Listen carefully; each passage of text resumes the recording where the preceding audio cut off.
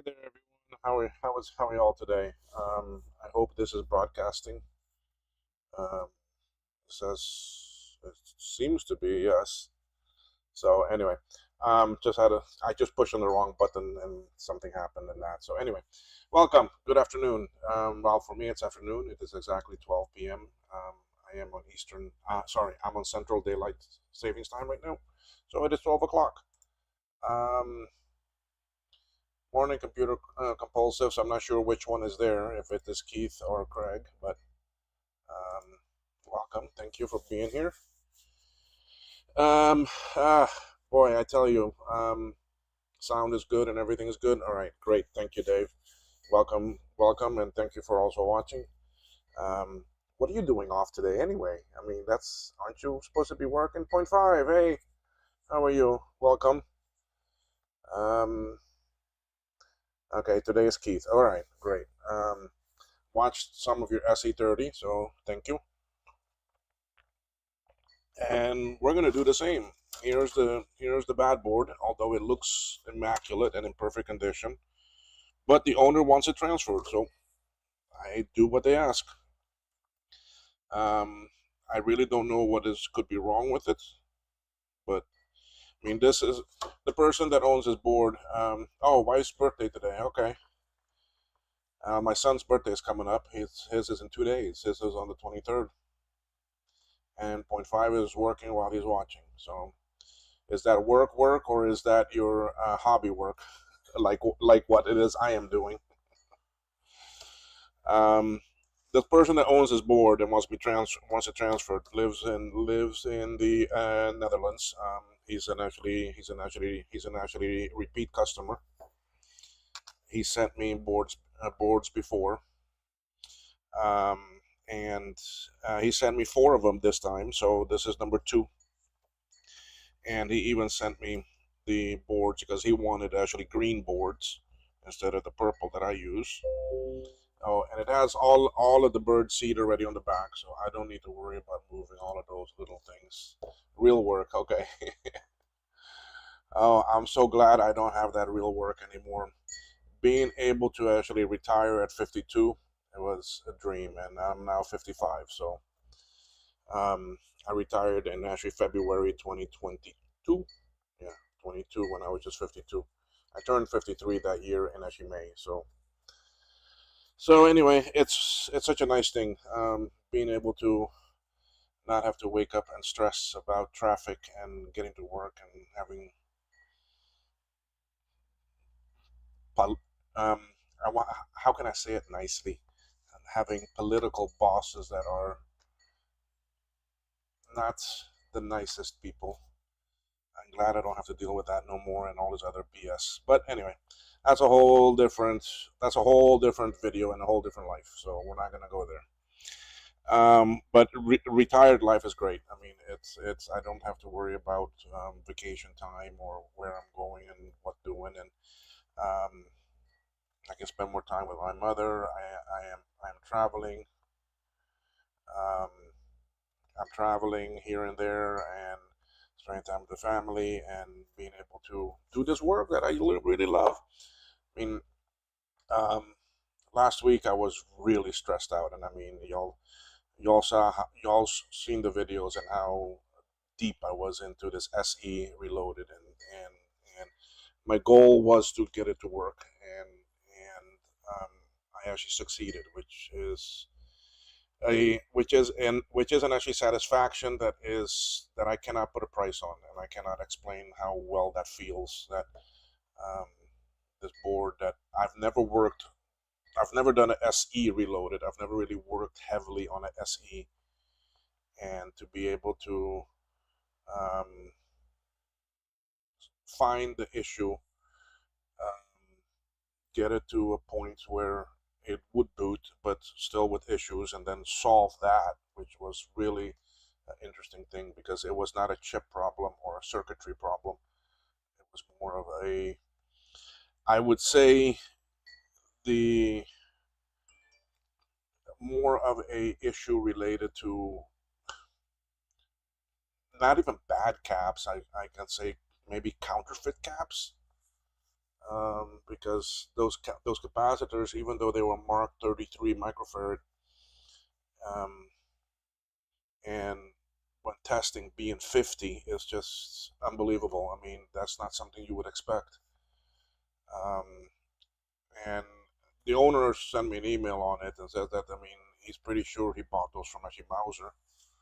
But again, I mean, um, you never know. I mean, you never know. So point five, you have 5 more years to retire, and Dave, you had a brother retire 53. Well, it's your turn to retire too, Dave. Come on now. I mean, come on. If you go and retire and you're pretty well able, um, shoot, man, we could meet somewhere halfway, and I mean, instead of um, oh shoot, what is that show? Um, and no, the one with the guy just died, the one that they go around and do actually museum or um, vintage stuff hunting and all that. I can't remember it, the show. I used to watch it a lot, but anyway. So we could actually start something like actually that is just Apple or vintage computer related. Travel across the world and finding things. Anyway, you never know. But back to that SE. I mean, that person that owned that SE board sent me 3 boards in total. One was a SE30 Reloaded, which I did. The other one was a 2CI. Um, I tried to fix, but it was something internal. So because I had two CI reloaded boards, I went ahead and I did a transfer. Um, and got that to work and had to solve some issues there too, and then the SE. And so that person is getting 3 out of 3. I mean, all 3 boards that he sent me, all 3 have been fixed, and he's getting those back. A lot of the other boards that I've repaired and I shipped out last week and the week before are arriving at their owners this week.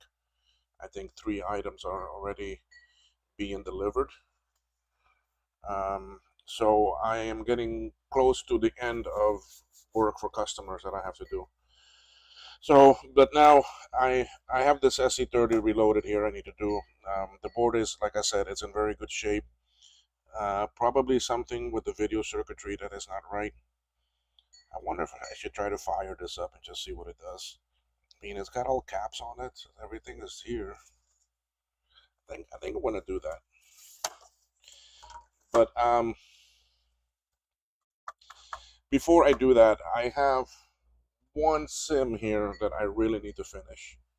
So I want to get this off of my bench. So um, if y'all just bear with me for a couple seconds here, I want to finish this. So I just need to put on. I already got the chips on. I just need to put on the actually resistors and the 2 LEDs and the AT tiny chip on the back. So um, I have everything I need right here already because I took them off of another one that wasn't working.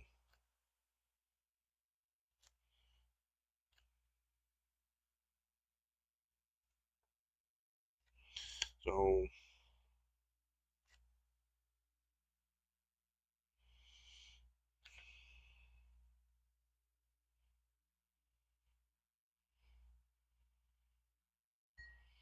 my god, why does that not want to come off?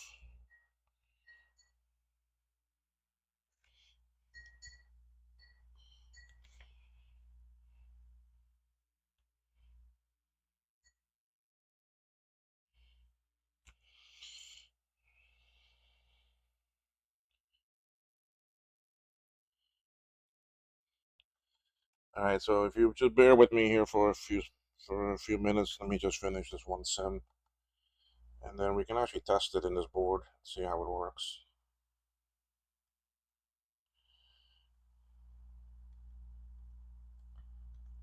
Yes, I know it looks dirty. It needs to get cleaned afterwards. Um, I made a bunch of these. I already sold 8 of them. I mean, things are, as soon as I put them on the store now, they're like selling. I'm not complaining. It's good. But wait till y'all see some of the new things we have coming. Oh my god! If Joaquin can get one of them to work stable, We may have something amazing soon.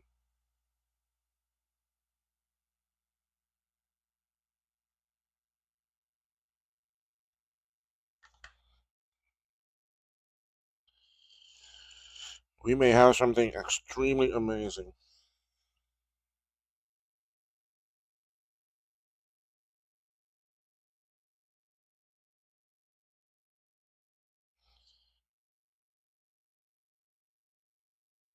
So now I am using different size capacitors. Well, sorry, not capacitors, the resistors here. This is the blue LED. The blue is on is on the right signal, and it flashes a lot more often. This is the red LED, so this is the read.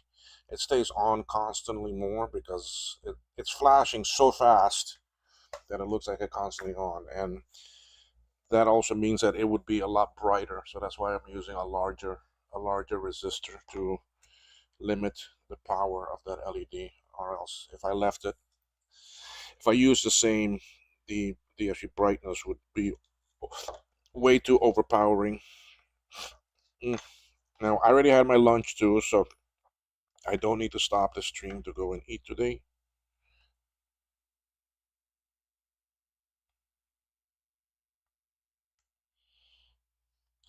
So I'm here for the duration. I don't have to go anywhere until 5 o'clock or so.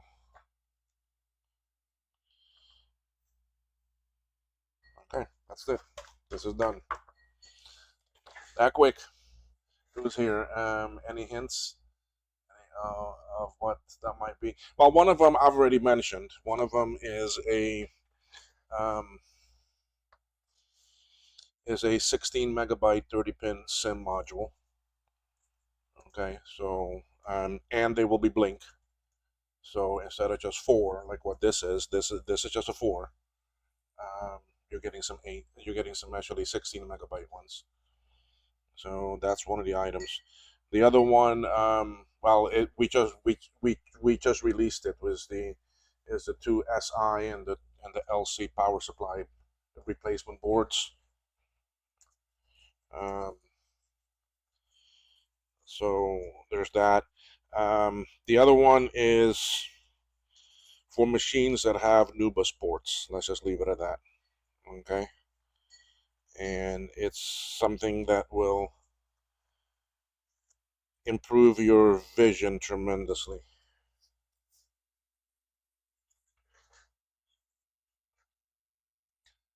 Okay, so if you happen to have a NUBUS, now let's actually try this board. I'm really interested to see if it actually works. So we're just gonna do it straight like this, and we'll put in a ROM. Now this is the board that came from actually Netherlands. I'm gonna put in 3 known good Sims memory sticks. Now I bet you that the problem with this board is these memory slots. I mean, I already can feel it. See, these two are okay. This one is extremely loose. This is the stick we just made. Yeah, you see, these two are extremely loose.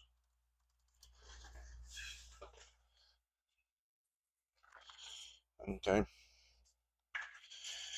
And look at my nifty little HDMI screen we're going to use. That's being powered off of a battery pack. I mean, how freaking cool is that, huh? We put that back there. We plug this HDMI in. All right, we have that. Just in case, let's do a blue SCSI back here.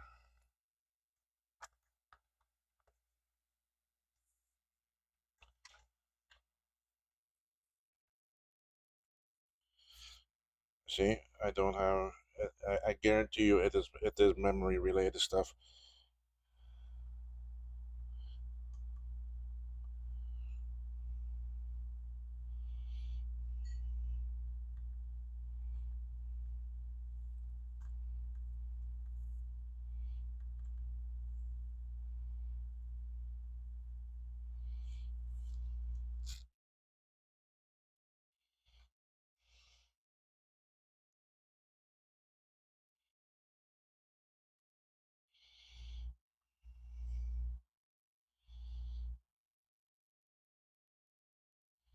Yeah, not getting nothing. I bet you though it definitely to do with the memory because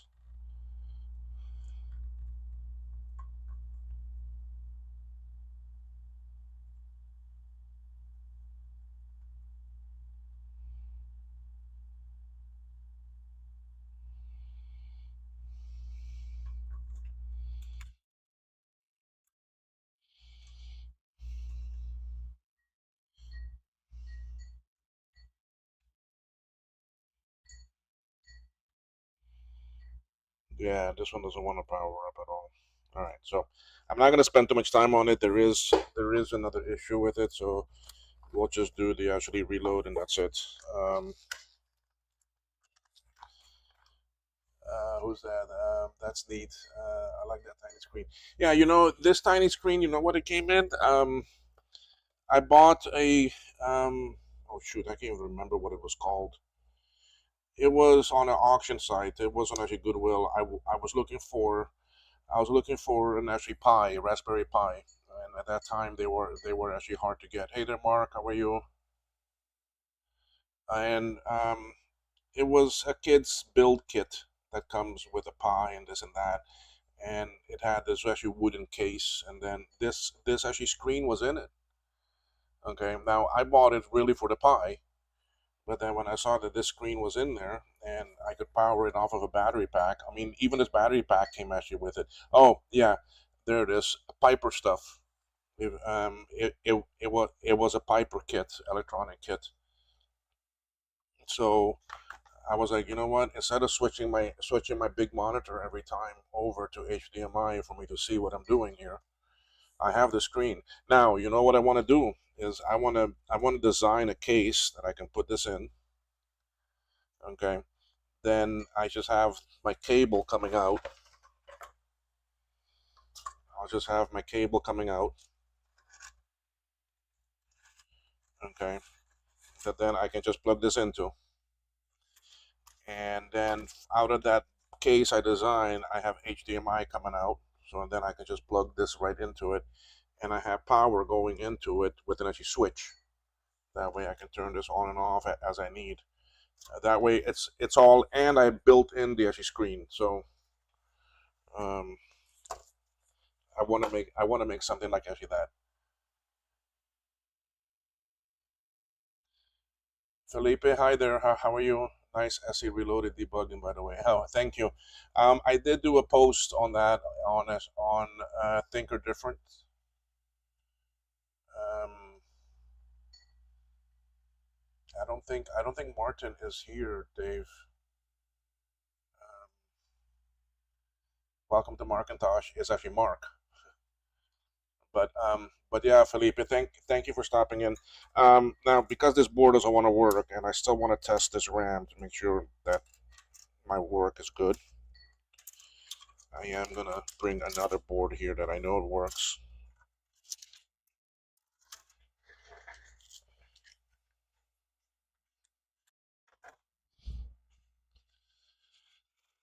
This is the board for actually Steve. That's the person that owns the actually SE. Has to go all the way to Australia. Okay, this was one of my old ones. That's one of my old ones, and this is one of my old ones. Yes, this is the new one. All right, so if we put this here like that, I'm not really connecting a speaker.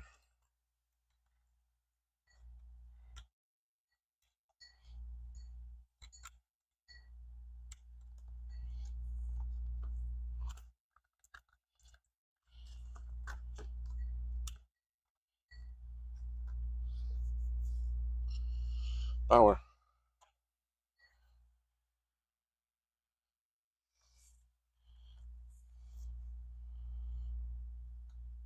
Now it could be that my memory was bad because I'm getting the same problem here. Maybe my memory stick is not good.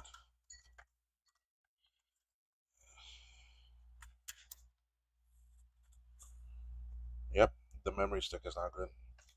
Maybe these chips are not good, or I have a solder bridge somewhere or something. me just check it and see.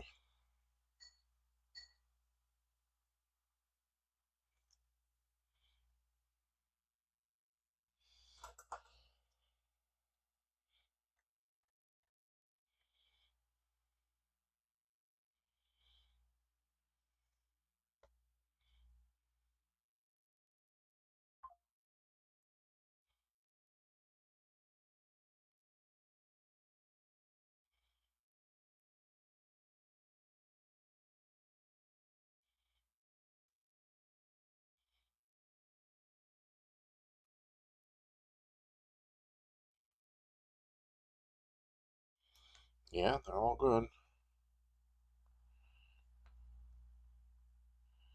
Hmm. Yeah, all those lines that you see on there right now, I can fix that. I just gotta go in here and switch this geometry, do an auto calibration.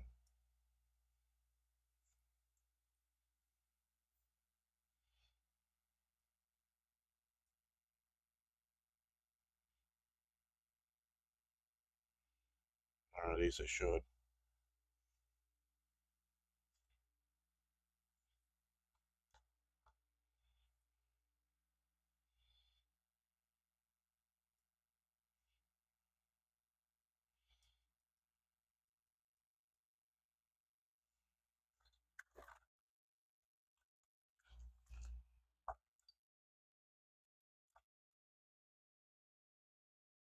So, anyway, the memory I got, I think something is not real good with this memory stick that I just made. Could be the chips, because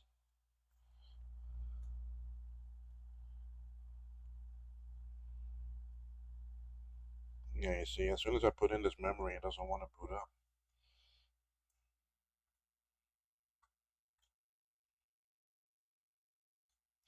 Anyway, I'm not gonna spend too much time on it. I know that one is not good. It is the chips. I mean, some of those chips, those are different. You see, they're. I show you here. These are, for some reason, I seem to have some bad luck with these. These are the Nanya chips, and I've seemed to have some issues with them compared to like these that are these Siemens, because they're exactly the same chip. I mean, 5117 400.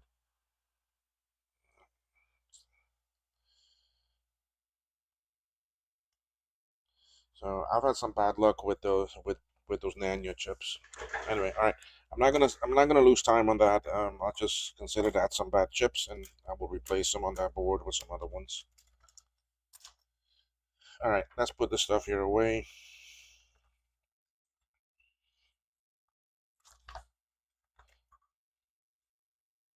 Let's see who's here. This adapter. Um,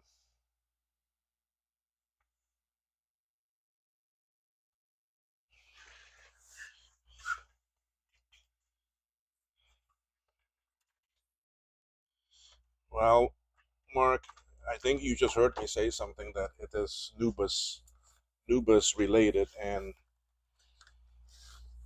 improves your vision.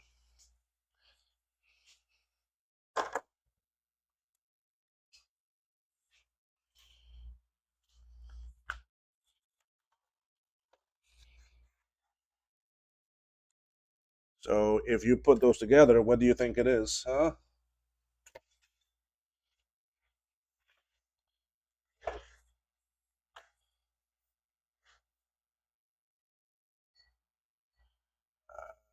Let's see here, don't forget to, hey Dave.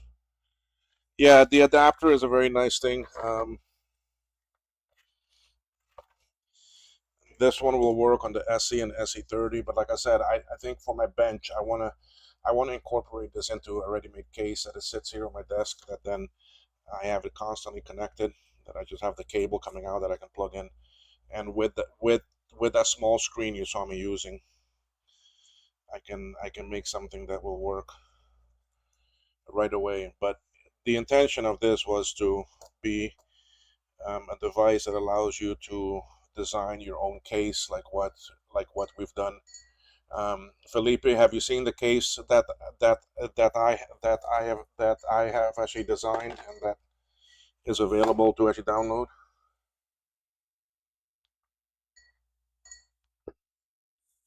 So I want to put this in like a box that I can make, and then have this power thing on the side. We just plug in the cable, have an actually switch on it that I can turn it on and off, and we go from there. So um, so this is for the SE and the SE30.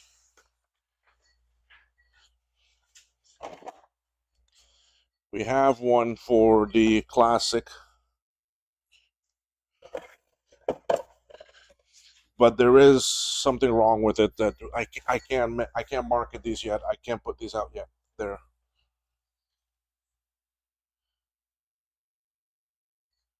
Okay, so I can't put these out there yet. There is one thing on it that we need to correct. Um, seems the classic pulls quite a bit more voltage, well, quite a bit more current on the actually negative 12 rail. So these picos don't put out enough amperage on the negative 12 rail. So we are gonna incorporate some circuitry that will actually beef it up.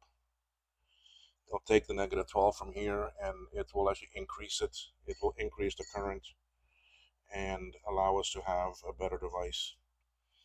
Um, we already have, I mean, like, it's the same as like with the one for the SE30. Okay, this one here. Older ATX power supplies used to put out negative 5, but Picos don't. Okay, but the thing is that the SE and SE30, for the serial and printer to work correctly, it requires negative 5. Okay, so, and we found that out. That's why you see some of them have this little add-on board that we put on after the fact, and it just connects right to the power connectors here, pulls current off of the 12 volts, and then converts some to negative 5, and then sends it out onto the negative 5 pin. So it looks the same as the Pico making it. All right, so then that gives us the actually, and then the actually negative 5 in the newer boards, because this is version 1.1. In version 1.5, this is built in back here on the bottom. So it's not like an add-on board here. We did the add-on because I already had a lot of these boards, and I didn't want to dump them. So because they already came with everything already assembled on them and everything. So by adding this board here, it allowed us to be able to actually use the same boards. And then in the version 1.5, we incorporated it built in, and we added the actually fan as you control. Like this one has actually fan as you control. All right, but the classic creates its own negative 5, so we didn't need negative 5 here. So um, it creates its own, and but it doesn't create its own negative 12. um, it relies on the negative 12 from the Pico, and that needs to be a bit actually beefed up. So we have a new design already. Um, they're on order with actually JLC, um, that will have the circuitry built in. So we'll have it for the classic, and we also have it for the 128 and the 512 and the plus. So one of these will be available for them also. Okay, so we are here for a SE30 Reloaded, right? And we go on from there. So Dave, if it's his wife's birthday, what is got any disappearing to go do and go and spoil her a little bit today?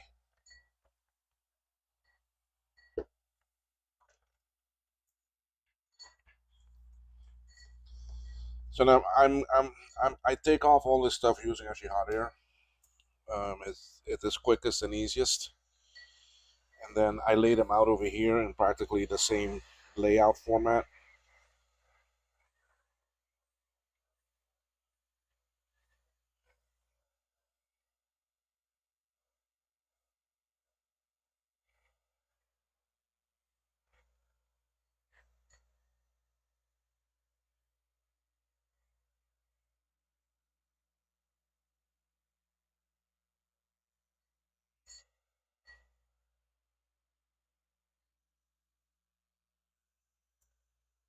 Oh, I can smell some of that leaking cap juice. Let me keep my head out of the way here.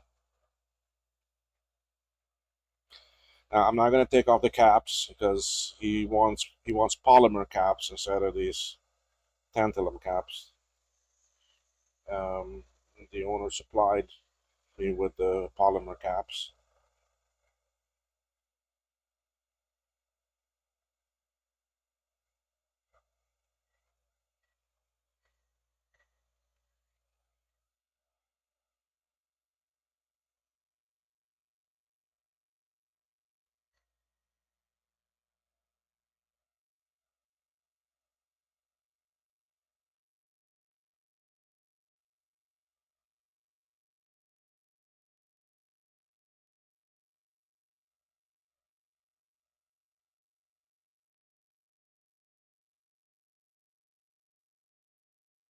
These are the buffers for the memory.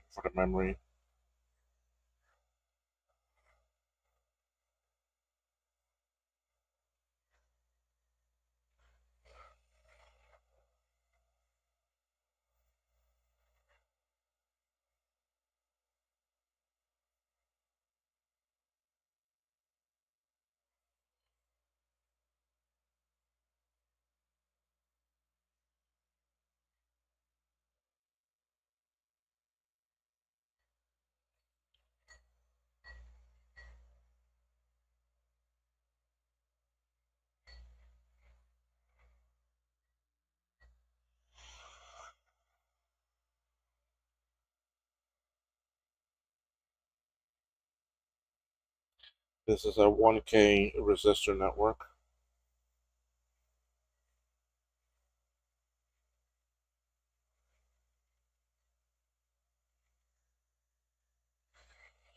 This is a 200 ohm resistor network, but this one is a pull down.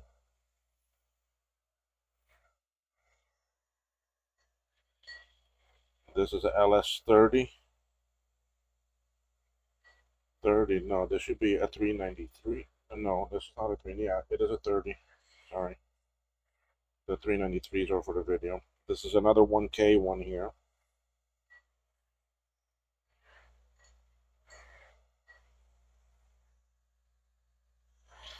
Let's get this FPU off.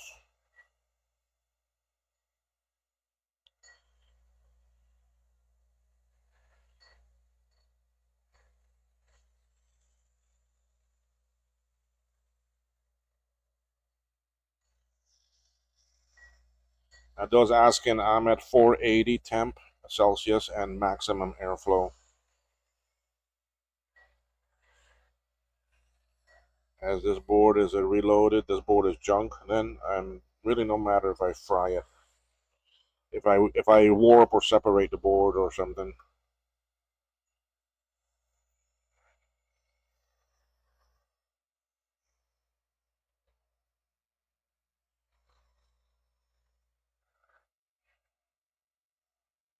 Alright, chip is loose.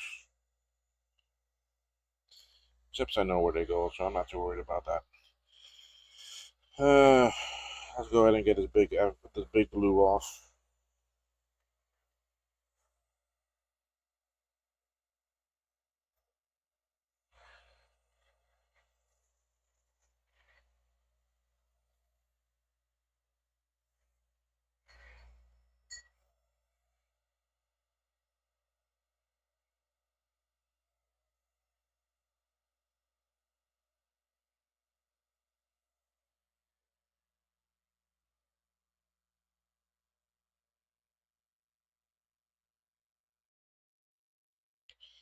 So with majority of these PLCC chips appearing in very good shape, I think the soldering will go pretty good.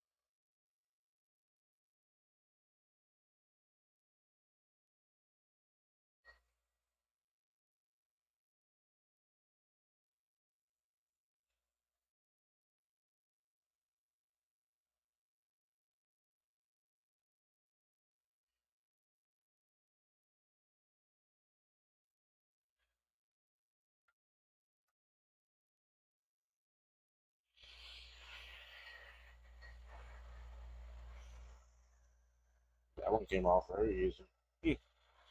Alright, let's get these video ones off. I think here's where our problem is sitting.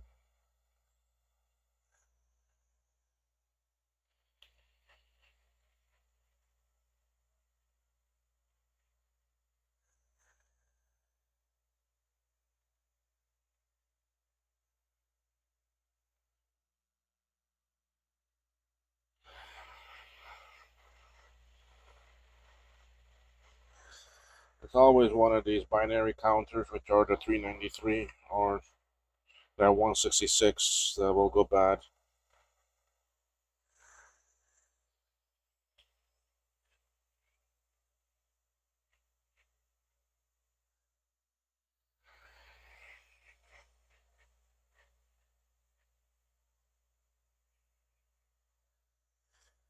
I'm seeing a lot of work around these chips here.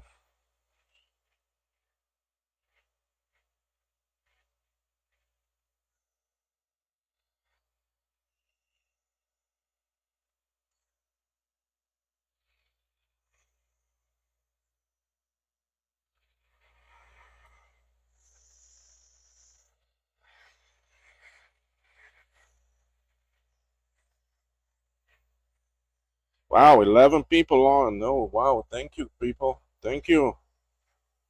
Now, if you're not subbed to the channel, please sub and please help me get to up to 1,000. I just passed 700.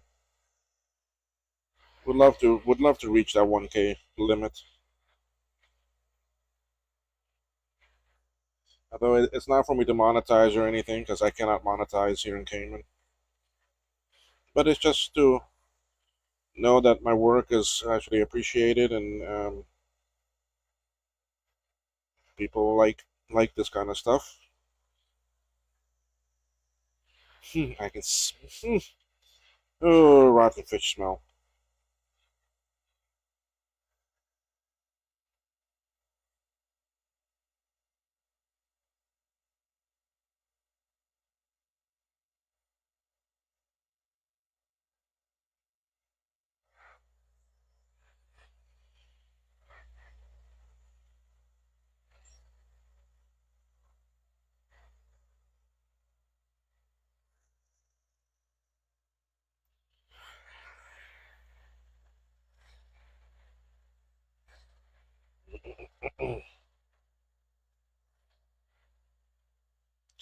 This is the SEC chip.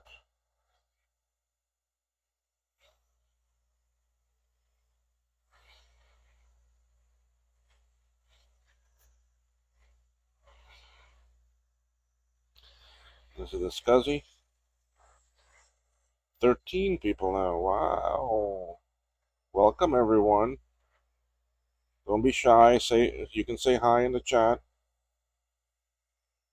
We're all friends here. No one is excluded or included or different. We're all the same.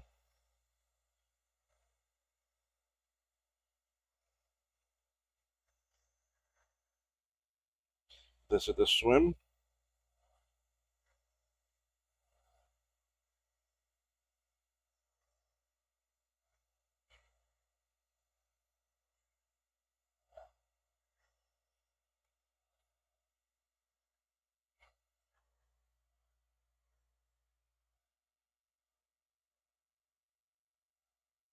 Smell that fish smell again. There's got to be something around here that some cap leakage that took place.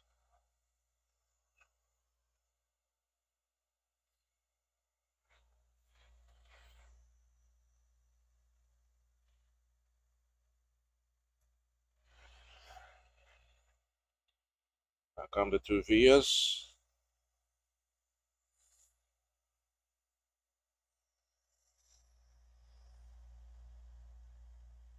I'll be repairing Justin's Mac Plus case, retrobiding it. Halloween stream for next Sunday. Oh, yeah, I remember him saying he was going to send you a case.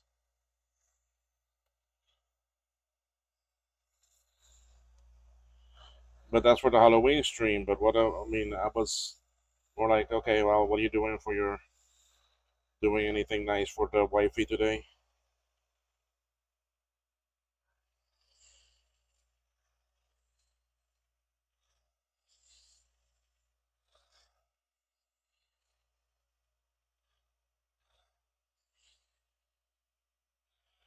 I'm wondering if I have an idea on a costume, Dave, but thing is, I don't know if I'm gonna find those things here on the island.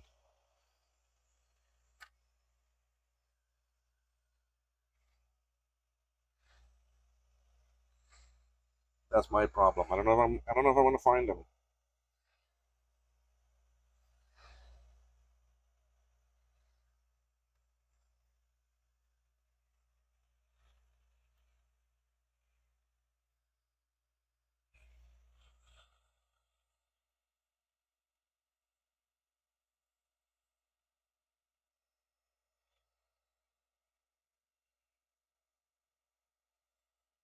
Oh,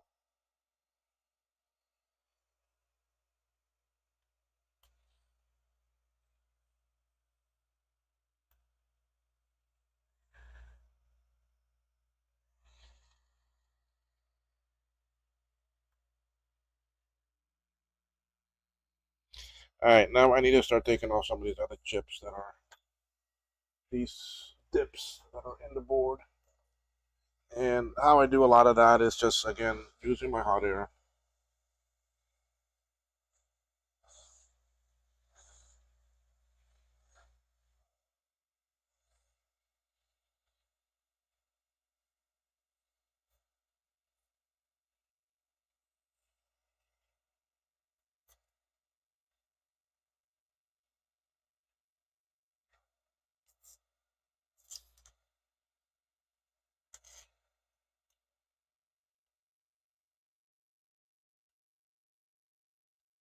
Just like that. Let's get these Sony sound chips out.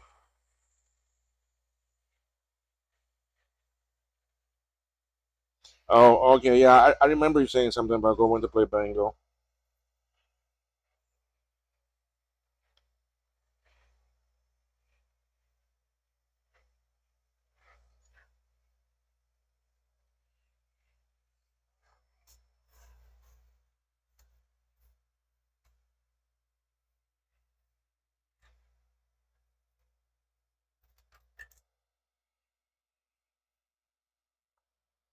You see how nice and easy that came out?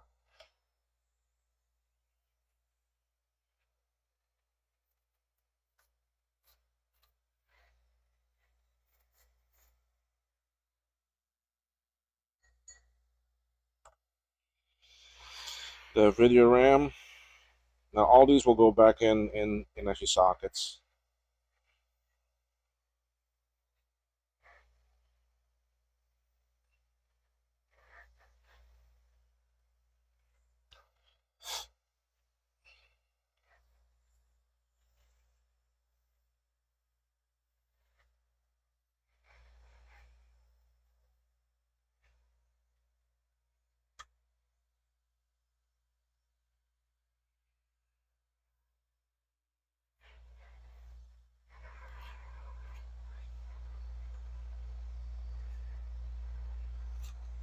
Okay, that's one.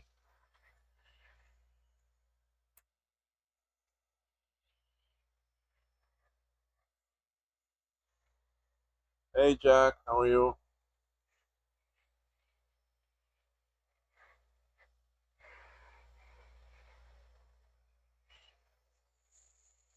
14 people. Welcome. Thank you everyone.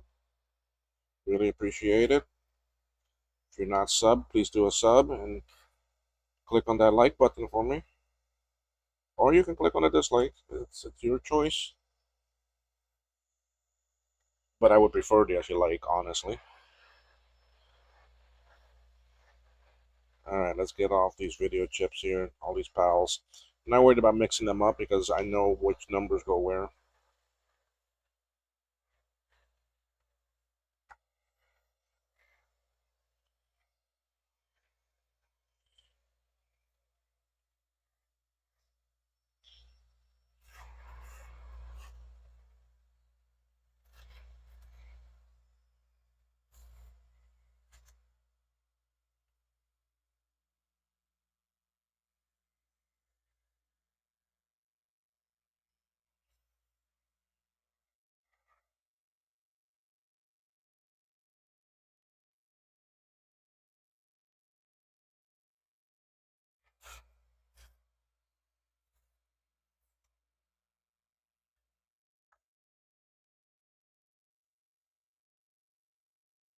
The board is already pretty hot in this area, so they come out pretty quick.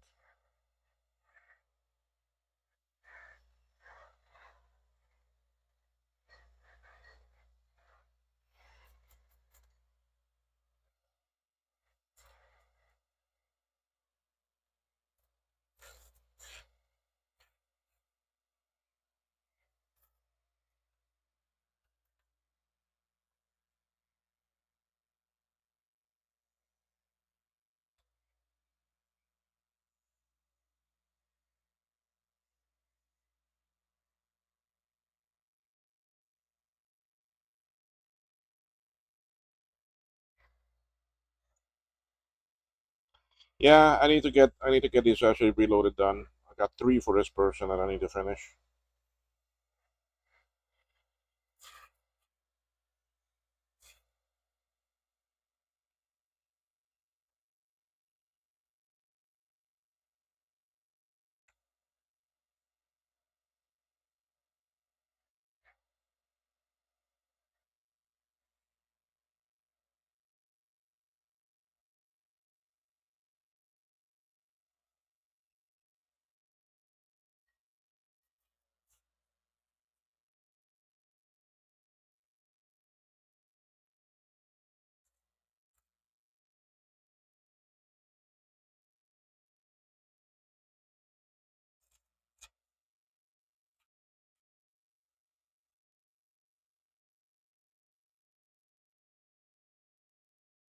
Okay, I think that's well.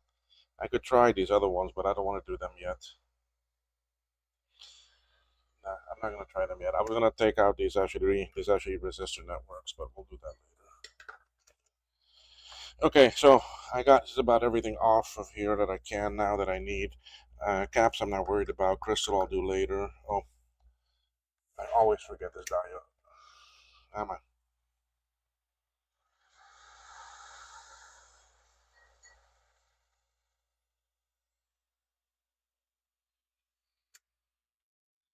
Always forget the diode. Yeah, caps. I'm not gonna reuse these for this on this board. This I'll take off later. This just pops out. This I'll take out later. These are the things I'll take out later with the heat when I flip it over. These also will come out later. So let's move this aside. Let's see here what's here in the chat. Okay, Jack, you're doing well. Glad to see you moving on. Yeah, I have to get this reloaded done. I want to get them done and move on to other stuff.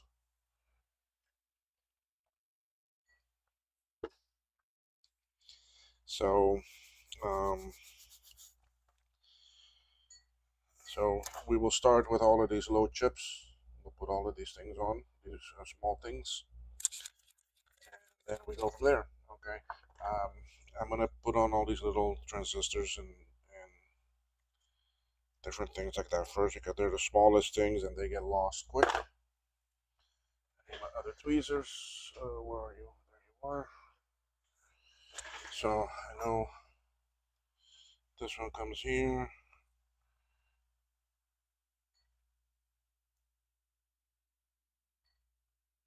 One of you is there. The other one is there. Right now, all I'm doing is just sticking them on here in the flux, and then they won't blow away and fly away and disappear on me. Okay, and we will switch over to the scope, and we will begin our soldering work. All right, now you all need to let me know if you lose video, or if you lose audio or something, or let me know about the focus and all this stuff.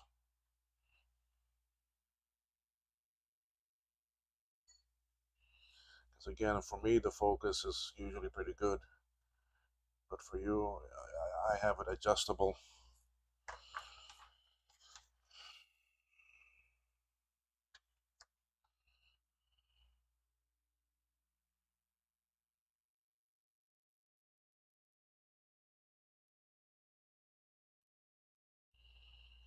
All right, your first board started here. When did I start soldering? 252. Okay.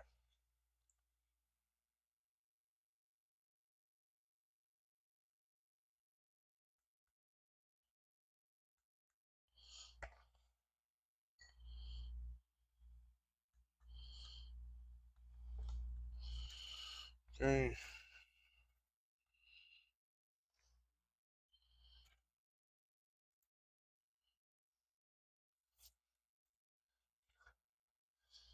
Keith, if you're still here watching too, uh, my view area on my scope is also much bigger than what is on the camera. Okay, like you see right here, I have this centered, but I can actually see all the way to up here. You see, so um, I I I got used to making sure that I keep the area I'm working on in the middle. That way, then I know at least that the actually viewer also sees the same thing. So like all the way to the left, all the way to the left, I can see way to here. You see, so it's not only you that has that issue, you and me, and even Bruce and all them have the same issue. And Bruce and I have the same camera, although some of his connections, some of his connecting products are different than mine.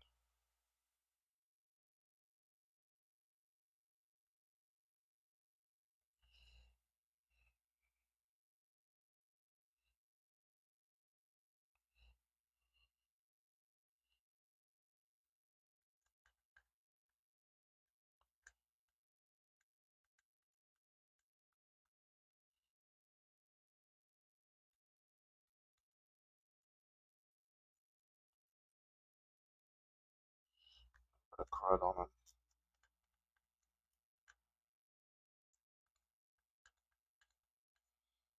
Okay, now we go up to these other ones. So you see again here, I have the two items I need to solder right in the middle of my view area.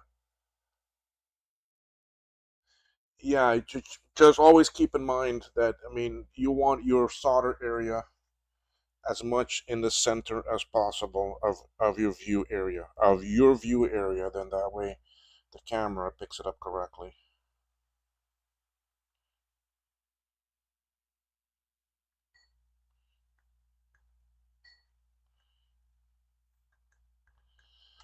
Okay, that's where with the video yesterday, a lot of your soldering work was out of view.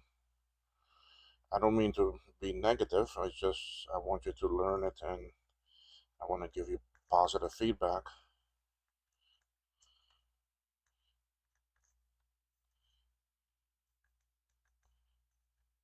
Believe me, I've done the same thing too. It takes a while to get used to and to understand that.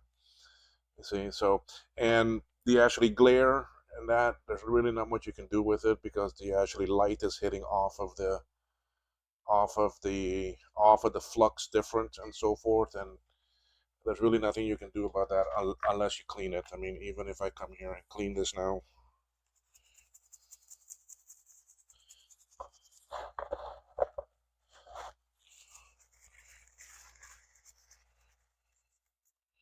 you see, at least now the flux is not there anymore.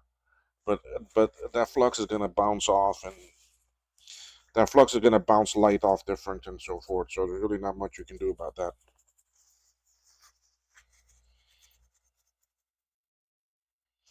And see that other one now that I just cleaned there, still a little bit of flux here in the middle.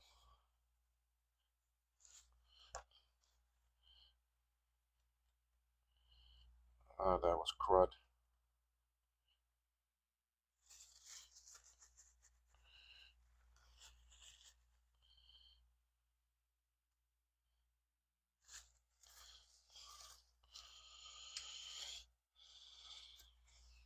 You know, usually I don't clean it too much because this takes up a lot of time, and really the board in different stages of working on it. I'm gonna take it to my alcohol soaking tub, and with my um, hard bristle brush that I have in there, I will scrub it. See, so I really don't worry about cleaning flux off too much at this point because I'm always going to be adding more to it. All right, let me read comments here for 1 second. Okay, that's good to know. I should have to you get used to it. I use my Panasonic A4 my scope for my channel to find a better way to illuminate it too. Um,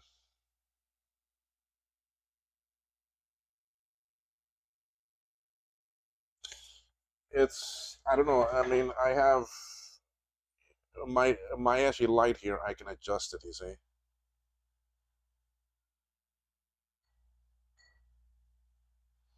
See, that's coming down. This is going up now. That's the brightest. So I think a lot of it is the camera too, is doing a white balance and so forth. So I mean, for me, the light is good.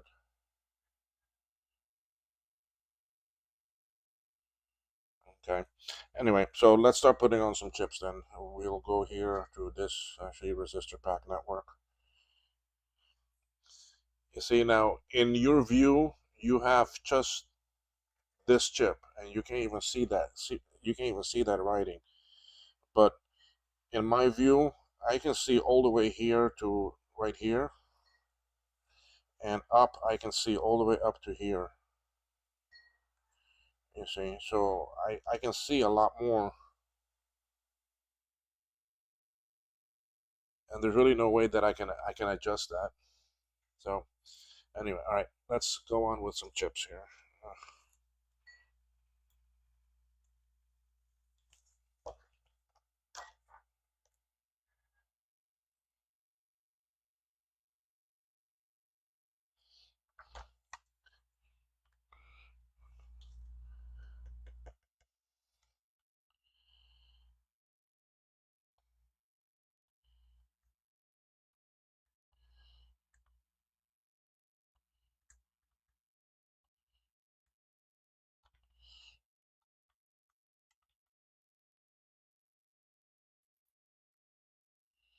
Out of my flux disappeared on me.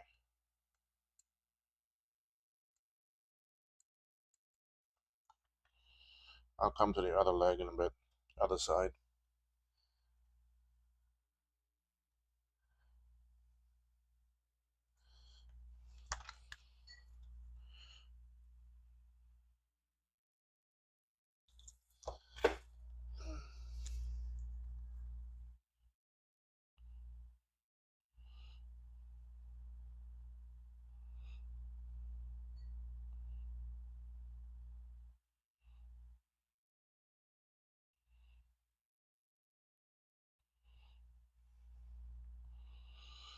All right, give me 1 second here. I'm just checking.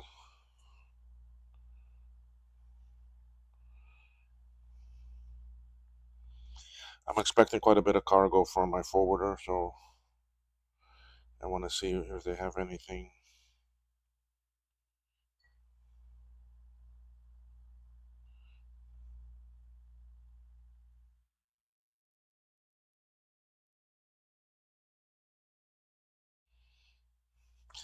They have 13 items for me, and some of it I need desperately for me to finish the Fuji nets and um, these power supply boards that I need to ship out. I've been taking orders already, but I don't have um, just about everything for me to ship them out yet.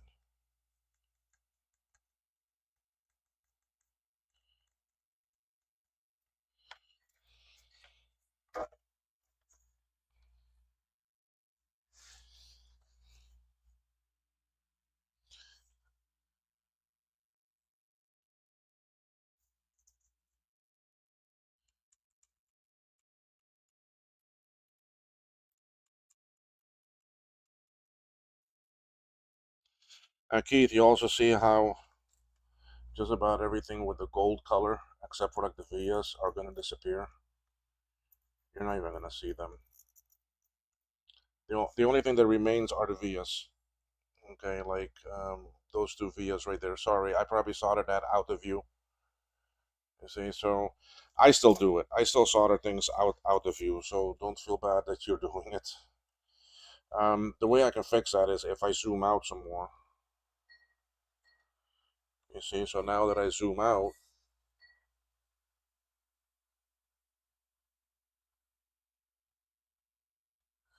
you actually see more. So then I can technically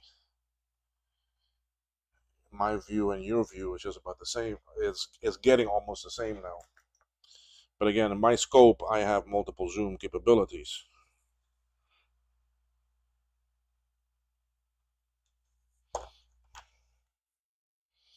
Let's put all three of these on the board.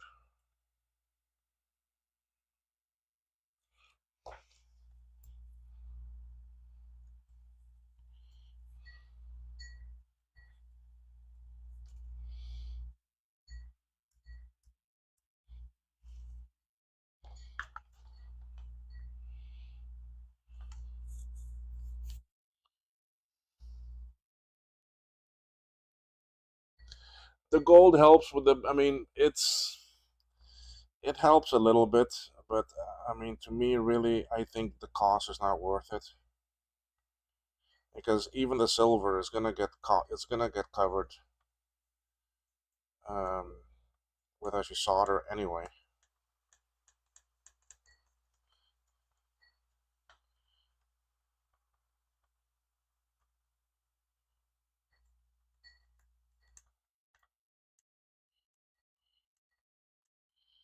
And you can see here when with my soldering, even some of these vias got actually covered. If they're too close, they're gonna get covered.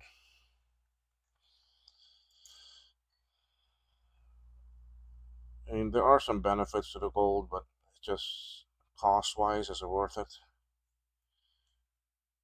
I mean, I'm about to order 15 two CI boards, and those are big boards, right? And the difference between the gold color and the standard is almost $30 a board.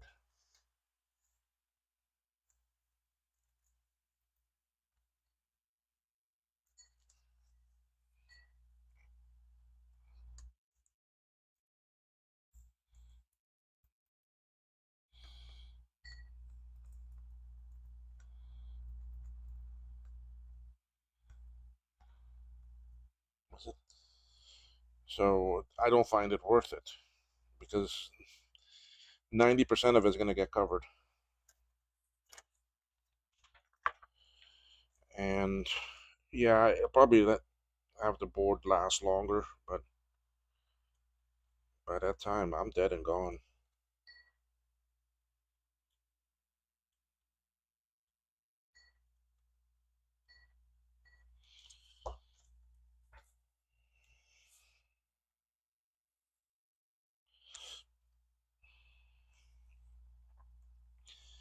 I mean, really, when you look at it, all right, my generation and probably a couple more younger than me see the sense in this stuff.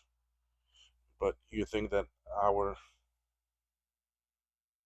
great grandchildren or our grandchildren are going to want to restore these things and keep them going?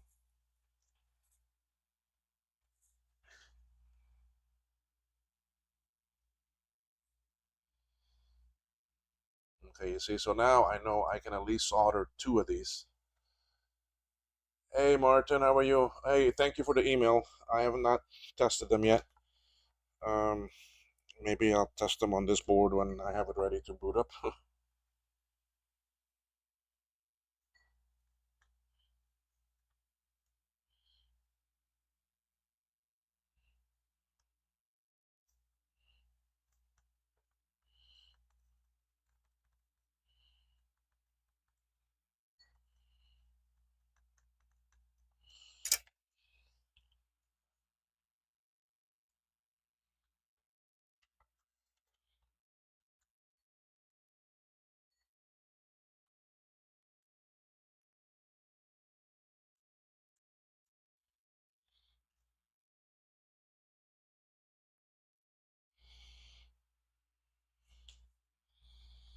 So really, I mean, it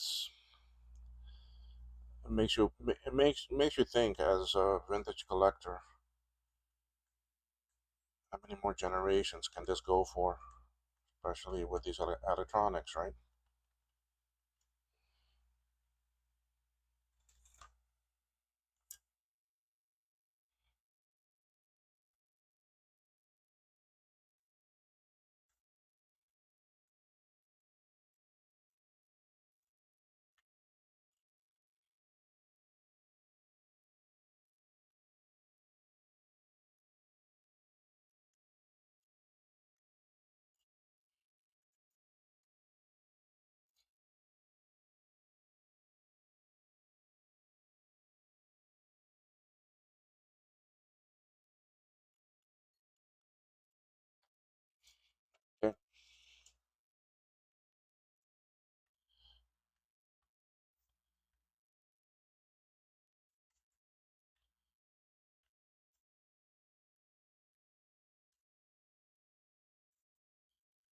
I know I probably soldered that last one completely out of your view.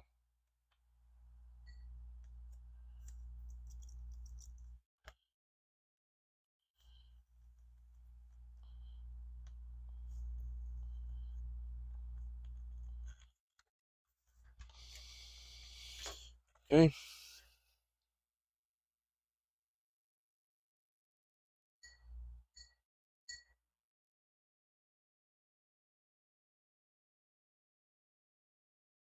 Yeah, I mean, you, your children, like my children, directly or something. Yes, I mean they may if they have an interest in it, but I mean, you think that great my great grandkids or that are even going to know about it?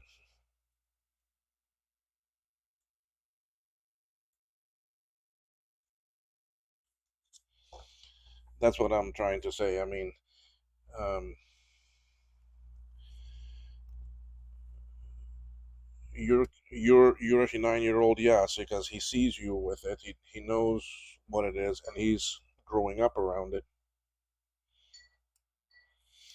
But your 9 year old is like my older son, the same issues, energy condition. So mine is not really gonna. Mine has no care in this stuff.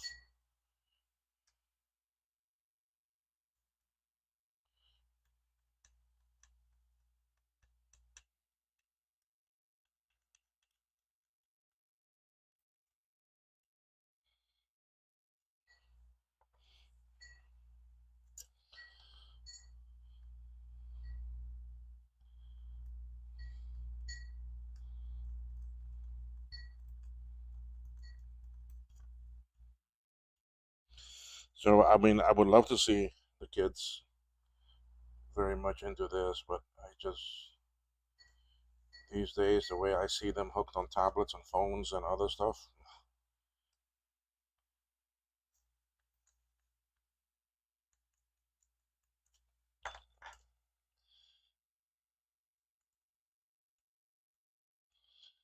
there's just going to be more wanting to save a Generation One iPad.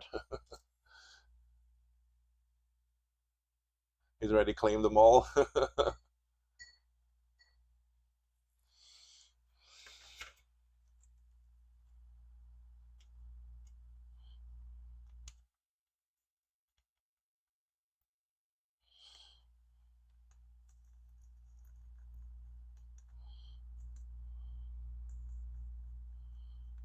Keith, I'm also sitting at 390 degrees on my soldering iron here.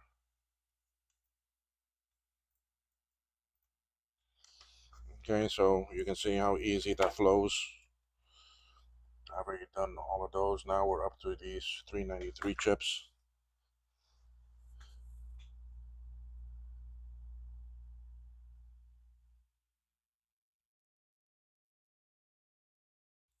Yeah, it will carry on for decades, but I mean, there's always going to be vintage collection. Okay, don't take me wrong, but um, as the decades go by, the older things are going to fall aside.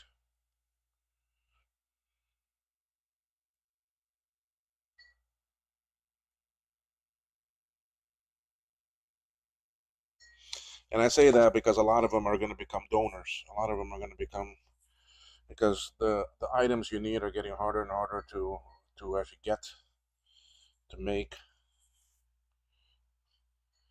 Um, so why does this 166 look so big?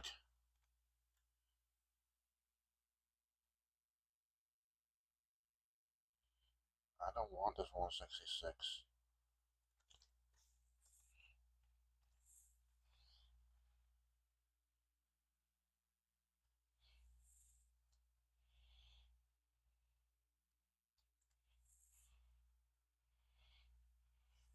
Did I forget one from the board?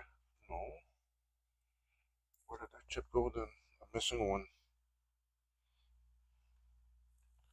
I'm missing one.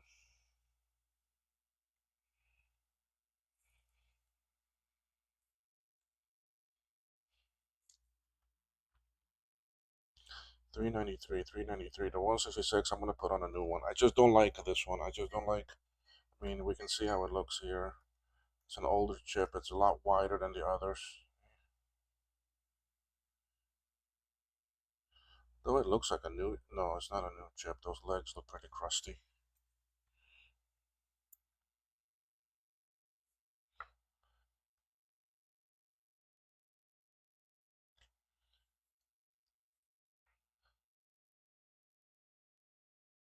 I'll still be running System 7 in my 70s. Yeah, yes. For us, we enjoy it and so forth. I mean,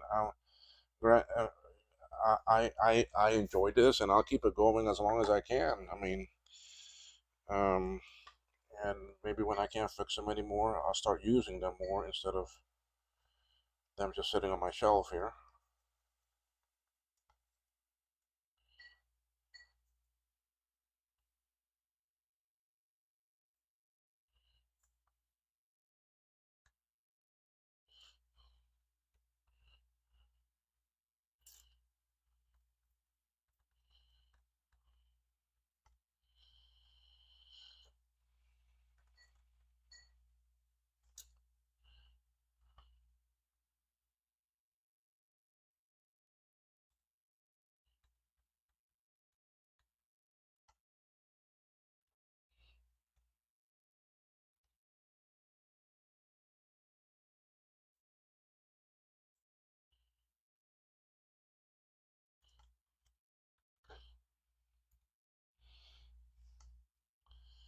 Now, this person did send me some supplies.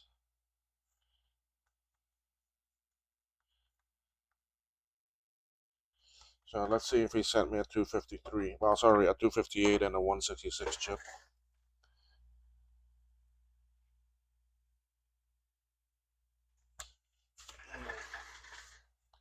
What's written here?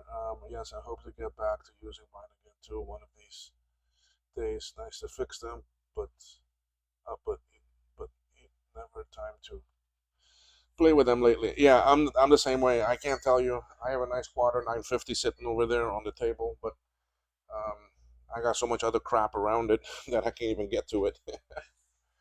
So let me check and see what this person sent me. Where did I put his bag of goodies? Where did I put it?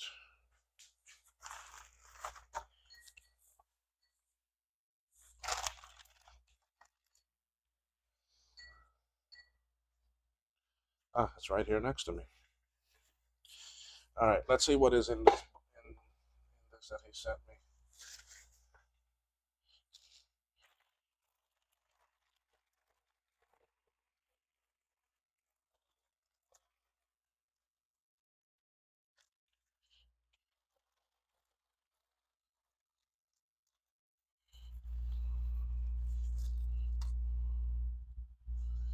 Here's one little chip. Let's see what this is. That's a 253, and that's what I need. I need one of those. So we'll go ahead and put this where I need it. Oh, but it's got.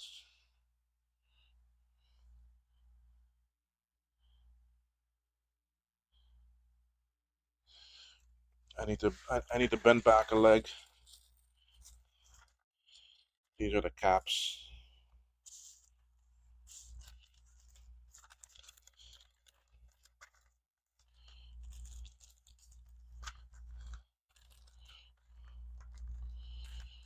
And a sturdy I already put on. Bipolar transistor, no, I already put that on. 240 already put on. 258 I already did.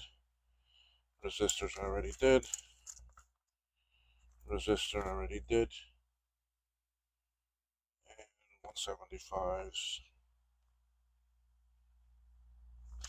I don't need these yet. Okay, so none of these I can use right now.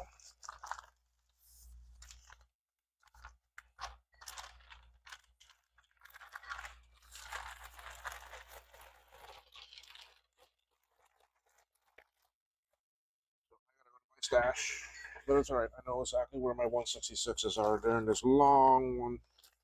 They're in one of these long tube things here. There they are. Because I bought a buttload of them.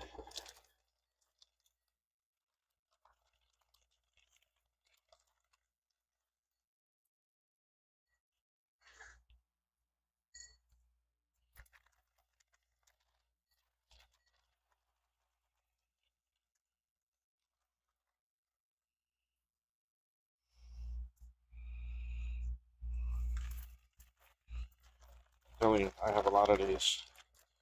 But I want these other tubes to come out. Okay, which one?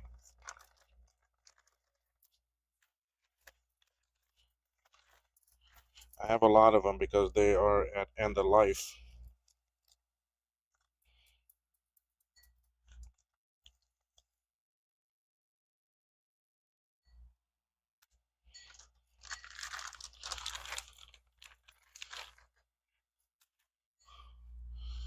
Alright, so we got the 166. We can go put that on. You just finished retro briding all of yours? Oh, I don't have time for that. I mean, you see how much I sit here doing repairs. And I always tell myself, you know, out of a week, I'm going to take 2 days for myself. That leaves me 5 days. Out of the 5 days, I want to take 3 for repairing and 2 for my other things. Never happens.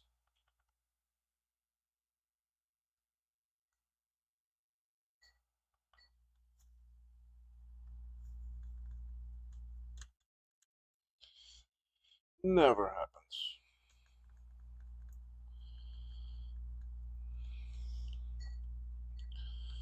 Okay, now this 253 that's here, what I found with it is that there's a bent leg.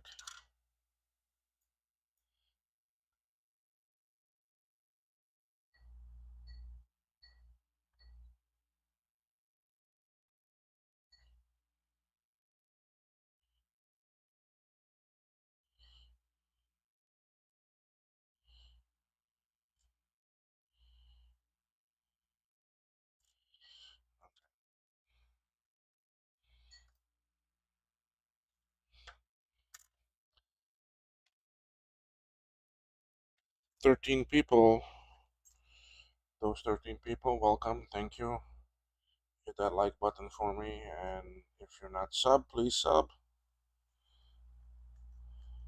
And say hi in the chat. Introduce yourself.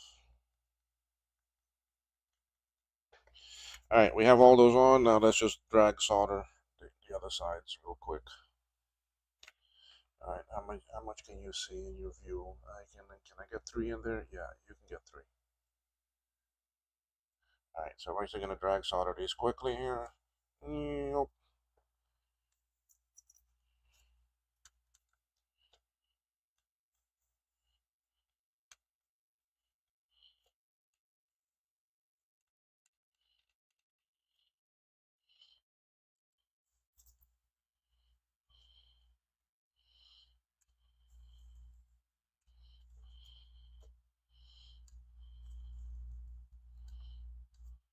Okay.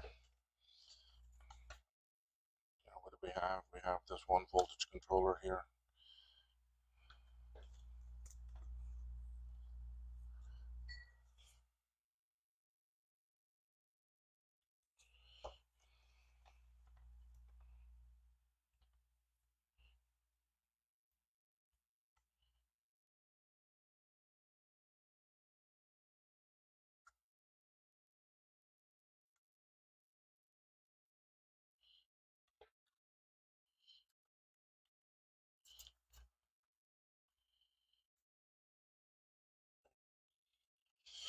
Let's go do these two 175 chips. They're right here.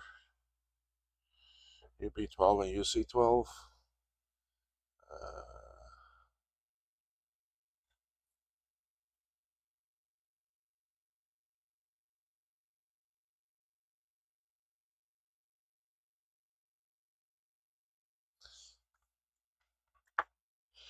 I can't tell you last time I did any retrobrighting. Oh, I have a lot of mine I need to do, but it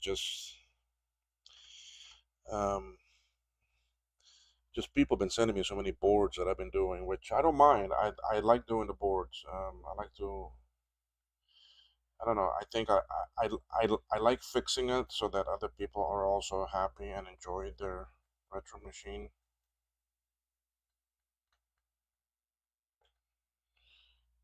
And I guess that's why I continue to do them. But then we also have a lot of our own products for the store that we need to sell. And like I said, we're going to be adding some new things soon.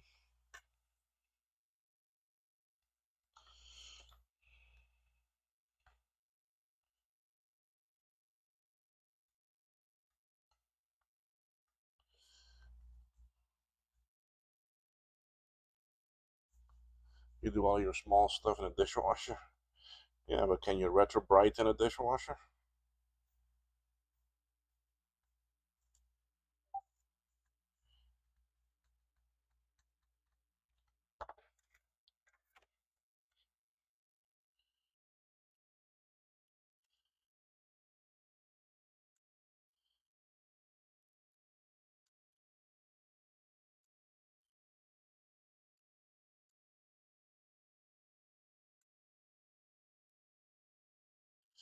These 175s have a tendency of going bad. Okay, so Keith, just keep an eye on them. If you have serial problem with your tech step, the order of going through to make sure is first to check your your dishwasher has actually UV capabilities. Okay. Um, always check your actually resistor networks first to make sure that they're okay. After that, come to these two chips. But you can tell by the schematic which one to check depending what the tech step tells you. I do the submersion method with the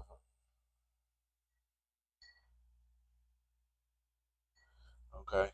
Y'all do it that way. I do it different. I make a paste and with the actually salon mix that's strong, and then I add some more peroxide to it. But then I also add actually I also add arrowroot to it, and I make a paste. Then I take that paste and I um, does your significant other approve of the altar? um, I use a paste, and here in the Caribbean, the actually sun is very, very bright. Um, so I I take the stuff, I wash it first good, and then I paste the whole thing. I brush it on the whole case, and then I put one side towards the sun. Okay, so and then every 30 minutes I go back out there and I repaste everything with the brush again, and then I turn it so that each um,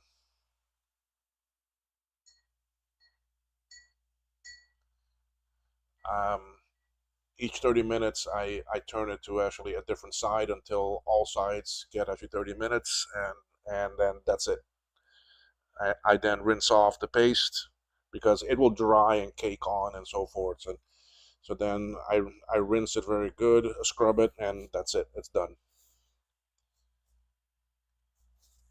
So anyway, okay, so we got all of the small chips on. Only one thing left I want to put on, which is this little diode here before I lose it,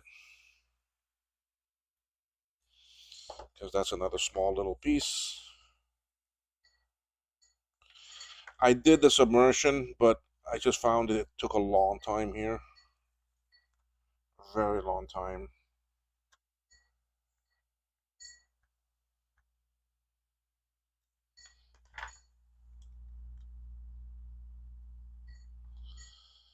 So basically, like, I mean, if the machine has the 6 sides, right? I mean, well, like on a Mac SE30 case, there's one side that you don't really have to retrobrite because that's the open end, but you've got one, two, three, four, five other sides. Okay, so it'll take me about 2.5 hours, and then I bring it in, and that's it.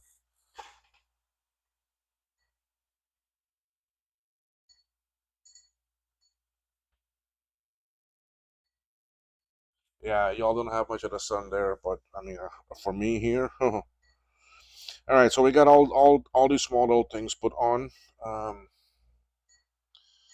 I want to go tackle these small little PLCCs now. And Keith, the thing about these is the the three PLCCs that are this small and the FPU. These pads are a lot smaller compared to all the other PLCCs. Okay, so these three that are small like this one, and the two LS30s, and the FPU, those those four chips um, can be a bit trickier to put on.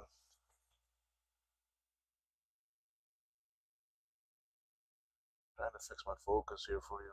Okay, there. Yeah, Dave has a nice thing. He has his stuff on an actually turntable.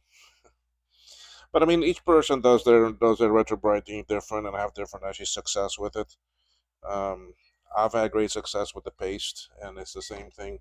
It's somewhat the similar thing actually Javier uses.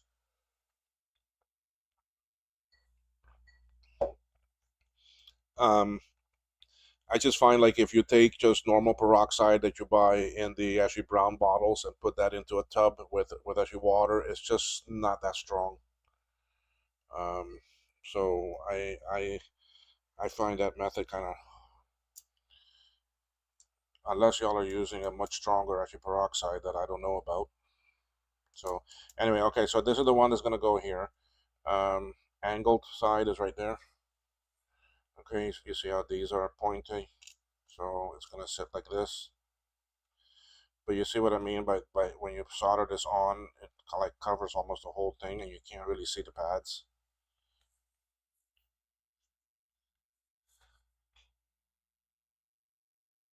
I had a thought you could try and find an LCD and color tune that amber.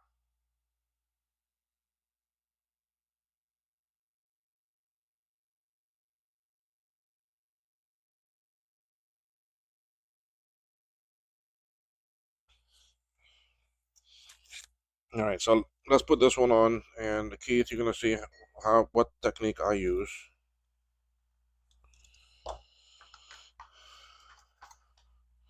These actually three small ones, I hate them. I hate these three small ones with passion. That's why I normally try to socket these small ones, but I ran out of the sockets, and I haven't, and everyone is out of them. Okay, so I'm gonna clear this. I am moving it off on purpose. Okay, and the idea is for me to go ahead and get some solder there, and then while it's hot, I bring it back and I line it up, and then I take it off. Now I see I need to go a little bit this way. Okay, so you see I got that leg done. Okay, now I'm gonna go ahead and turn it. Get some more solder on my tip, and this is why I use actually high actually heat, because it stays liquefied more. Now I'm gonna try to line it up. I can see the pads pretty well through the flux. If I can't, I'll just heat up the flux a little bit and it'll clear up.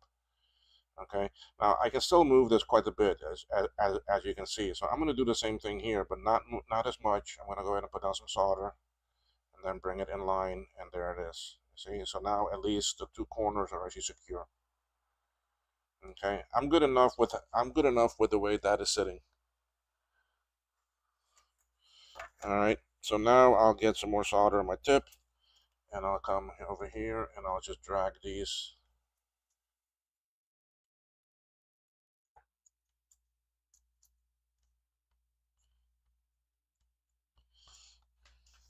And I can see these two here have not taken solder yet.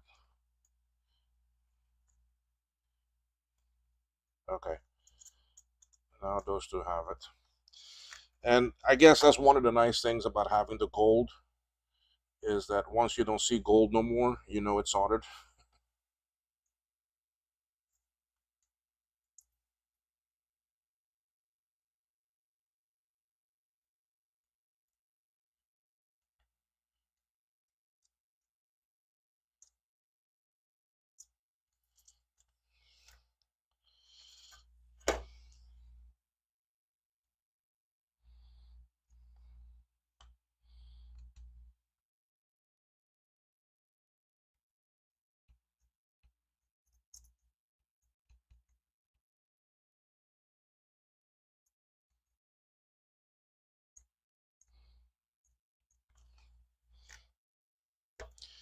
All right, so that's 3 sides. I'm on the last side now.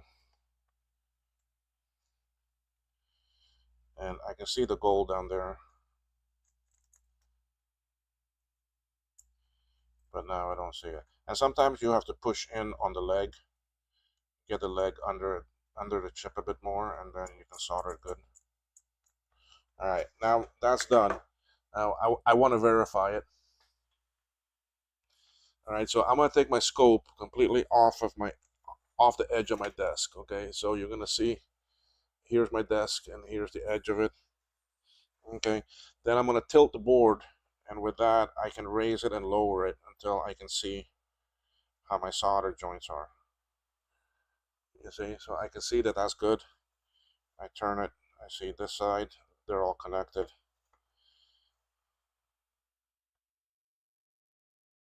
See, right now I don't need to deal with the focus of the microscope and that. I can just lift the board up or down, forward or backwards. And it's all good. That's it. That chip is all good. I know I'm not gonna have a problem with it. All right, let's go do the bigger FPU.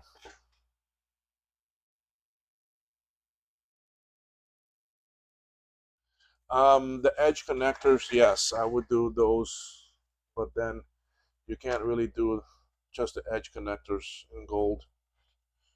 Um,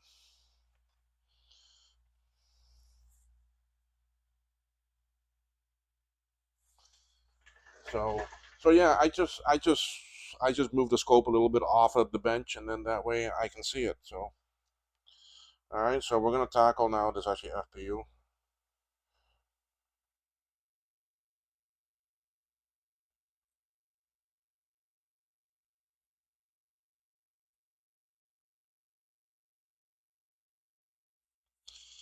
All right, so I want to first check the chip legs to see if there's any excess solder on there, and they're okay.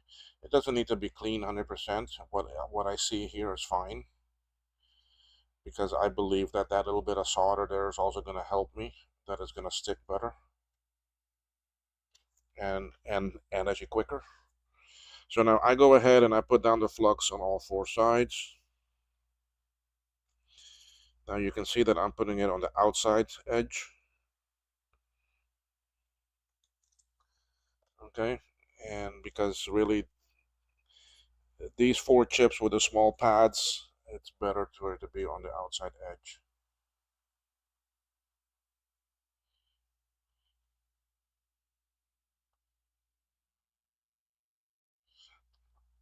I'm gonna start at this corner here, okay?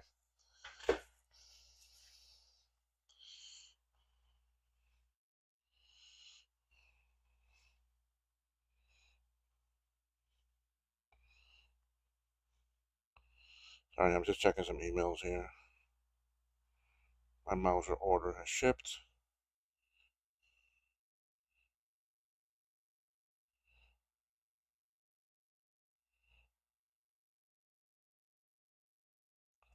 Okay, so let's do this one. Now I'm gonna do the same thing with this one. Is I can see everything, but I can lighten it up by just touching the flux, and it'll become clear. You see? I'm not worried about all these other ones right now. All I'm worried about is what I can see here, maybe these first 3 and these 3 here. Okay, so I'm gonna go ahead and put down some solder. You see, it is there. Now with it still hot, I'm gonna slide this into place. and let go. Okay, so that corner is now soldered. I can see these line up pretty good, and if I want to, I can lift it up a little bit and I can see better. Okay, but over here too, they are now lining up good. Okay, and I still have a little bit of play in it, you see. So I can see here, once I turn these, they will line up nicely. All right, now I'm gonna go to the other side.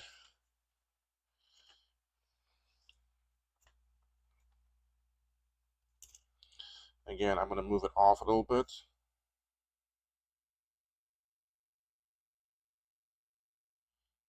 And I come in with it, and now it's sitting pretty.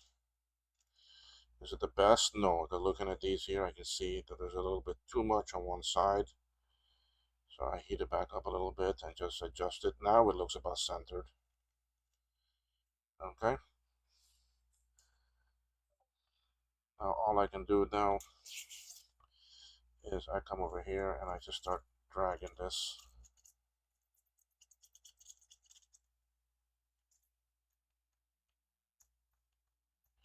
Now you can see me pushing down on it too, because that's critical, because if the chip is a little bit in the air, your solder's not going to stick and it's going to be more difficult to actually solder. Now that it's down already, I'm not worried about it. Okay, but just that first little bit. Now you saw me push this leg in a little bit because I can't see the solder sticking.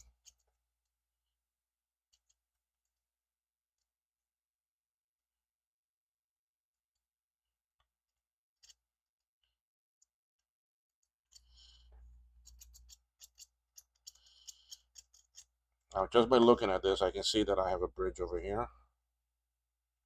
And I got rid of that.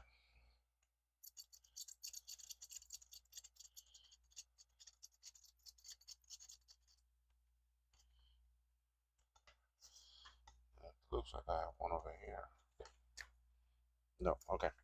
So one side is done. Let's go to this other side now. And we can see that it's centered very well. I mean, let me see if I can zoom in and you can see it better here.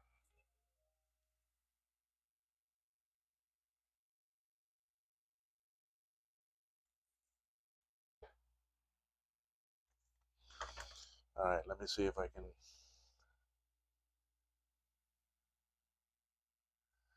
get one leg that we can focus on. All right, let me clear up some of this flux so you can see better.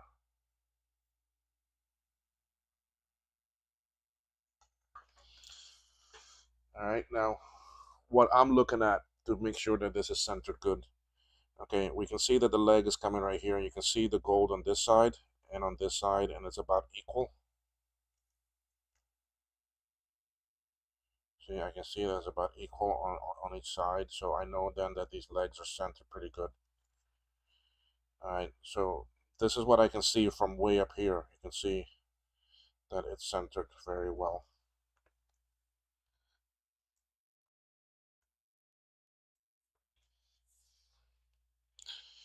eBay notification. Will this person take my offer? Oh no, that's not what I want.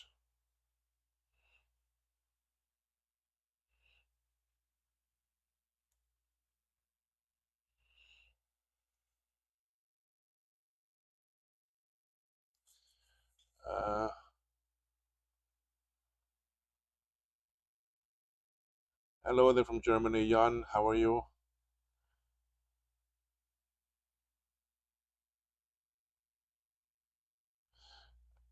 Keith, it is not stealing. It is just sharing and learning. That's how. That's how we all improve our skills. So you're welcome to use any of these techniques. Me, after doing almost 60 actually reloaded boards, I have developed these pretty well, and how I can do a board now in about 3.5 to 4 hours. That's from actually start to finish, but that's a board with the bird seed already on it.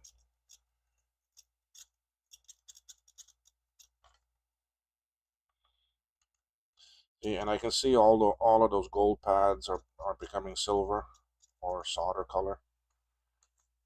So then I know that that they're connected well.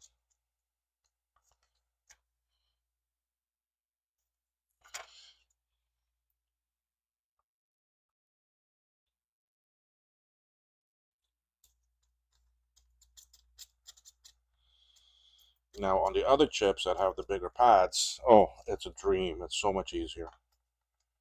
It's just these four that are the problem children. And I've asked Bold to see if he can make the pads bigger, but haven't seen that happen yet.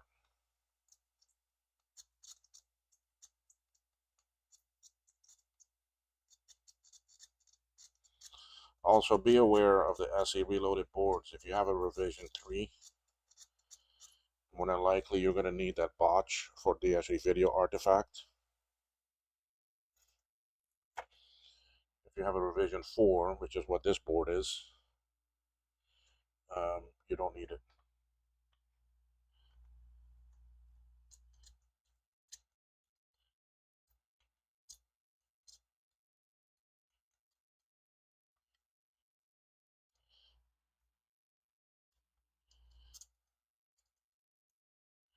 See, that one didn't want to take solder, but eventually they all do. And that's where having some more high heat and holding it there longer will help it flow. Okay, this chip is all done. So again, we're going to hang this off the edge of the table. And I'm just going to float the board in the air. And I can see all the legs, see?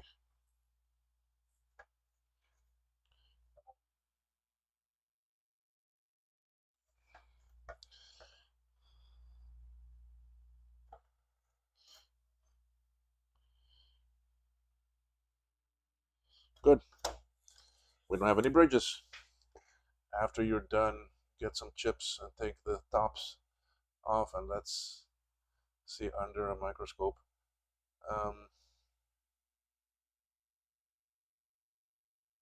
Take a chip, and I don't have anything for me to take the top off so easily. And all these chips here, I need them.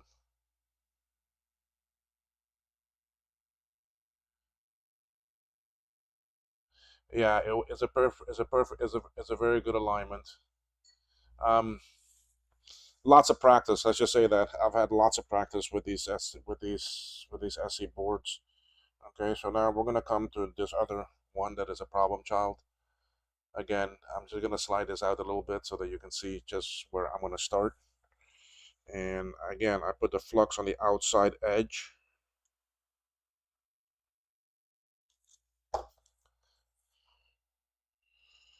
This chip looks pretty good. Yeah. Okay, and I know it's gonna go on like actually this. Okay.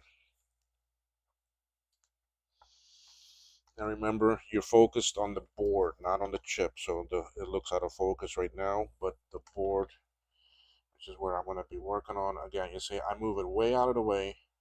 I come in here. I'm going to go ahead and put down the solder pillow. You see that? Then I'm going to come in like this and align that one. Once I'm happy, I take out the solder and let it become solid. That looks pretty well aligned.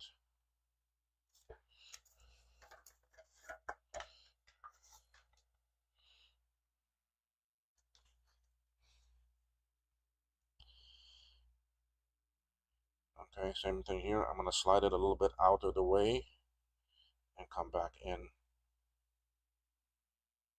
There. I'll go ahead and get all of this side.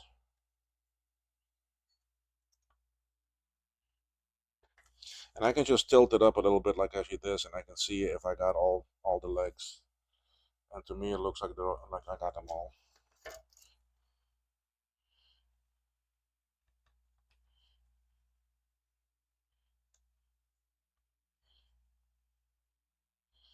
And this is why I put the flux on the outside edge, because that's where you need it. You don't need it under the chip.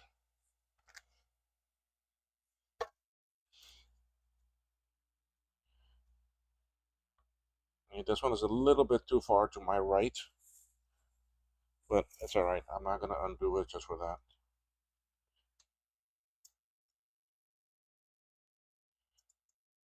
Okay.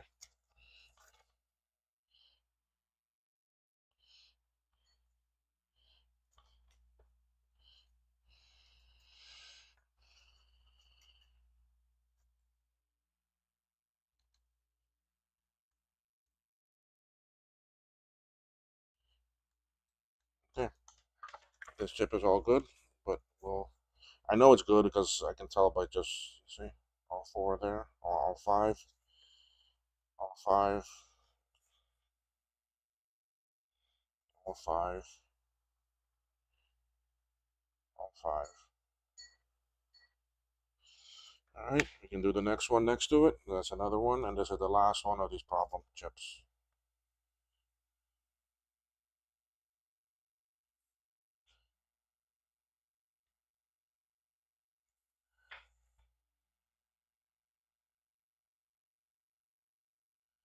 I'm about 95%.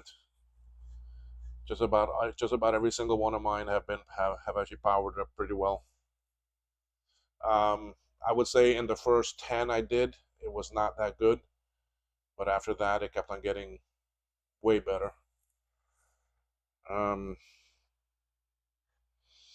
Now let me clarify one thing here. Powering up and showing sign of life versus 100% boot up are two different things, okay? Because I could have it power up and chime, but still have some actually video issue or some actually SCSI issue. Sometimes some actually serial issue. Like it will boot up, it will chime, it will load an OS and everything, but as soon as I connect the actually tech step to it and I test it, it gives me problems connecting. So then that tells me there's something wrong serial side. So I have to fix that. Most of the time it is the actually resistor pack or the 175 chip that controls that actually serial port. Very rarely is it the LS30 chip. That is the last resort one. Although my last two has been the LS30 chip. Um, so to actually rephrase that, um, maybe to boot up 100% and everything correct, um, I would probably say more like 90%. But to boot up and have good sign of life, I would say 95%. Um, why so many dead chips? Well, because if you've had a battery explosion or if you've had cap leakage, that juice that comes out of the cap leakage is an acid.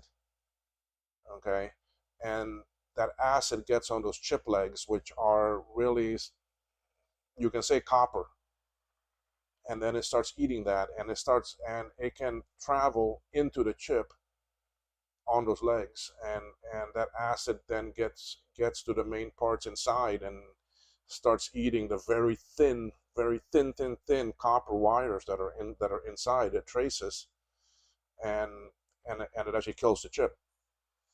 I mean, it may look good outside. You may see a little bit of green corrosion on the actually chip leg, but more than likely inside there is a lot more corrosion, and that kills it. You see, I mean, imagine if if that acid went in on the leg that supplies the actually 5 volts to the chip, and it ate the trace inside the chip. You're never going to see that. You're never going to see that it's missing 5 volts. Okay, because even when you go take a measurement, you're doing the measurement on the outside of the chip. All right, so to the pad on the board and to the chip leg, there's still 5 volts going to it, but inside it's cut, and inside you cannot measure, and the chip is not coming alive. And so, I mean, I've had that happen where I see 5 volts, but the chip is dead. The chip is not coming to life. I mean, when I go look at some of the other legs, I don't see any. I don't see any actually activity. Everything is low all of the signals, instead of having data chatter on it, they are low, or there's nothing going on.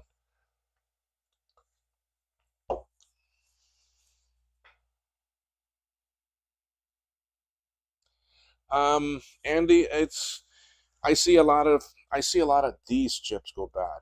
Okay, these are the 75 one SE 75s. Okay, um, on the video circuitry for the SE30, I see these two 3SE93s. These are actually binary counters. So these are LS 393s and this LS 166. I see those go bad a lot. And the reason why is because there's a capacitor that sits right here. Okay, so when this capacitor leaks, most of the time it leaks onto this chip and it could leak onto this one. Okay, so you could have these three chips right here, this one, and then this is a F253 and can also get some damage. Most of your trace damage is going to be with actually these two, and most of the time under the chip, or it could be right where this actually trace joins the pad, and it could be separated right there. Okay, um, those are the main LSs that I see bad. Um, like on the serial side, there are three chips that could be bad. Okay, we have an actually resistor network that will sit right here. Okay, then it connects to one of these actually 175 chips, and then this 175 connects to the actually LS30, and the LS30 are these actually square ones that I was doing right now. Okay, these 26 LS30s. Okay, this is what I was saying earlier. My actually standard testing routine on the actually serial and printer port issues is first resistor networks. If that doesn't solve the problem, then change out the 175 that pertains to that side that's bad. If that doesn't fix it, then you go to the LS30.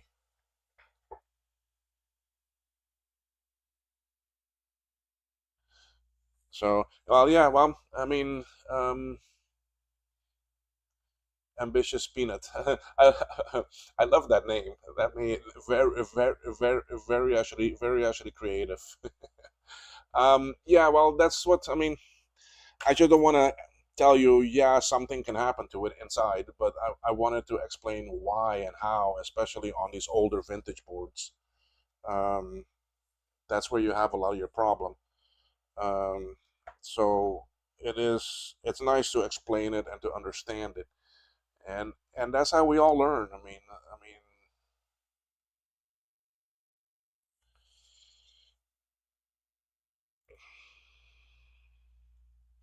and speaking about learning this stuff, all right. Um, when I started this back in 2022, which is coming out of COVID, and right when I actually, what is it? I actually retired in February 22, and I needed something to do, and I was like, you know what? I always like these Macintoshes. Let me get back into them. Before that, now look, you see how this chip here? Most of the solder here, I'm not worried about, but this here I am. So this I just heat it up and take off a little bit of that. This other stuff I'm gonna leave on. This spike here, I want to get rid of that, so I just touch it.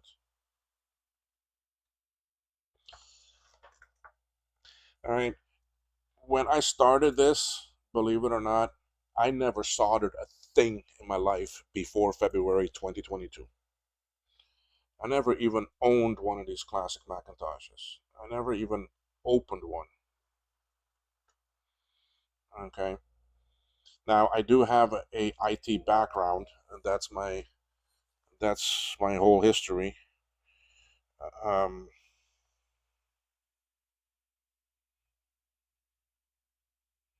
oh, nice, that's been delivered. Okay, so um, but I was never into the electronics or the circuit boards or this what you see me doing now. No, I never did this before.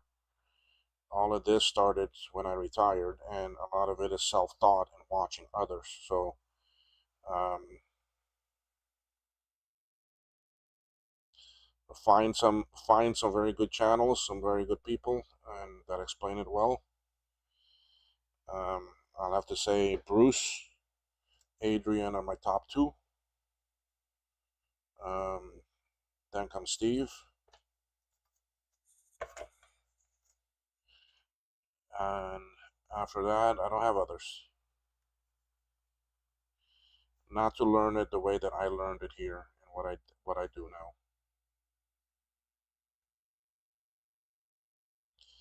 All right, a lot of it is actually self-taught, self-practice. I had a lot of garbage boards that I would unsolder and solder back and just play with.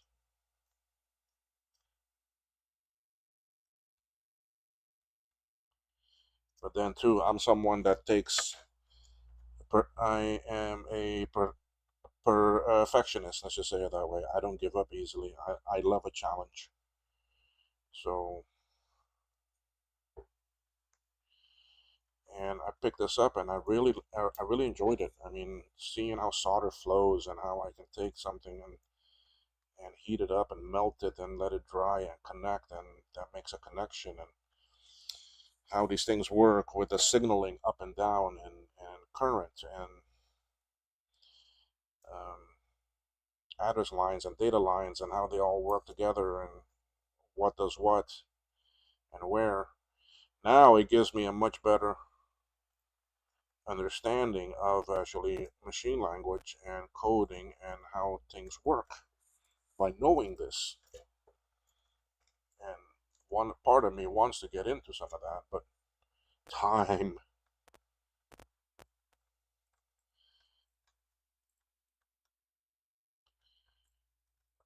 I'll look at back at the chat in a minute here. Let me just finish soldering this one. Did I do this side already? I don't know if I did. I think I did.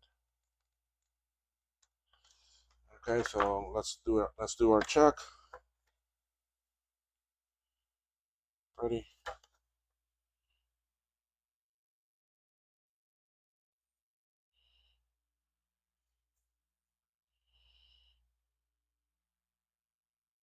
Okay, good.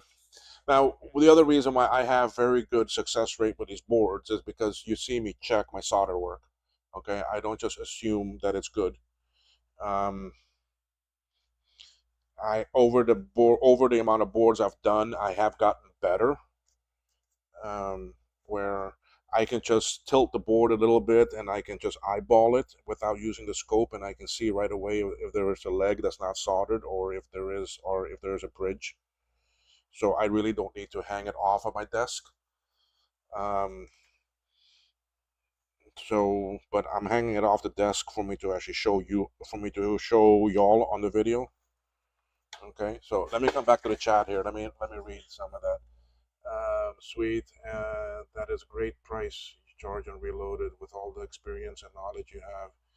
You should, Andy. I mean, I would love to charge more.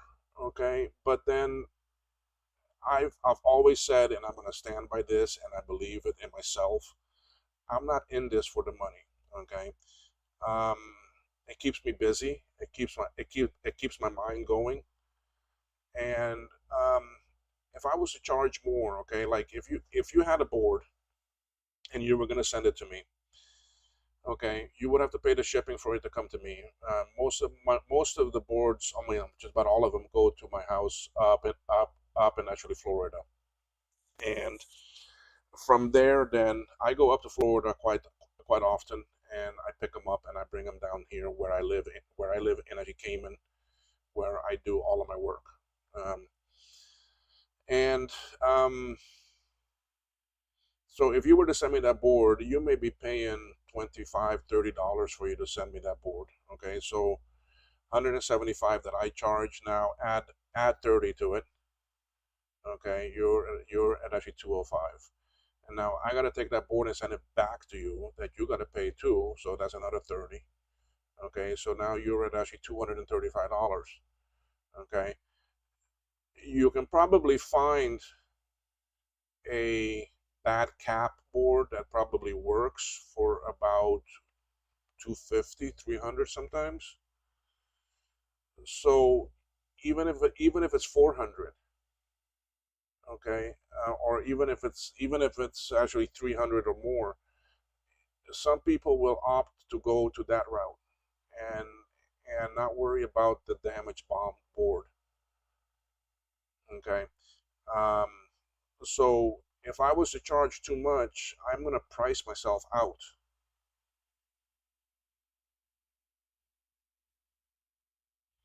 You see, so if I price myself out, then people are not going to want this, and because of my low price, I mean, I've done close to 60, if not more, already, and now I'm even getting into the two actually CI boards.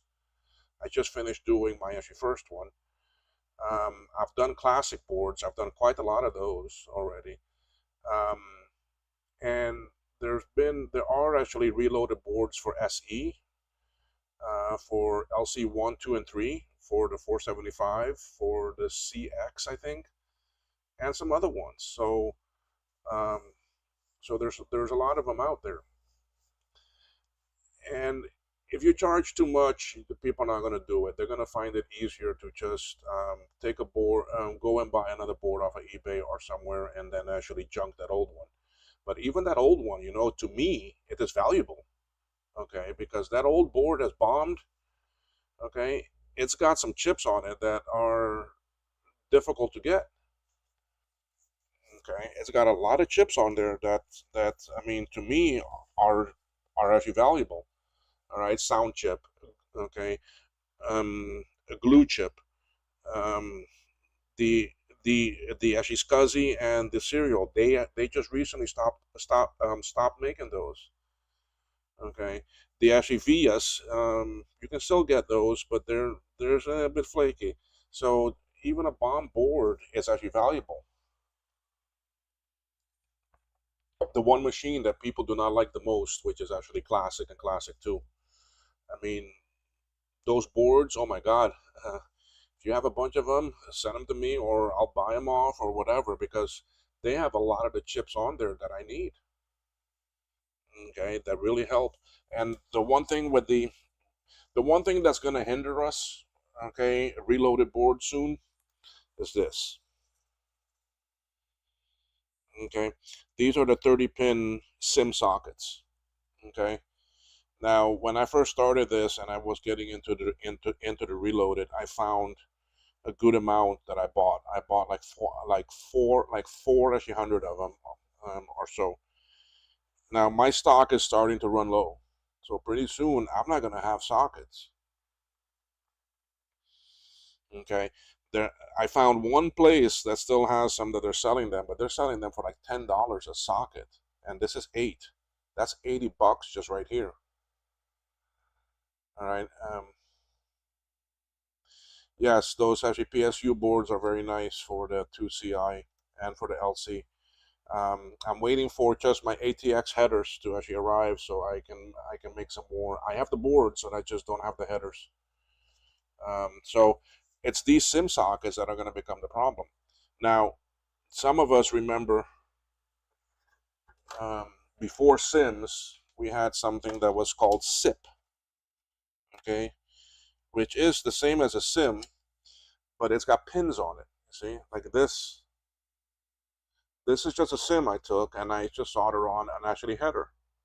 This is a SIP now, okay, and when you have a header socket, they'll fit exactly in here. The actually pitch between pins is exactly the same as a header. Okay, 2.54. Okay, so you can easily put in a header socket and have memory that's got pins on it and actually stick them in. Okay, so that's my solution for the actually SIP for the SIMs. All right, so now I've got some very very low actually profile, um, pin actually sockets that I can put in, and we have memory now that I'm waiting for the boards to actually arrive that will have pins, but they'll have a 90-degree pin actually header. so that the bend will go into the PCB instead of on top. Okay, and it's also a bit actually shorter profile. So then I could put sockets for all of this instead of SIMs, and with our memory, put them in. Okay, and we're gonna have the memory in 4 and actually 16 megabyte SIMs. See, so we do have an actually solution. Okay, that will keep them going, but those SIM sockets are pretty soon very difficult to actually find. And I don't want to reuse the ones on this board because this has those actually plastic clips. Okay, and majority of the time those actually clips will break, and these sockets also warp. Okay. All right, so let's get back to the soldering. Where are we? We're gonna go back here to where the sound chip is. Let me fix my scope a little bit more over here. All right, so this is the sound chip. I'm gonna zoom out a little bit because I don't need to see that close in. I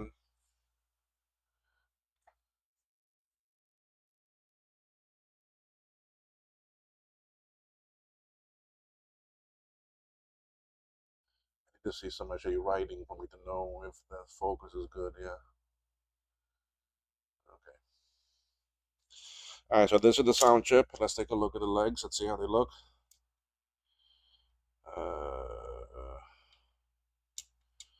I'm gonna leave it the way it is. All of these solder imperfections, when it heats up, they will actually straighten up in the flux, and it will help me. Because solder like solder, so it will actually attract the other solder. Now here I can go more on the pad, but I still like to stick to the outside.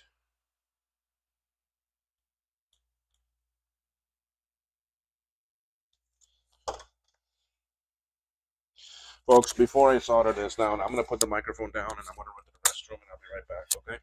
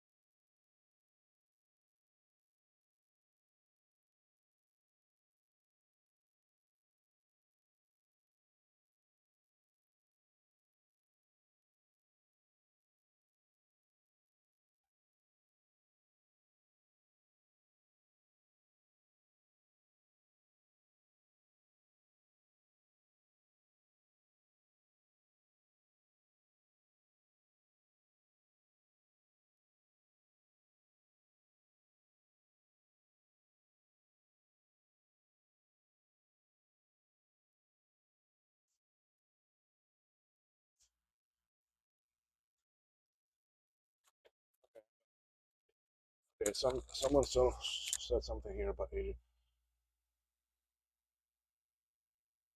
Yes, Adrian is. I enjoy watching Adrian stuff, and especially on this latest SE30 series that he's been doing. Um, I've learned quite a bit of things that I did not know before myself. All right. Um, so even still, I'm learning from him. Now we can see that when we put these chips on now, look how much more of the pad we see. And that's what makes soldering these so much nicer. Okay, and all the rest of the PLCs are going to be this way. So, okay, so I'm going to just lighten up the flux so I can see through it.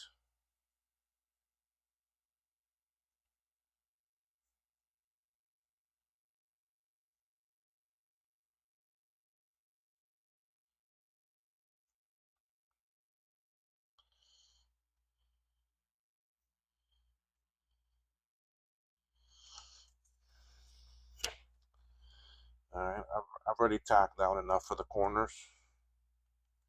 Then I'll come over here. Now I am going to push it down, you see, and just drag along here.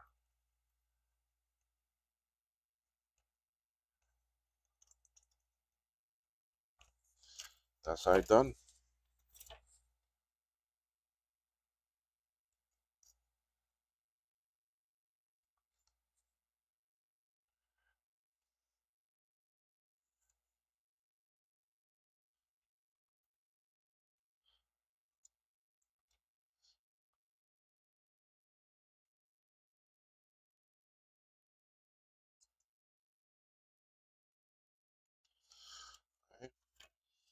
can still smell some of that fish.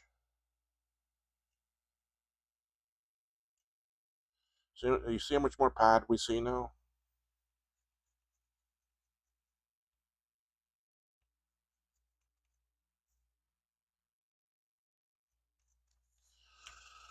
And this is where my soldering confidence comes in now, because I can see it better, and I've done so many of these that I can tell right away if it's soldered good or not.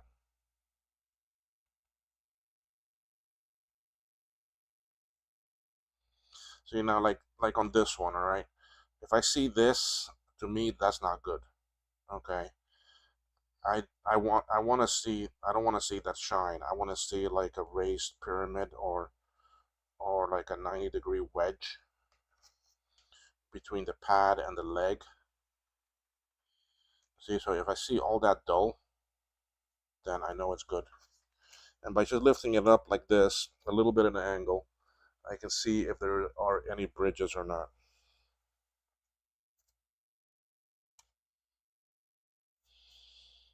Okay, so that chip is good. By just eyeing it like I do that, I can tell. Now, if you still want me to drop it off the edge of the table and um, inspect it fully, just say so, and I can do it. But I'm confident with it that it's good.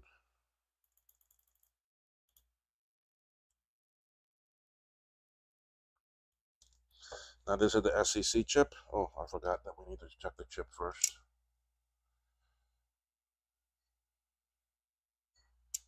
All right, the only one I want to tap is this one. Okay. All right, we'll go ahead and put this down. The notch is this way.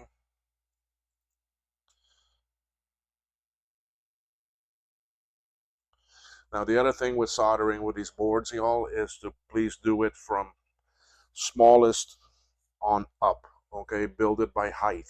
Okay, that's why you saw me do all of the actually low chips first, and the small things that are the smallest in actually height, and then I went up to the other chips, and now to the PLCs. Um, see, so, and that's more for balancing and to not have things in your way that you will burn. Okay, now here you see here, these legs here are a bit more longer than here.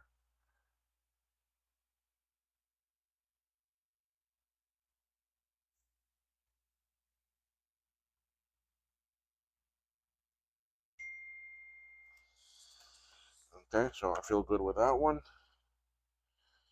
Let's get something on this side here secure. Now I am pushing down on it because I want it to be flat on the board. Okay, so those corners are good. Who's messaging me?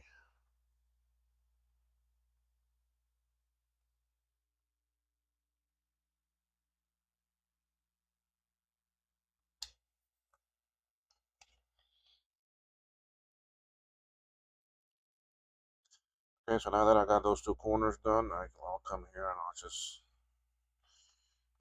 drag this. Now I'm going to show you all something here. You see how fluid this solder is here. See, it's very fluidy because I'm at actually 390 degrees, right? I'm going to drop this to actually 320.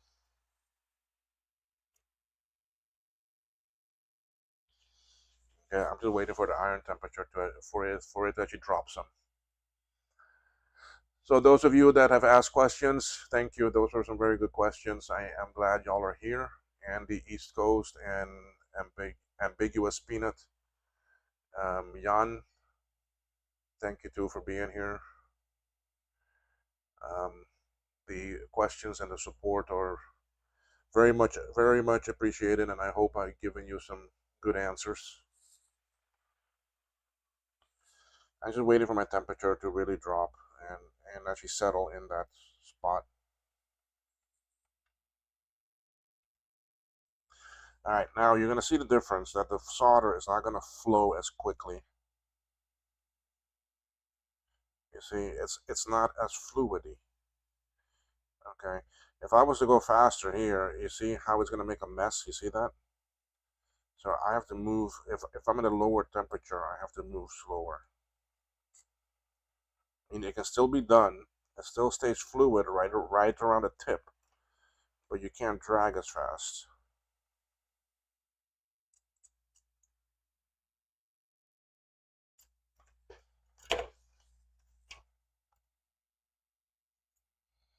See, so now I'm going to go back up to my 390.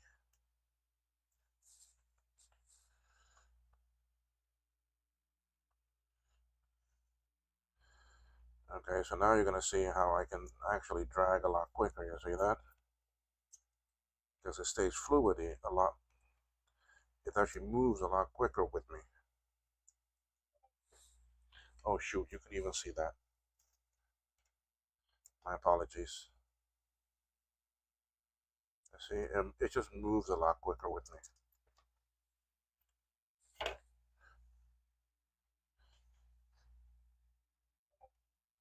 Here, you'll see it on SE30s. Okay, so I'm going to put some solder on my tip. Just come here, and you see right away I'm just moving at a good speed, and they all get soldered. That's it. Done with that chip. It's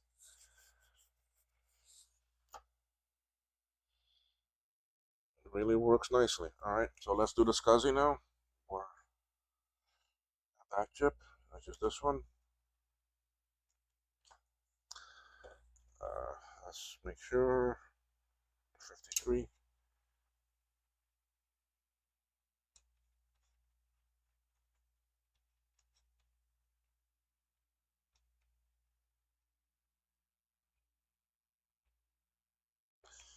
Yeah, this one has a lot of high peaks.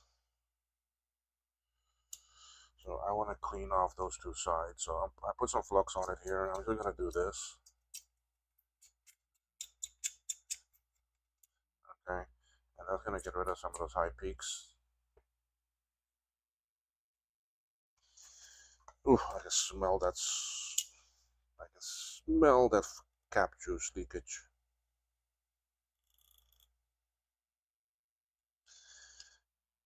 You see, this chip sits on this board. And that side that had all the peaks that I did is the side that faces the caps. So that's why it smells on that side, because of the cap leakage. See, there's a lot of caps right here. And this is the side, this side, and this side were the two sides that I just had to clean. They're the sides that got exposed to a lot of cap juice.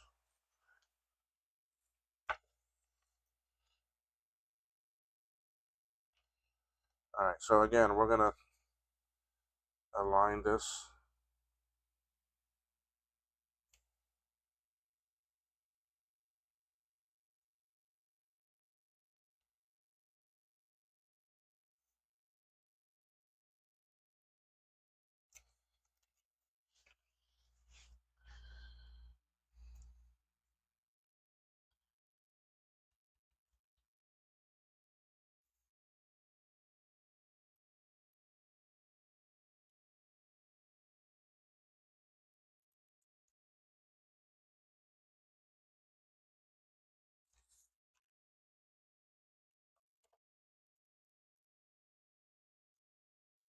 Alright, so now, this board here, am I going to have a boot right at the first, at first power up? Or at least a chime? I think so.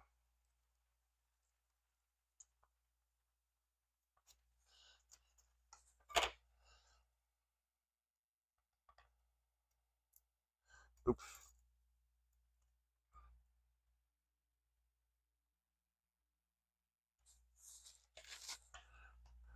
Broke off a piece of solder there.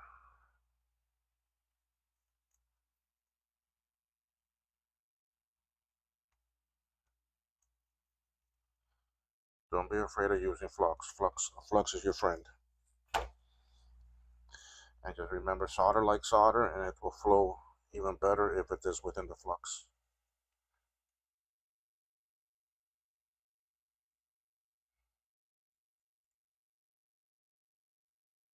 Okay, all four sides done. Alright, next chip, swim. Any new questions? No, no one is talking in the chat. Oh boy.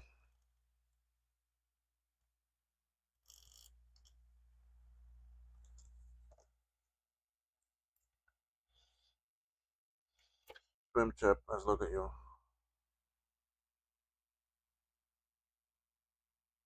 You're okay. Notches up here, notches up here in this corner.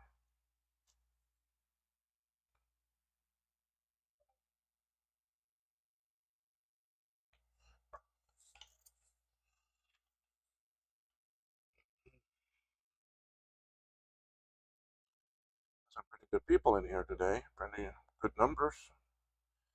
I remember seeing that all the way up to 19 people.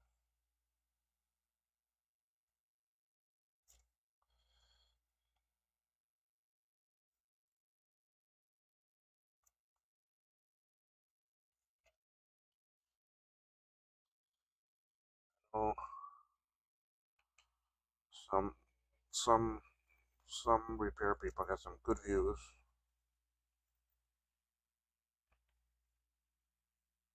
But it's okay.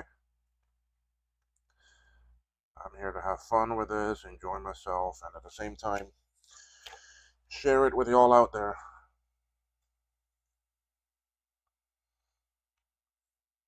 My dog was looking at me earlier saying, when am I going to go out again?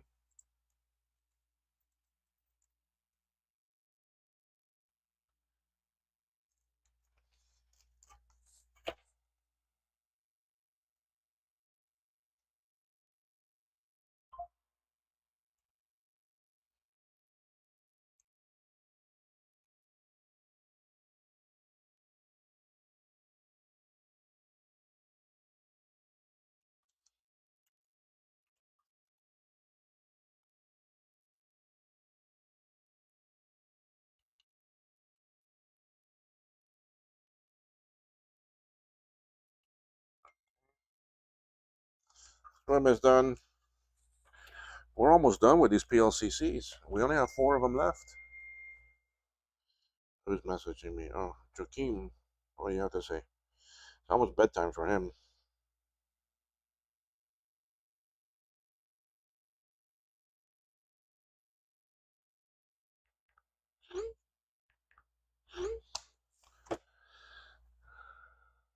Yeah. All right. Let's do this video down here first.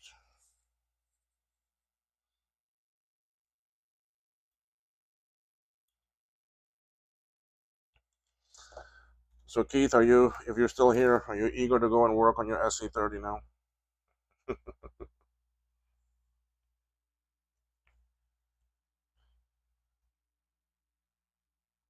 Notches down here in this corner.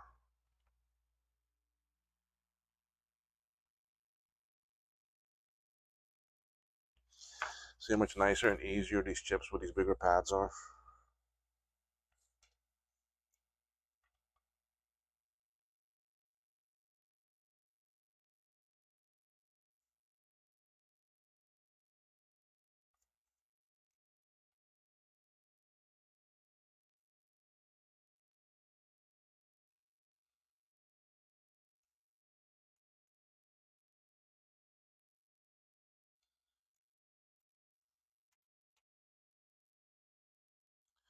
Because I already secured this on the other side there, I'm going to just go ahead and get this side.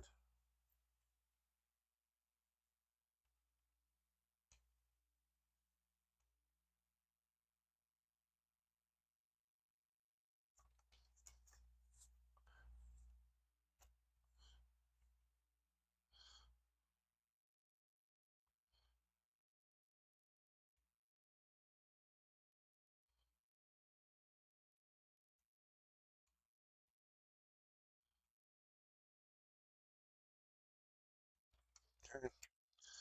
2.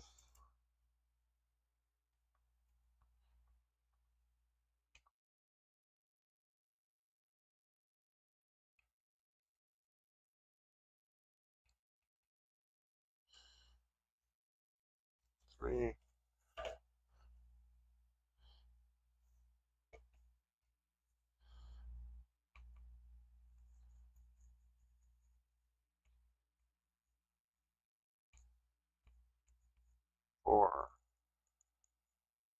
Four sides and no bridges, and every one of them look good. All right, so let's go to the next video.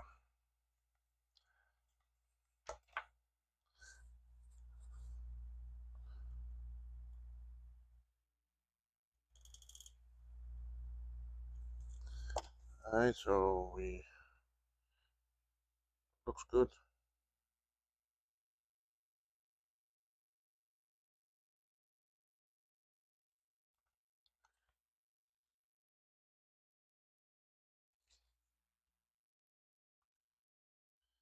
You know, someone asked me like 10 years ago, what will I be doing when I'm 55? I would have never, ever guessed reloading Macintosh SE30 boards.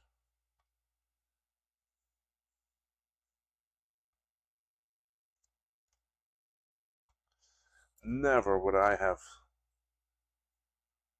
come up with that.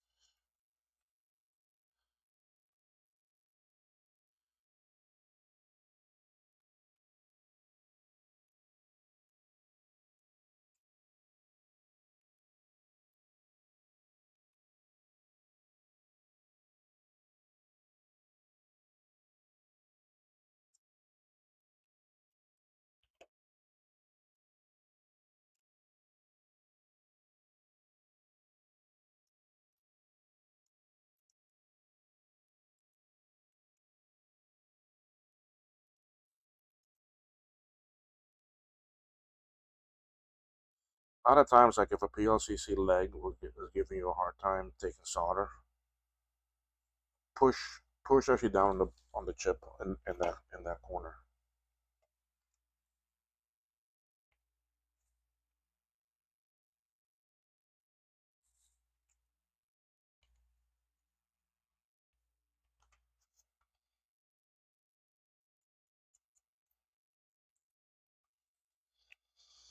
Okay, next one is the ADB, second to the last chip.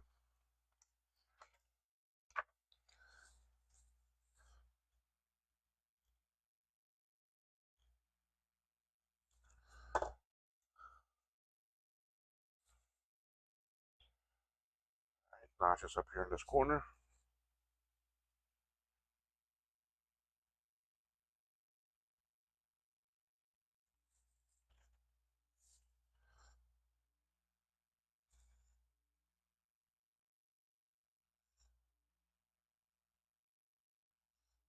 Surprised I didn't hear from that person back.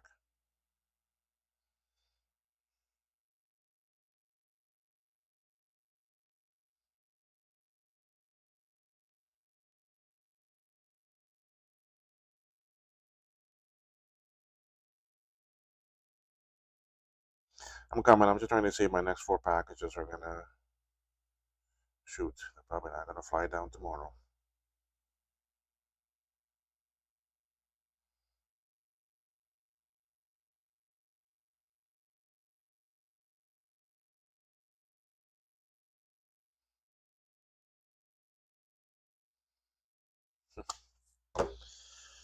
All right, ADB. Then comes the glue, and then that's it for the PLCCs. Then comes sockets. Well, no, I think I'm gonna do capacitors first.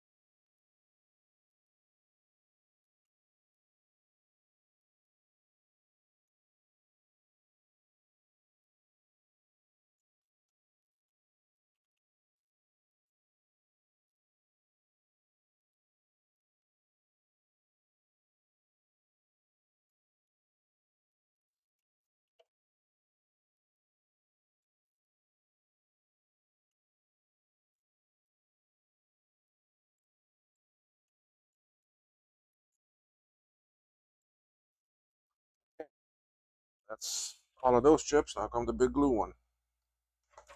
And just because this chip is big, do not let it intimidate you. It's no different than all the others. Nice and clean.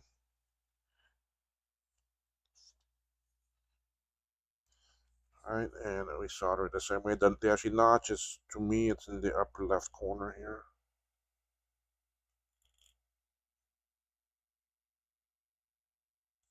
I'm almost done using flux on this board, which is great. That's why I want to do the caps next, because that's the last thing that uses flux. And you can see, I'm trying to center it from here now. I need to go get a drink. Hold on one second, folks.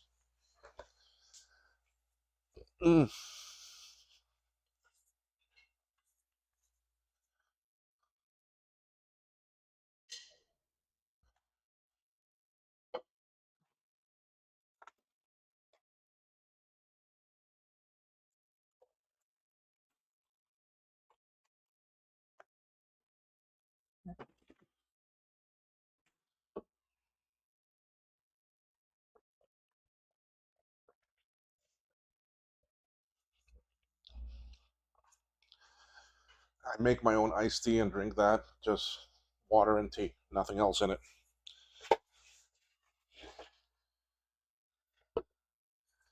8 people still on, thank you. I'm sure some of you had to run off, or I got boring.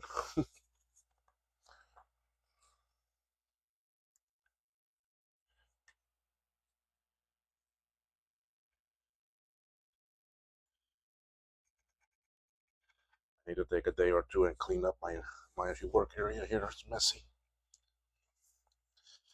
Alright, so let's continue with this. Let's get this last PLCC on. Again, you see I'm pretty well centered here. So I'm going to go ahead and tack that side and tack this side. Now this is a bigger chip, so I don't mind tacking both sides. I can still move it, as you can see, if I need to.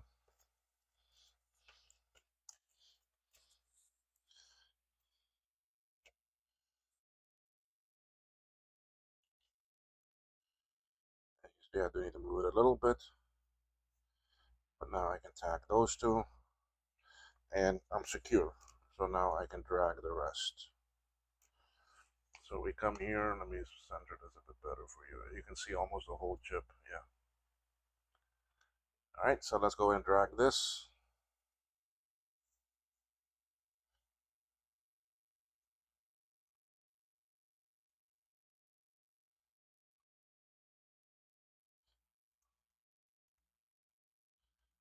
Beautiful, beautiful run.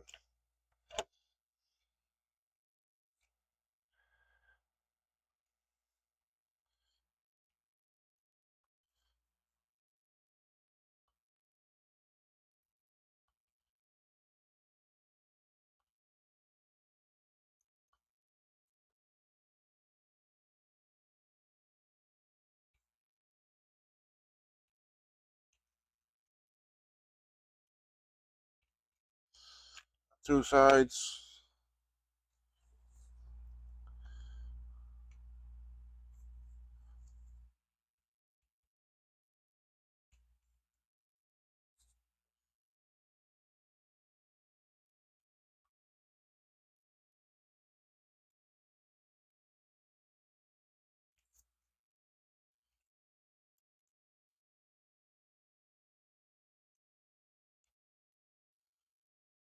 Three sides.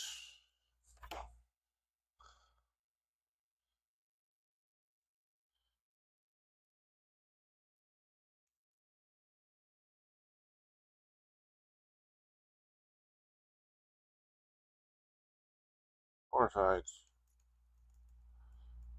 Look at that, beautiful. Okay, that's it. Alright, PLCCs are done.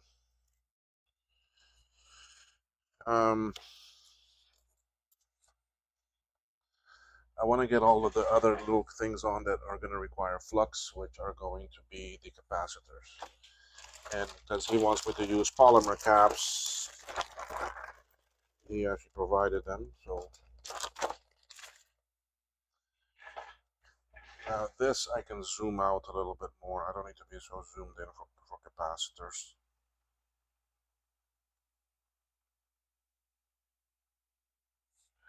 I don't know, for some reason I don't like working on the green board. Makes it more difficult for me to focus. Alright, let's get these capacitors out. Alright, this is that little small one. 1, 2, 3, 4. Alright, let me put down the fluxer where I need the capacitors.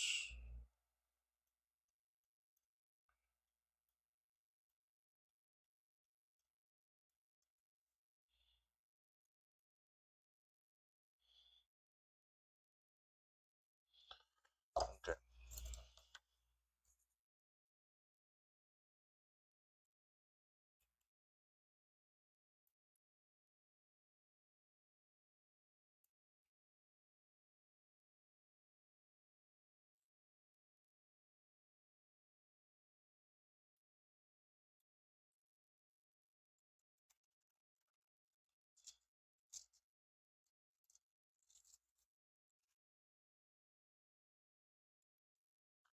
I find your cap's a bit bigger, but anyway.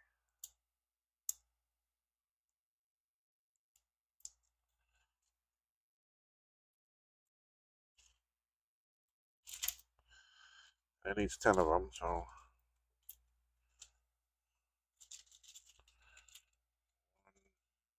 1, 2, 3, 4, 5, 6, 7, 8, 9, 10.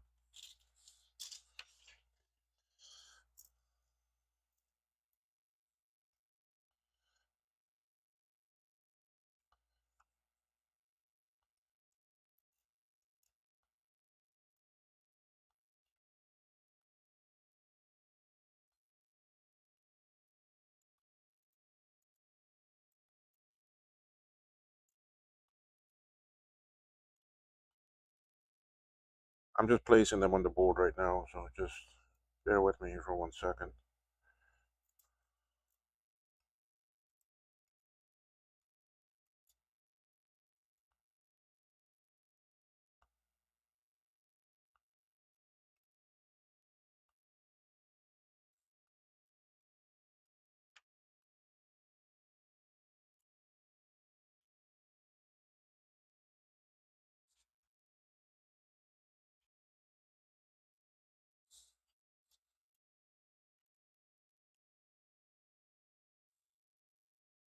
I have these on all areas that we're going to need them.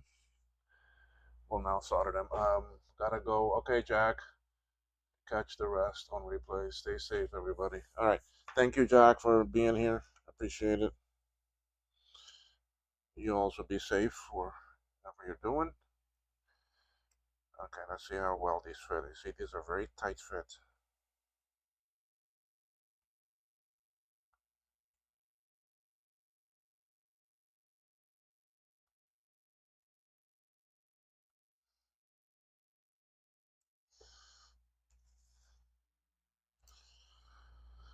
I practically need to start it from here and then push it over a little bit. A bit bigger than I normally like, but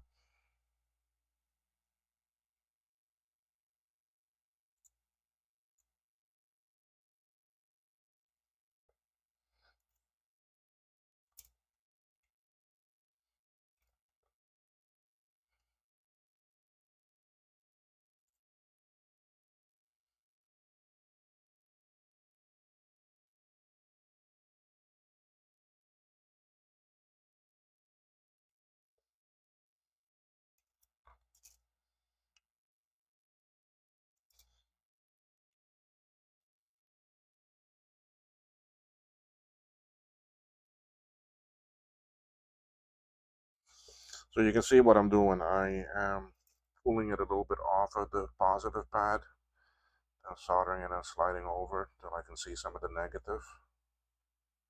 I know that that's connected good. I'll get back to the other sides. I'll do them all at the same time. Well, close enough at the same time.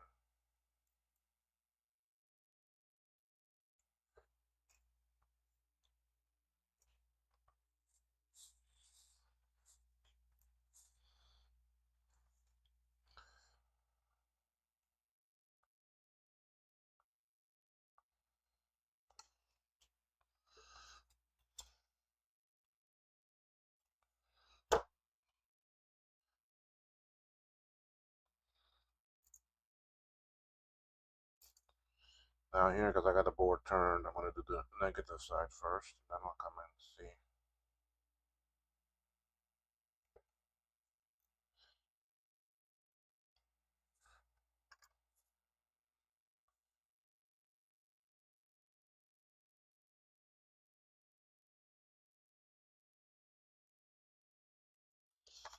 Okay, so now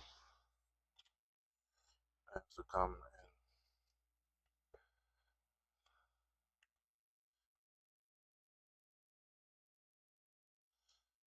get the other sides. Okay.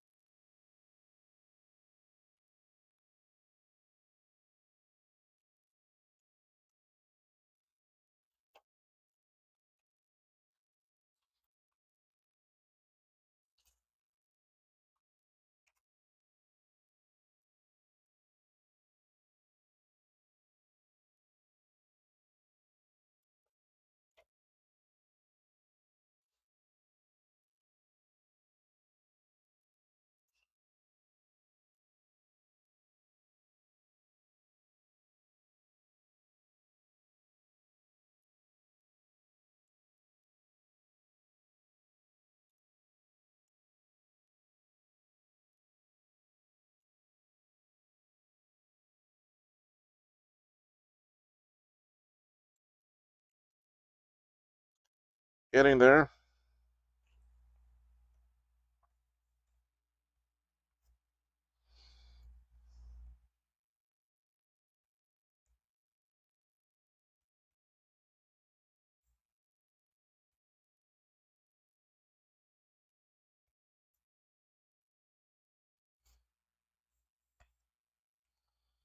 This one, now I'm going to turn my tip around and come in there and get it.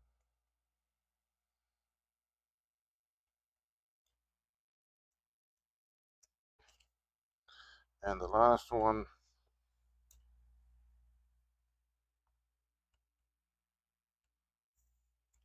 tip is very dirty.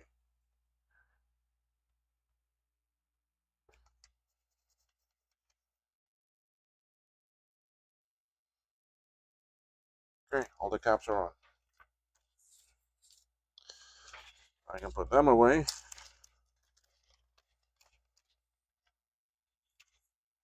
Who's still here? Okay, 8. Caps are on. 2 hours and 46 minutes. So not even 3 hours yet. And look how far along we are with this board.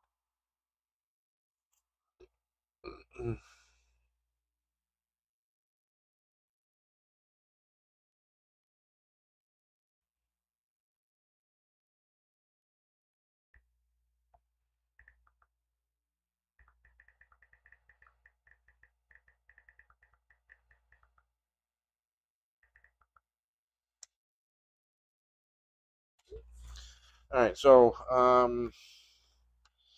some other things I can put on right now before I go to the other sockets, but I need to dig through my bin here and find them. So y'all will have to bear with me for a minute. I need to find the two. I need to find the 3 fuses I need to put on. I need to find this other crystal I need to put on. There are two. There are 2 SE crystals I need to put on. Um, yeah, and then after that is all sockets. So let me find those things in my bin here. I'm still here. I just gotta dig things out. Um,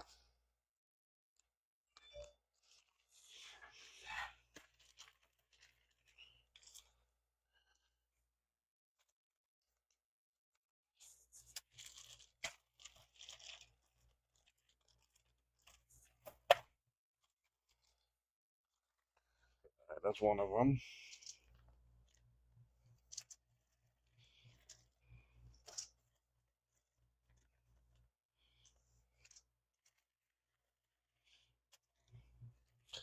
I'm gonna need that eventually.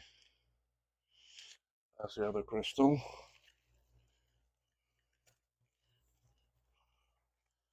I don't think I have any more of the SMD fuses though.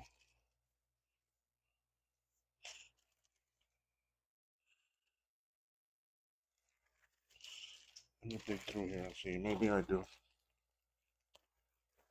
At the same time that I'm digging through, I'm finding other things that I need. Don't need them right now, but will need them.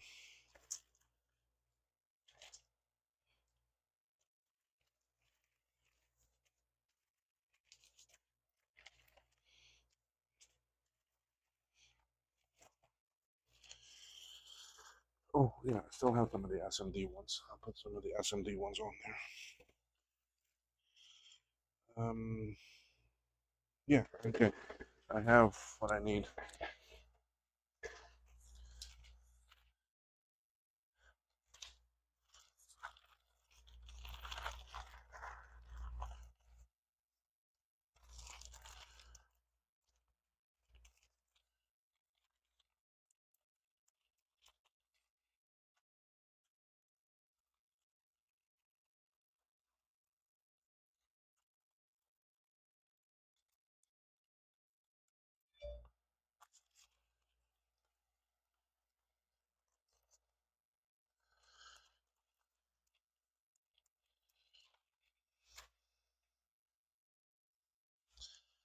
Just putting the things out of the baggies, okay? So just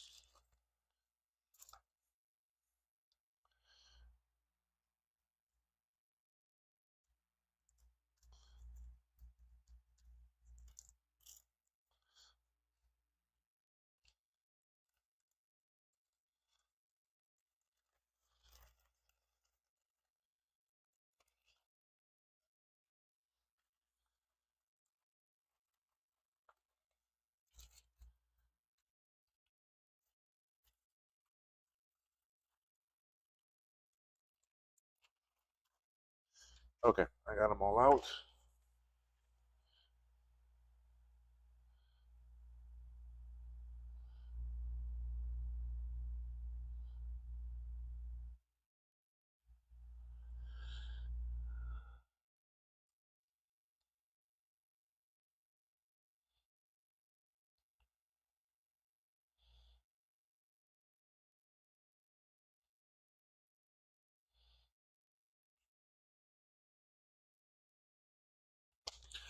Two things were delivered to my forwarder today, and still to now they're not showing up where I can go ahead and pay it.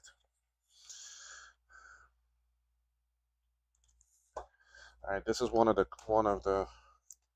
oscillators that need to get put on.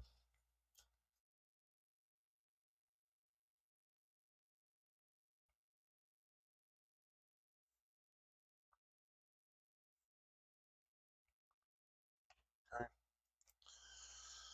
Then I got 3 fuses I need to get put on.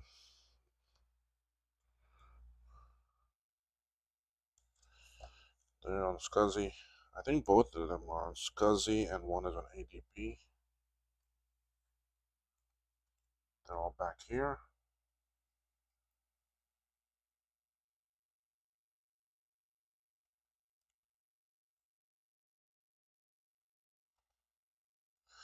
I could put in through hole. I do have through hole fuses also, but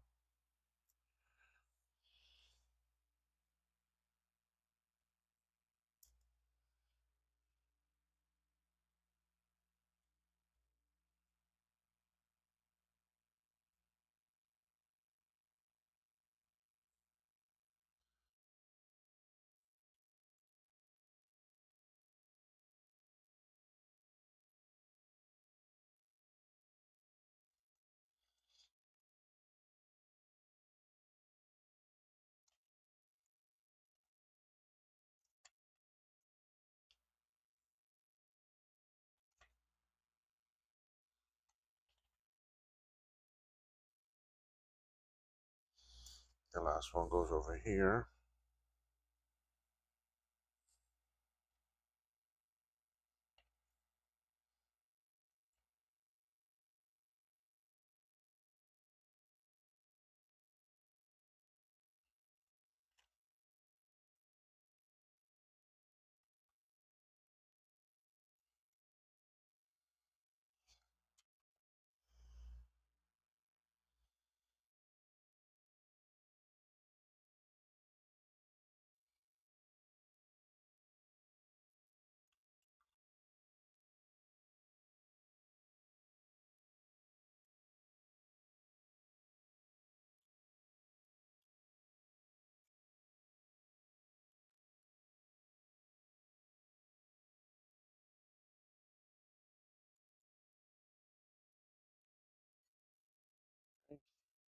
turn it over.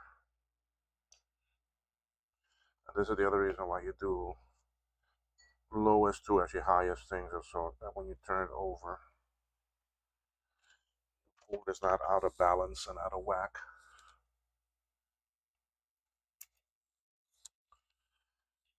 Okay, any questions in here? Woohoo! Retro Macintosh. All right, so I'm now at the point where I can do sockets, but these are the chip sockets. Okay, so quite a bit of them. So let me start collecting them. I have my CPU ones out here. Where did I put them?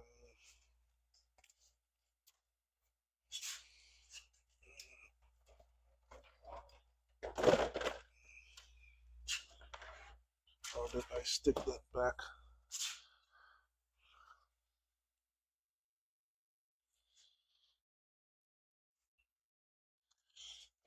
Did I stick that back in the bin?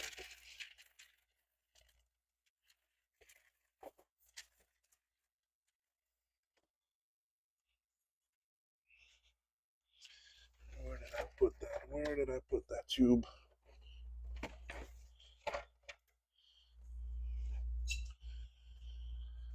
Oh,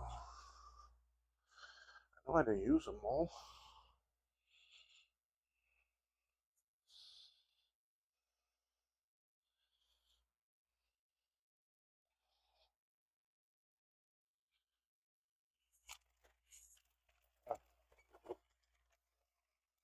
No, these are others.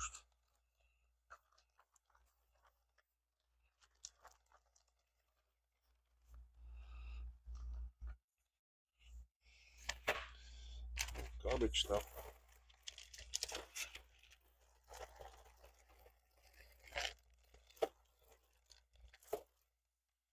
Hmm. Hmm.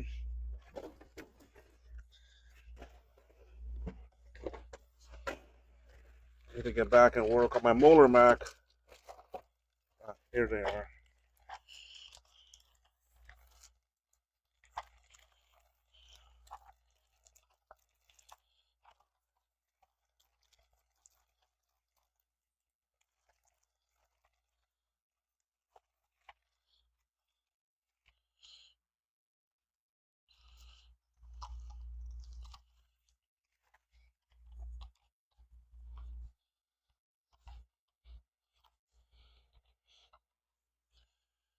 That's the CPU socket.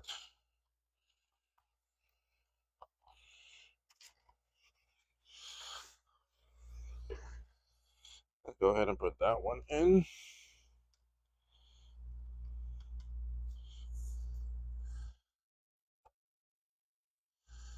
Again, this is why you do lowest to highest, because now the board, you can see from this camera here on the side, this one, you can see that it's setting level and allows me to push.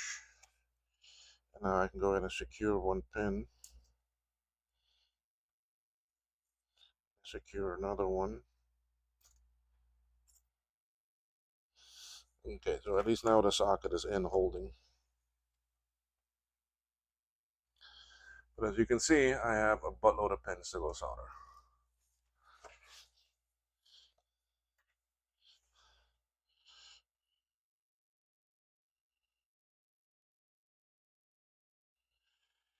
Oh boy. Any new subs? No. Alright, let's solder this on.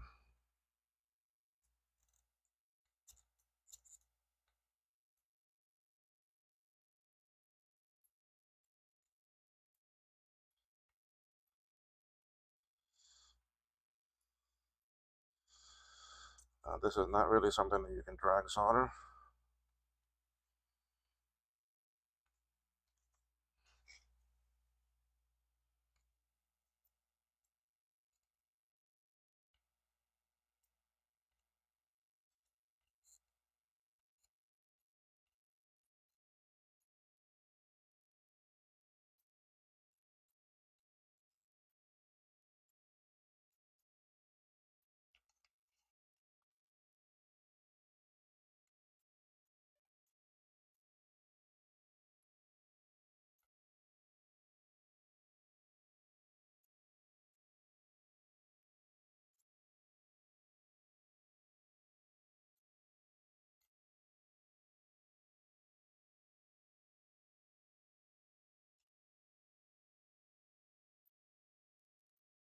Mm.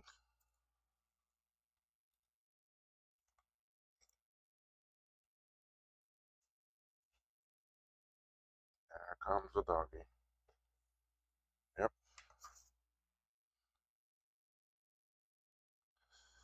This is about the time that he starts molesting me because he knows that later on around 5 o'clock we go to my mother's.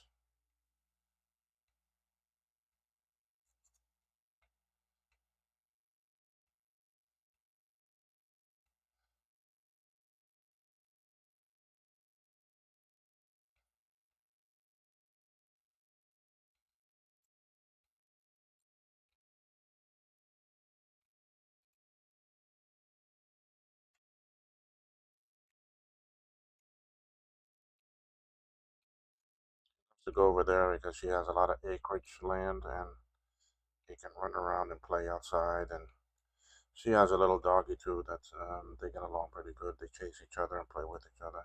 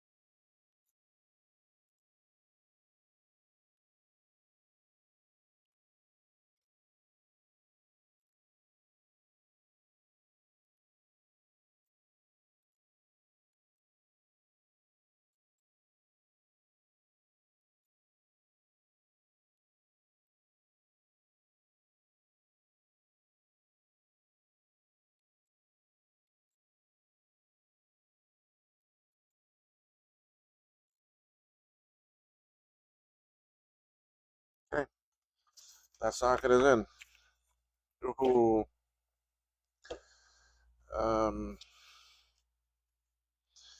let's start. Let me get all the other ones now. I don't need flux now anymore for a while. Can't believe the microphone is still working.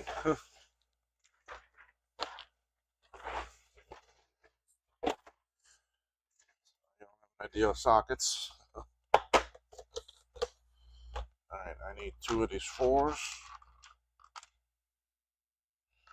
I need this one for the ROM. Mm-hmm.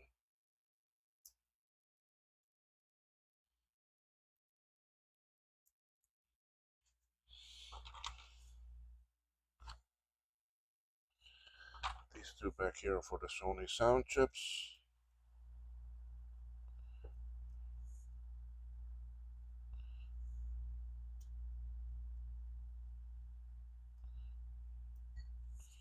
Oh, come on.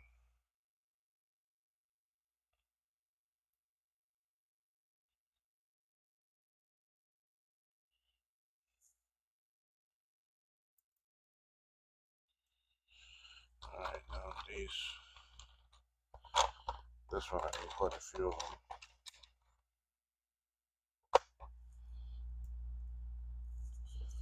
One, two, three, four, five. I'm gonna have to get some more of these. I need three more. These two are for the video RAM. Need to get more of the other ones. These are the 1, 2, 3, 4, 5, 6, 7, 8, 9, 10, 20, 20 pin. I have them, but it's just in another bin here because I have a lot of stock.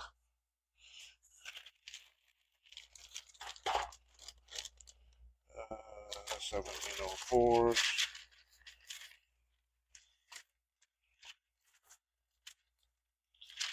16 pin.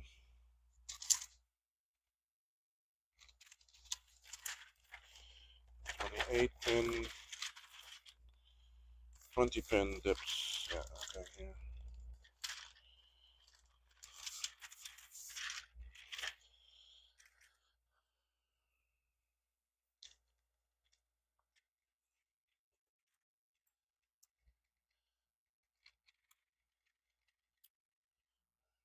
a bad headache. Okay, those are the 3 that I need, and I can put it on. Alright, that's it on sockets.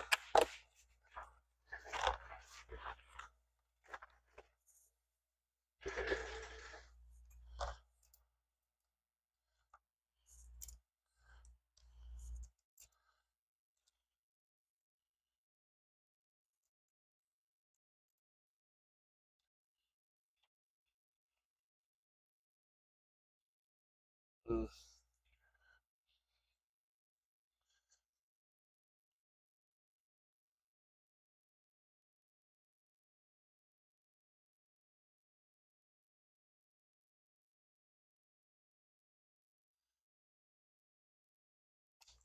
Okay, so what I do now is I normally just put all the sockets in and then I bend the 4 corners.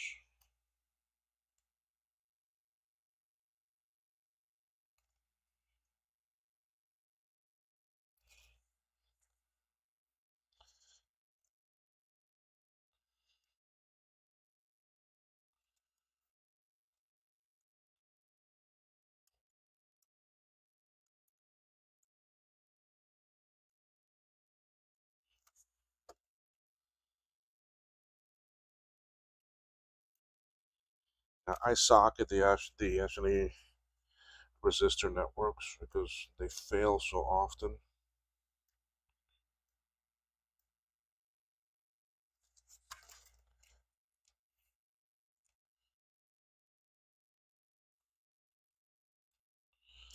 I could technically use a 16 pin here because the 4 corners are not used for anything. They're not even ground, just not actually connected at all.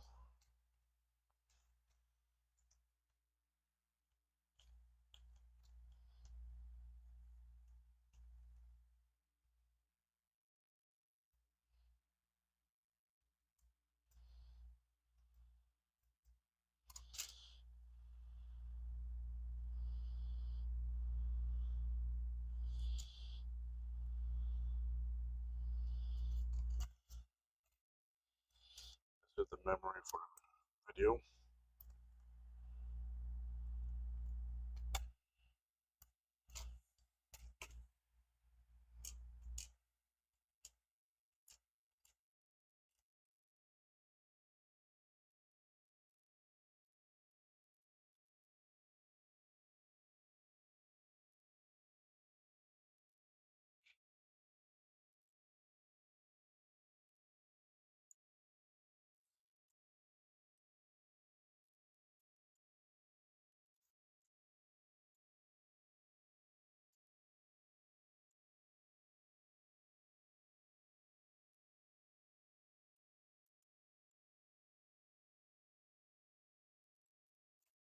This is what I want to go with.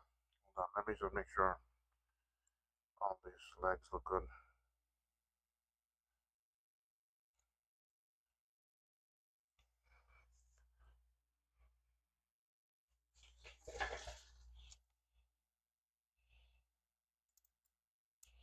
There we go.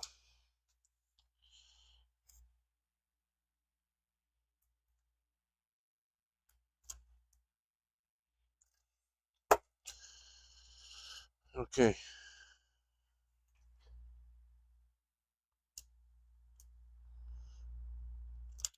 These are all the video file chips.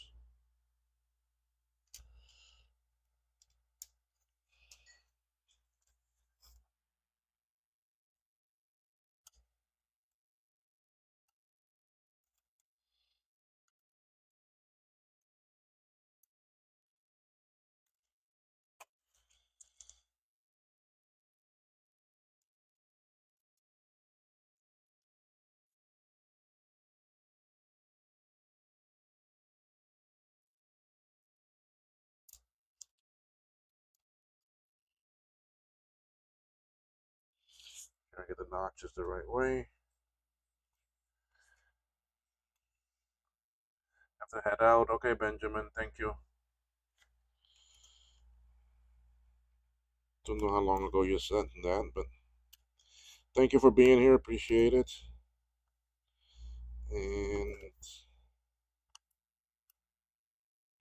let's see, what time is it anyway? 3:10. Yeah, I think we'll finish this board. So I'm not that far off.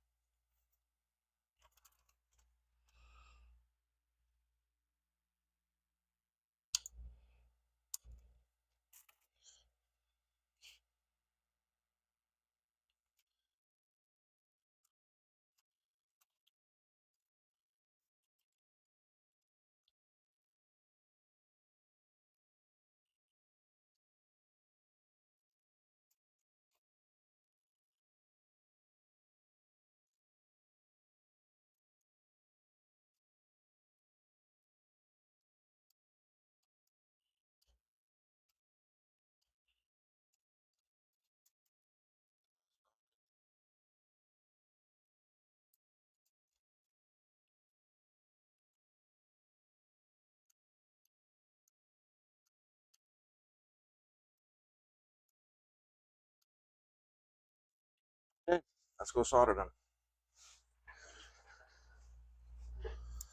Again, I'm gonna put the board here now. I'm gonna instead of moving the board, I'm gonna move my scope around because then I try to keep this as level as possible.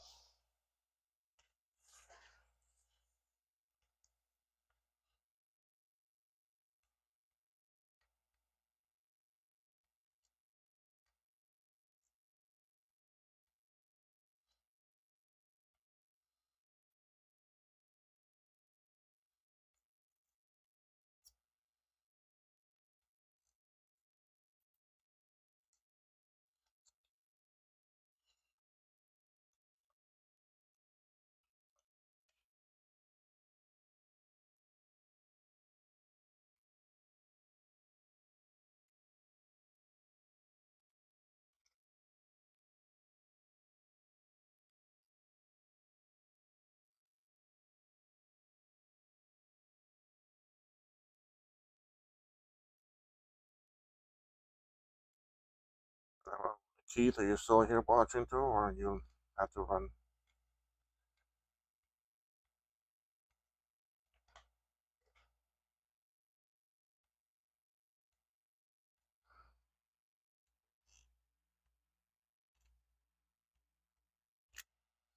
I'll move the board. It gets tiresome to move the scope.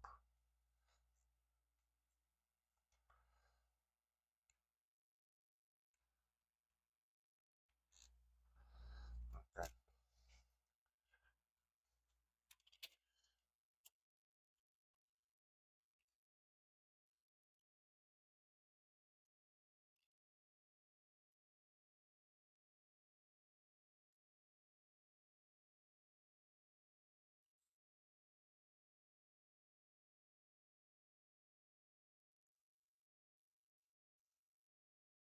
Oh, you had to jump on a meeting. Okay, no problem.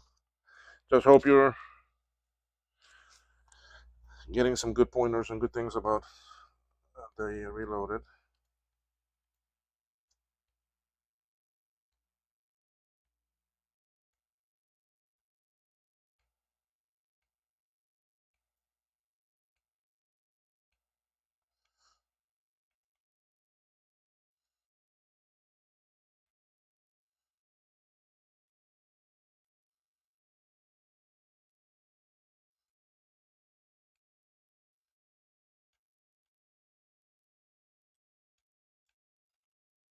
Um, Most of the hard work is already done.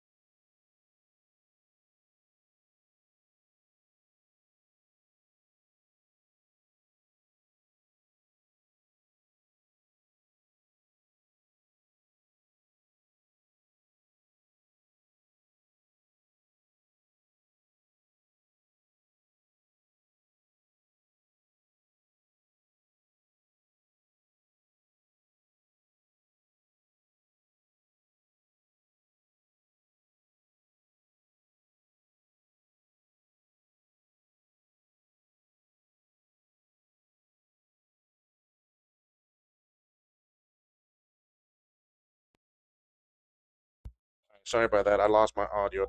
That one microphone, the energy died. I soldered those two pads there, those jumpers, because then I can get audio without having to add a jack.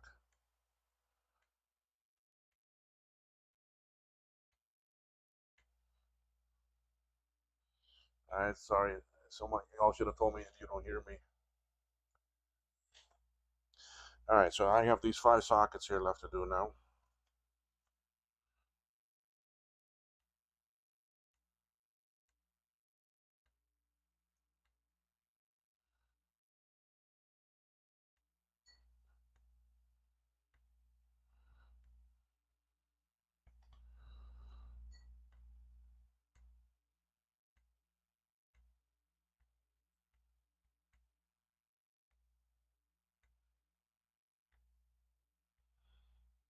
See, is this the first 30 reload that you're doing?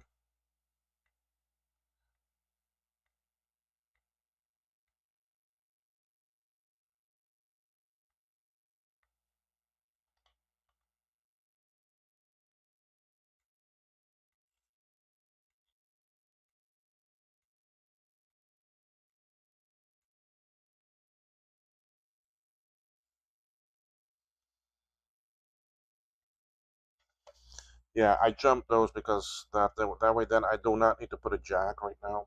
I'm going to get audio out of the internal connection. But then when I do put the jack, I will actually remove those two bridges.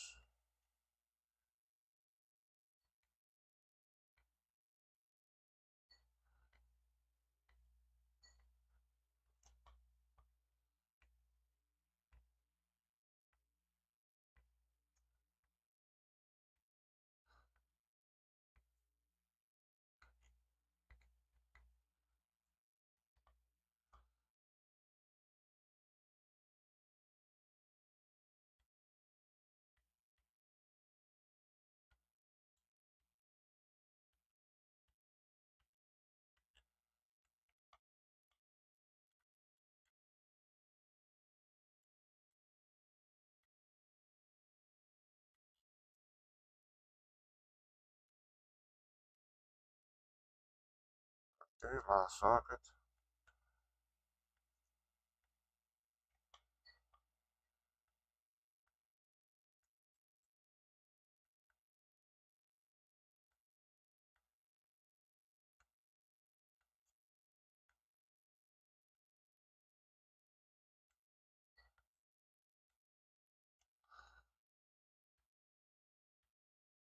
Okay.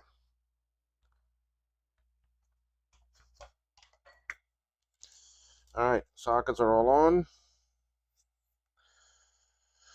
Uh, let's do the ROM socket.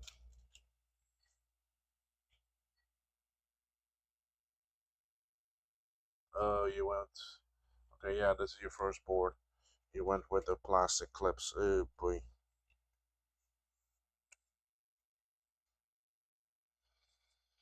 I mean, you can buy them from PE Connect, but they're, like I said, $10 a piece, and they have a limit that you can only buy 10.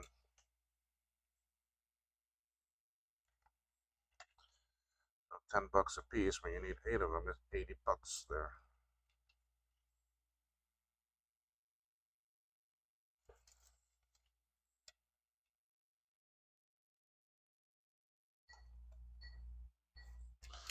I'm putting in the ROM socket now.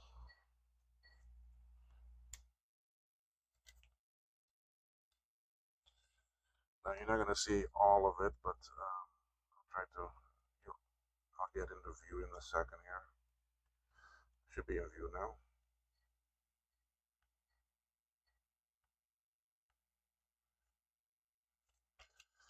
I do feel that our creation of the SIPs, bringing back the SIPs, because of the lack of sockets, is the solution or one of the better things. And the only thing that worries me is that they sit a bit higher, and I wonder how that was going to affect some of these cases.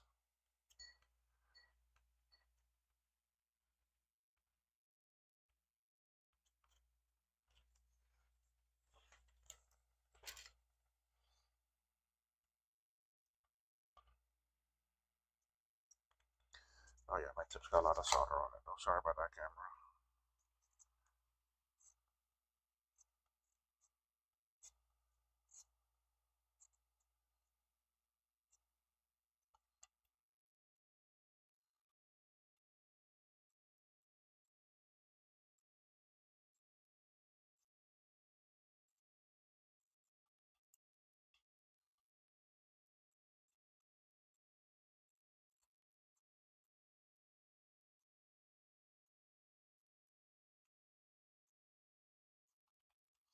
And again, too, I'm not sitting here cleaning the board as I move along because I'm going to dirty the crud out of it. So I'm not too worried about that right now. I'll give it a good brushing soon.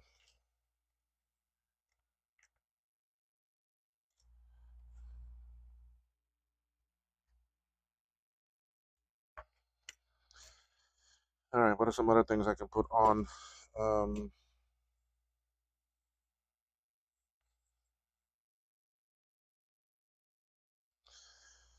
There's some things I need from the other board. I can do the memory sockets. Let's see, do I have 4 of them sitting right here? I just need 4 right now.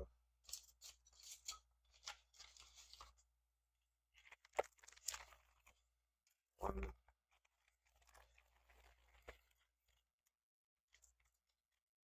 2, 3, 4. I have 4 more for later. Woohoo! All right, we're going to put in memory sockets then now.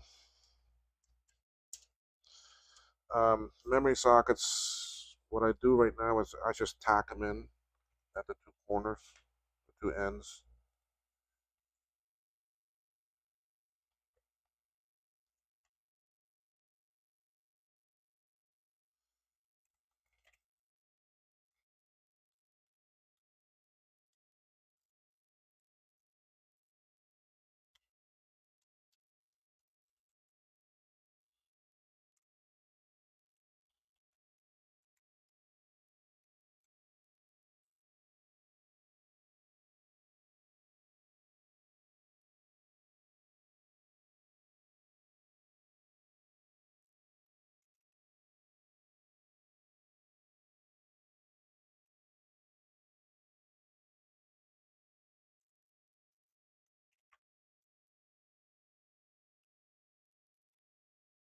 Yeah, about to tack in the last one. Then I come back and solder all the pins on it.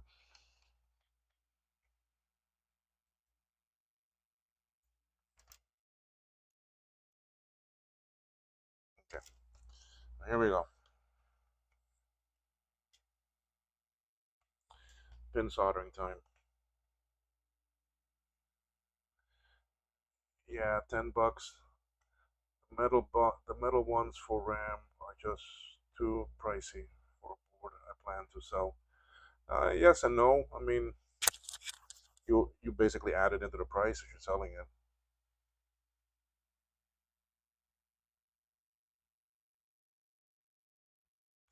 Yeah, SIPs will be the thing. Um, and with the SIPs, I mean, you can take your normal SIM memory and add pin headers to it, and it'll work.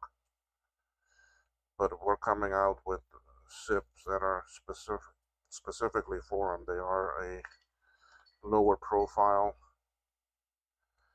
and the board has the holes in it for the pins to go in 90 degrees, so it'll be a lot sturdier.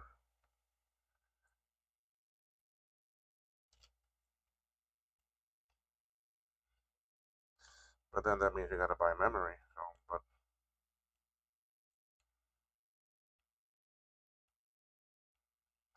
and really, I think the cost will still be about $9 for a 4 megabyte.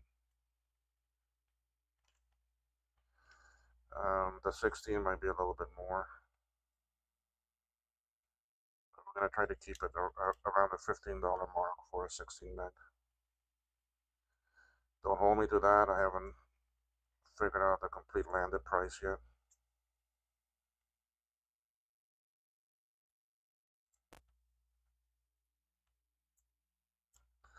But the 6 will have them as SIMs and SIPs.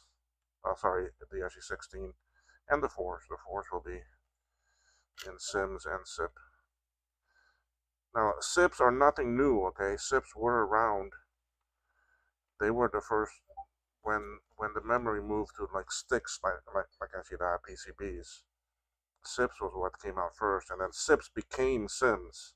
They just took off the pins and they put pads.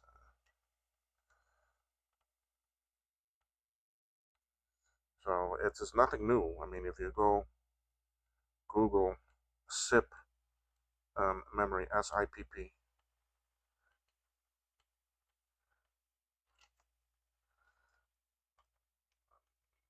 it came out before SIMs.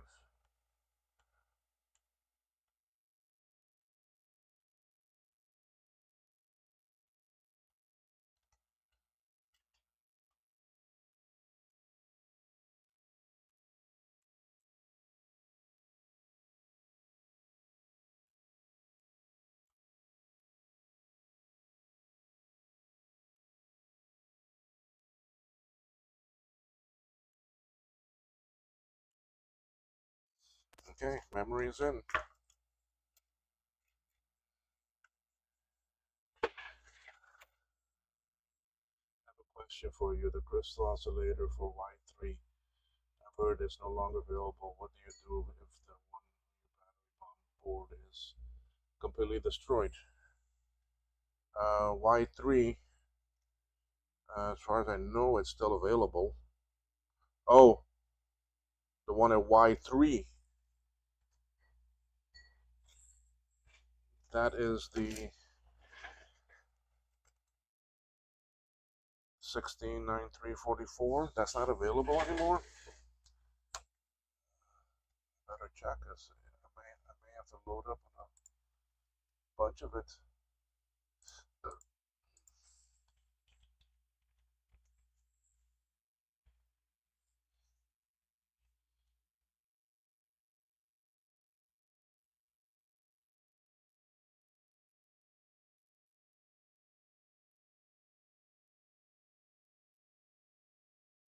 I'm trying to go to browser. I don't know why it doesn't want to load.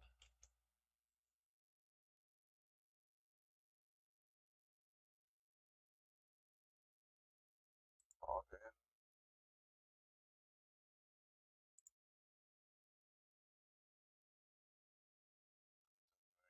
Projects. SE30.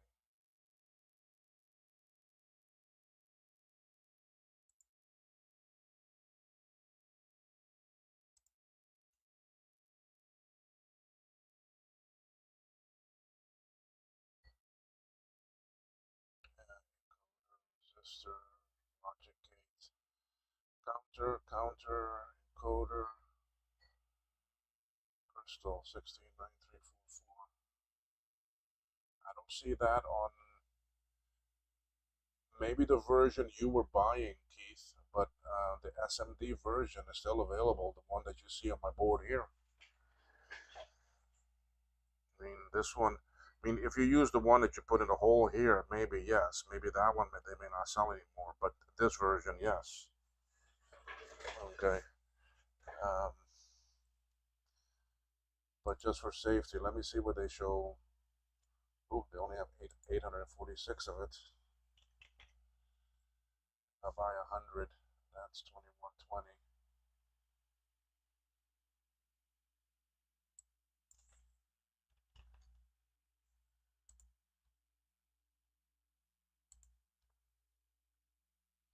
I don't see no. I don't see no end of life on this item. I don't see it marked that. I don't see.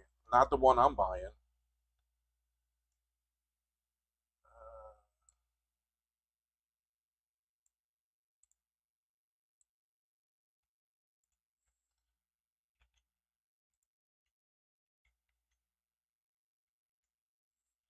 Let me do a search for that crystal speed and see. I don't see any of them becoming obsolete. Oh, none stock, none stock, none stocked.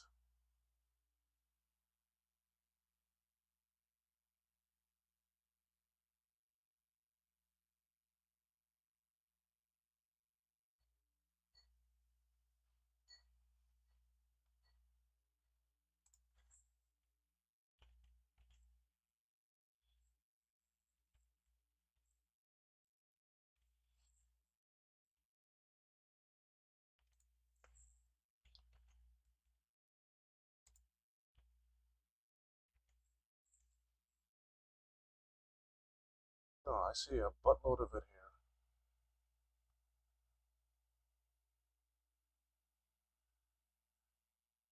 I don't see it in the canister, but I do see it in the SMD version.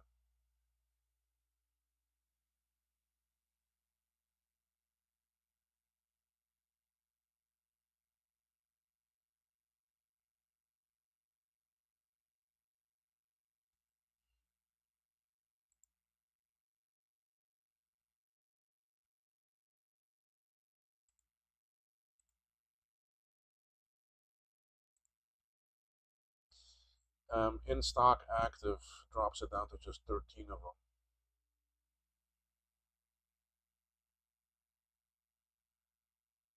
I don't see the canister version. Um,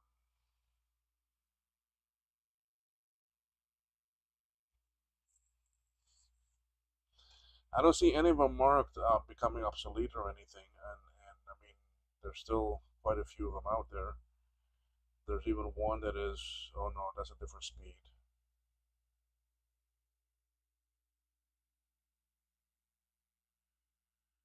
But in either case, I mean, what can happen, what you can do then is,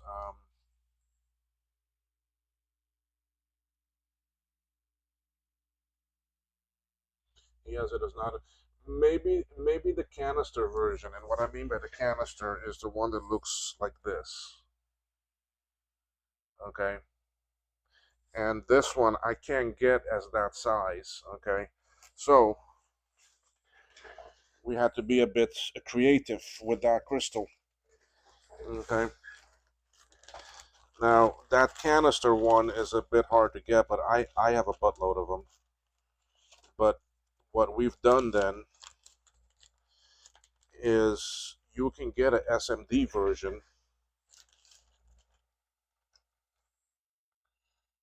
Okay, you can get a SMD version, but then let me try to get you good focus here because this is important to see. What we did was that we made a PCB and put the crystal on it, and then you solder the PCB into that location. You see, so that gives you the same thing, because this way, the crystal like this, you can't really buy too much more, but you can get these. But that small little one is too small to fit there, way too small.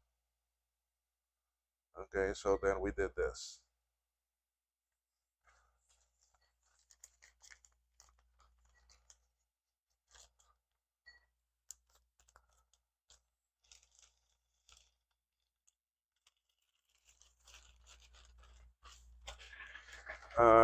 Yeah, hold on, let me get that part number.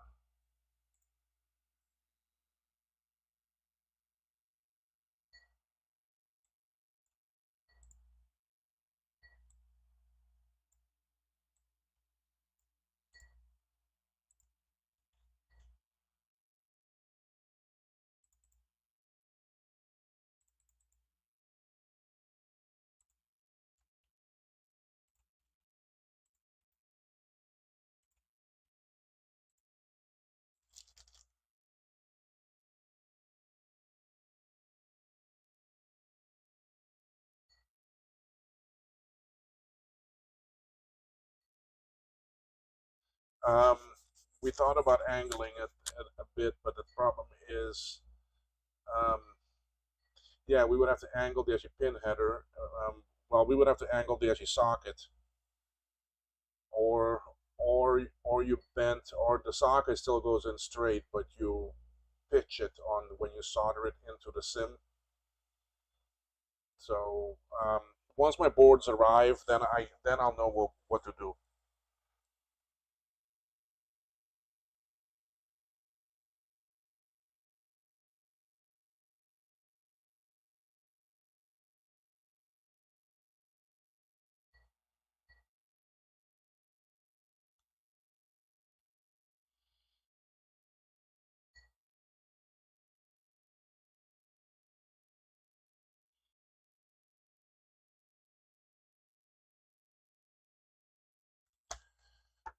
So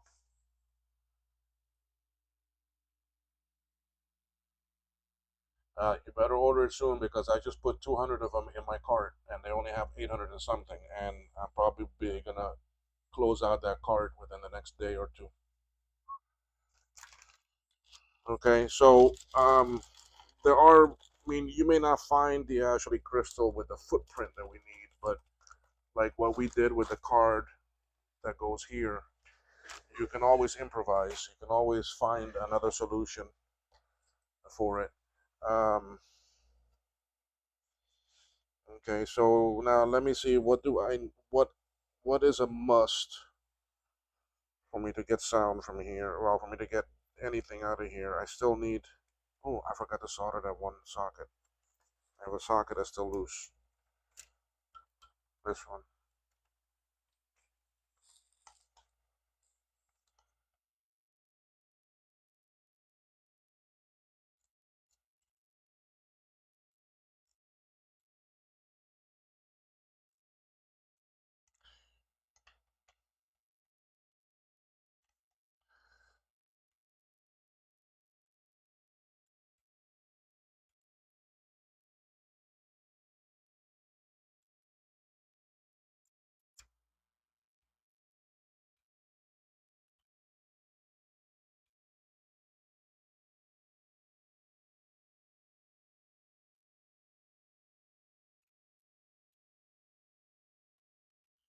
Okay.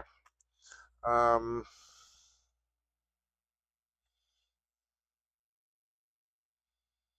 what must I have to boot this machine?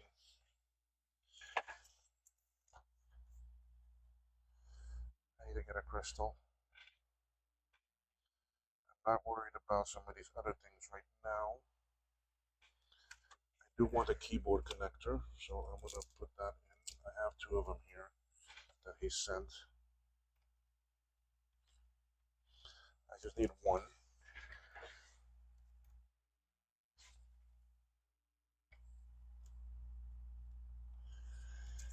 because this is where a Raminator comes in handy when you want to boot the machine and not have SCSI connected yet.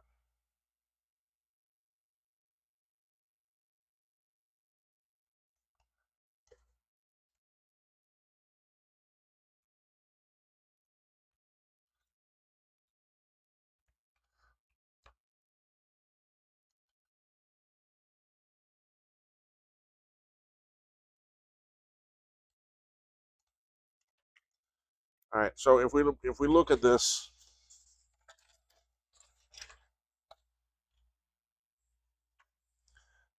this is the reloaded board. What I need to boot, yes, I know I need to put the chips in. That's fine. I need this crystal. I need power connector. I need these two. Okay, and I need those chips put in. I don't need any of this back here because I can boot off of the Raminator. I don't need PDS slot. I don't need these 4 RAM. Okay, so we are very close to where we can boot. So I need to take this crystal off of this other board.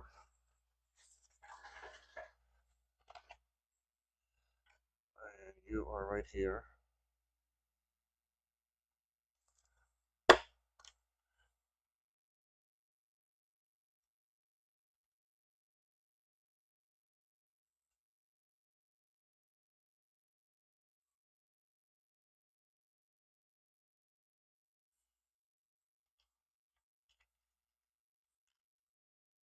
Thank you. I'll order some. Okay, nothing new. Oh, I need some drink. My throat is itchy. 3 hours, 41 minutes.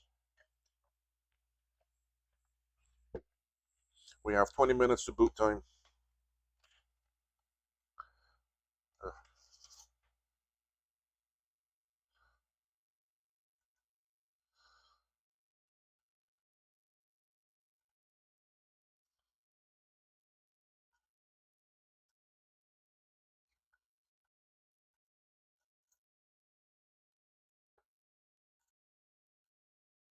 this is the ground one.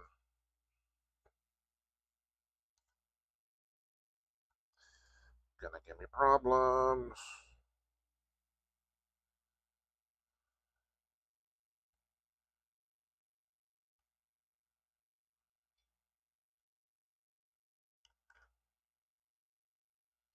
I actually have these crystals also. I bought like 100 of them, but they came out of Poland.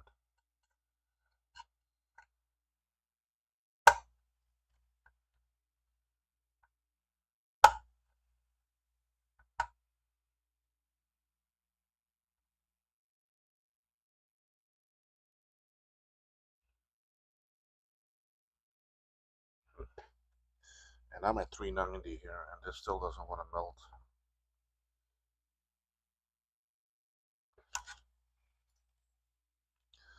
Don't think adding solder is going to help me here,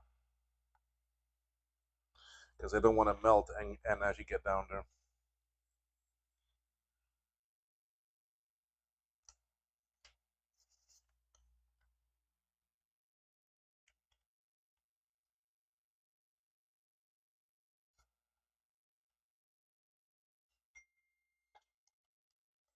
Nope. I'm going to have to use hot air.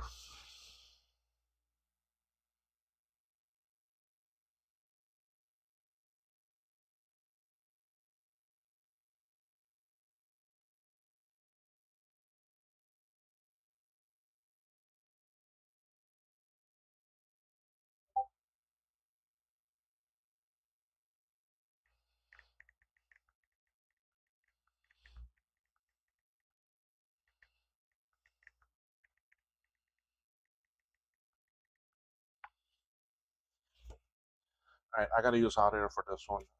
That's the only way I can get this one out of there. If you want to see, I'll zoom into it. Ah, thank you.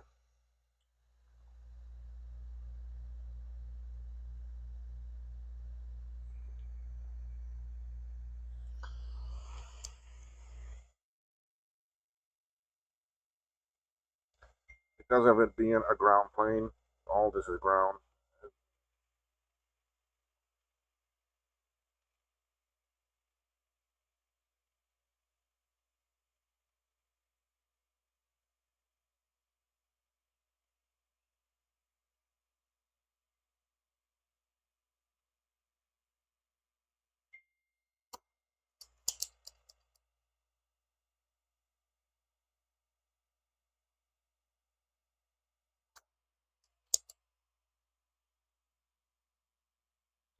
It's starting to melt now.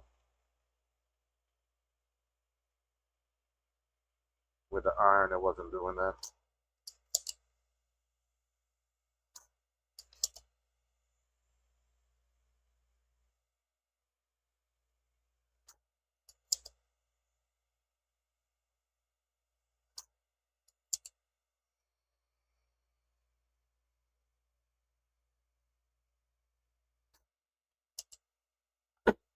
Okay, it's out. Don't be afraid to use your actually hot air. Okay, what else do I need from this board right now? I wonder if I can reuse those same caps. Those are new caps, aren't they?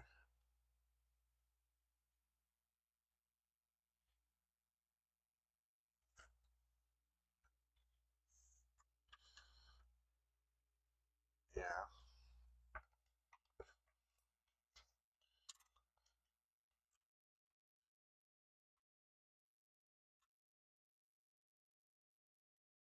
Uh,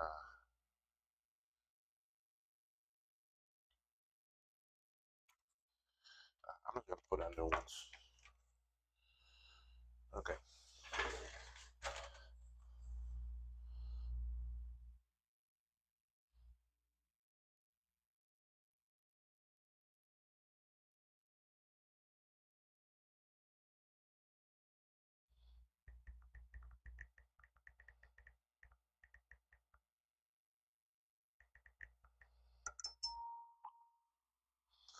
Sorry, I'm just getting messages here. The packages have been delivered and so forth. Okay. Crystal.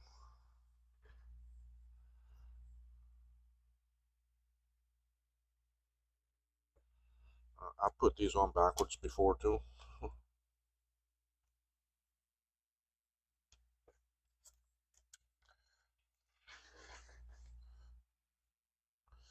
Didn't cause any problem, but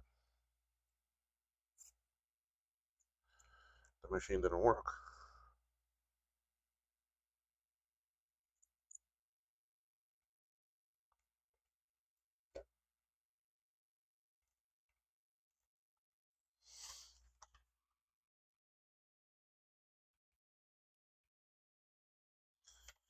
Crystal is in. Let's put in the audio jack.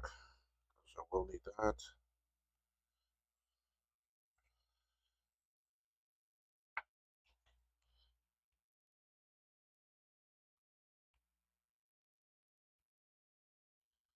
Okay, audio jack is in. A little bit crooked. We'll straighten it up now.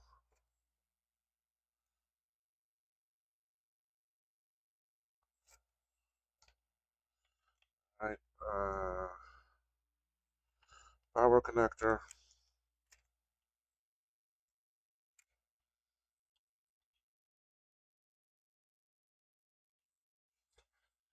Getting there. Who's all here? Who's all here? Cool. Also, you could make your SIP board slightly wider above the connector and SIPs.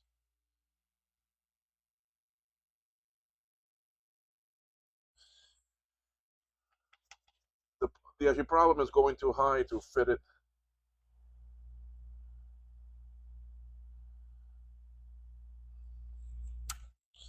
Let me see that part number Jack just sent.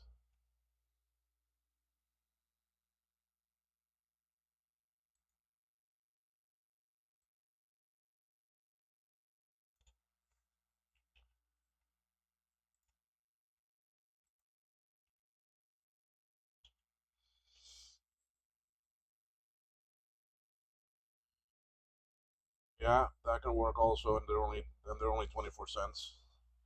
You see, there is no notice that they're obsolete or that their end of site and end of life is approaching.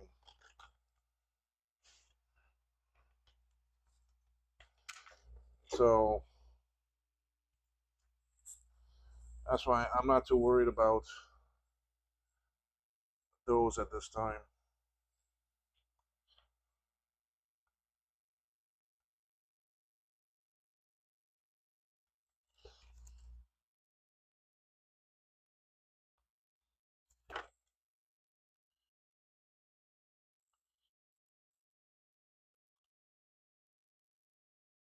We're getting to power on stage. Almost there.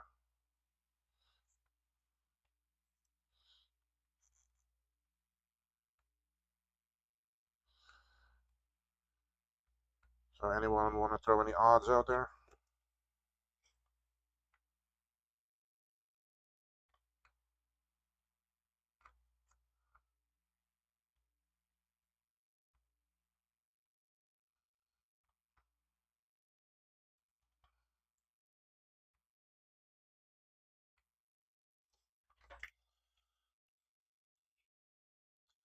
All right, anything else I need to put on now? What are two capacitors?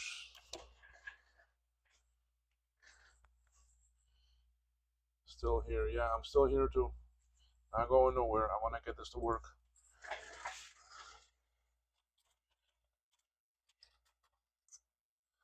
All right, that's a 2200 and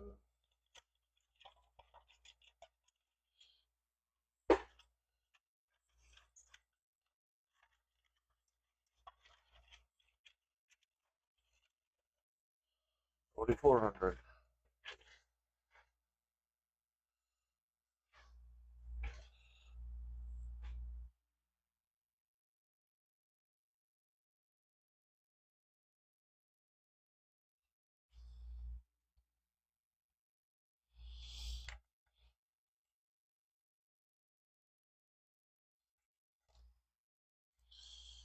See, I use Vichet capacitors here too. I'm going back to the SE that I had that problem with.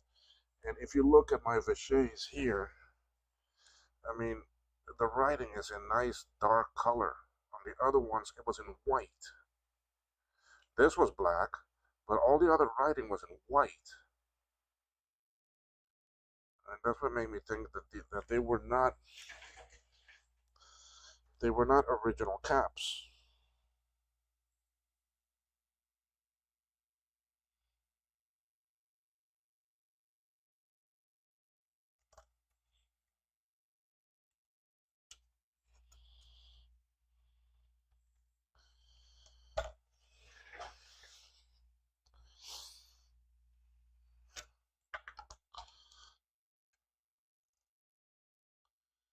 Now, if I didn't care for audio, I would not need these caps, but I want to. I need the audio.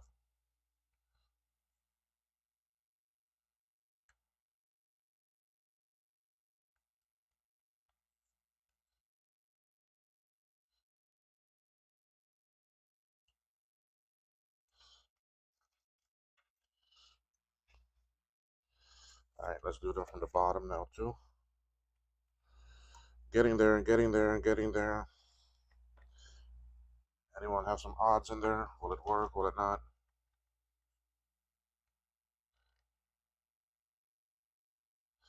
Will it work correctly? Will it work partially? Or will it not work at all? You got three choices.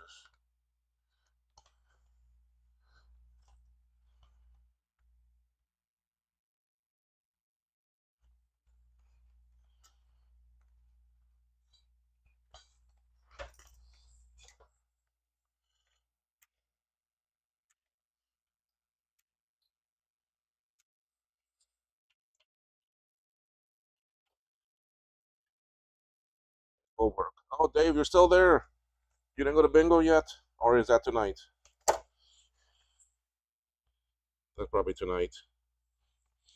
All right, let's start putting some chips in here.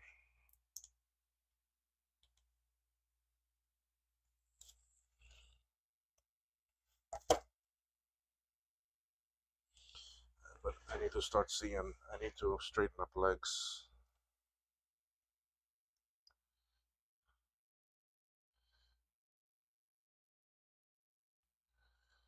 Can't believe you're still here, Dave. But I guess you would be because we hang out in actually your actually stream for hours.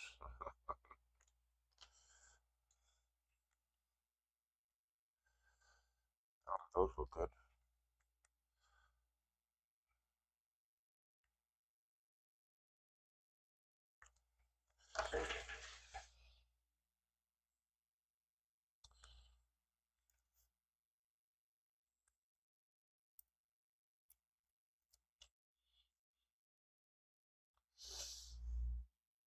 It will work. So one says it will work. And man, only one will say that.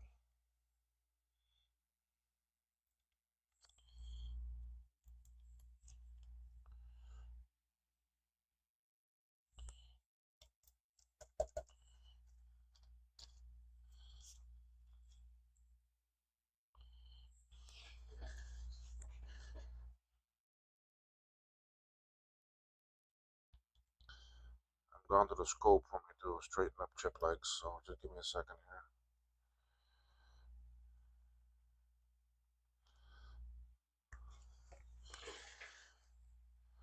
Okay, that's this one.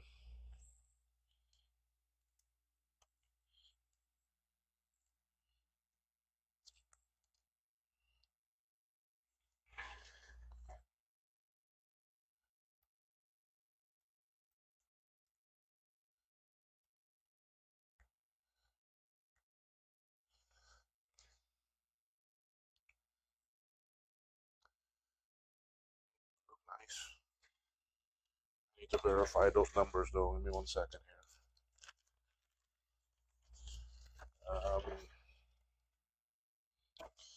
UG7 should be 746. That's this one. And then this one.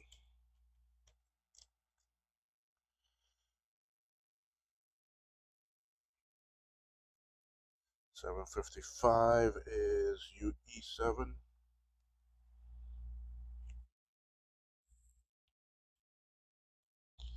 And then this one should be the last.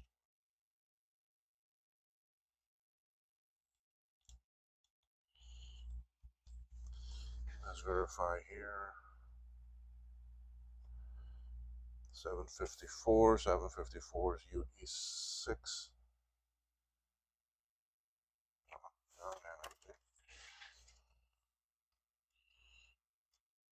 I thought that looked weird.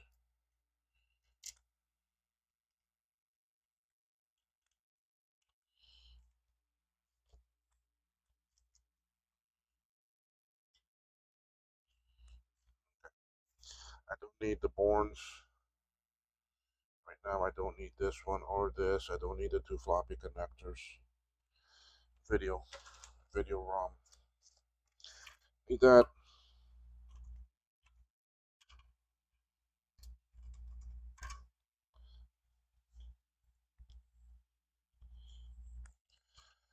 Okay, I know I need to remove CPU from that one, but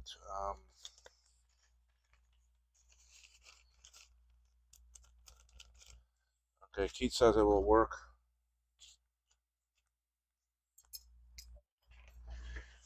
I'm gonna take my CPU out of this card.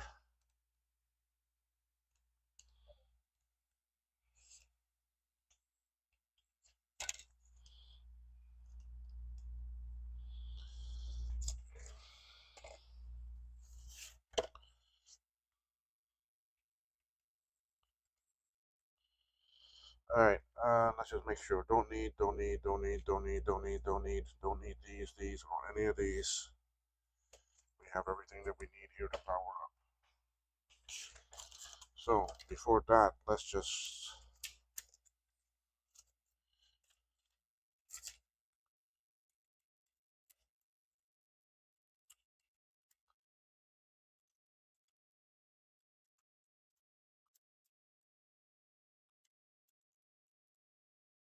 use a normal ROM right now.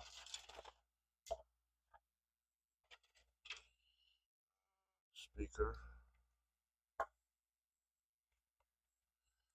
I'm not even gonna worry right now about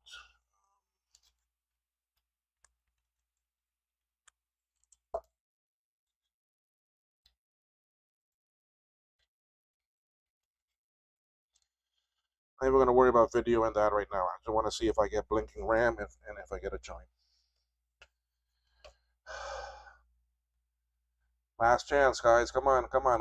I only have two telling me it will work. It will work fully, Dave and Keith, fully or partially.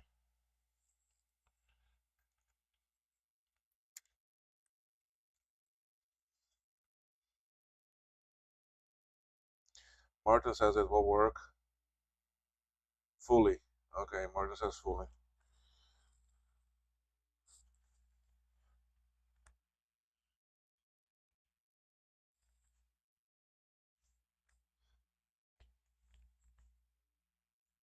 I didn't hear a chime though, but I've got blinking RAM. Look at that. I have blinking RAM.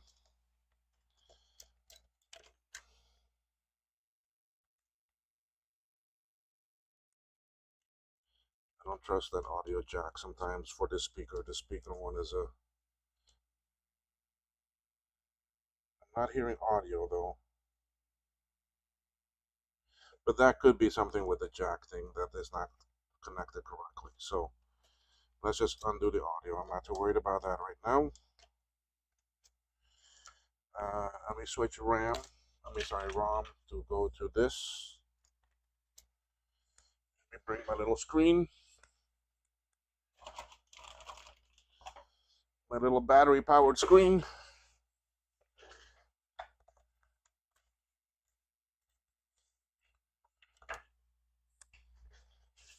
I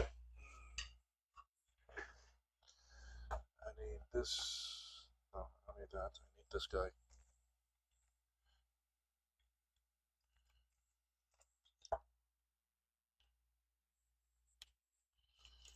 Okay, turn this on. Just give you a little bit of angle there.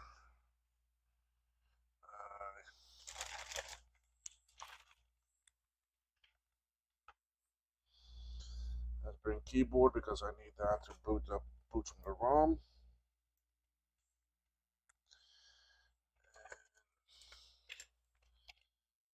Connect the mouse to the other side of the keyboard.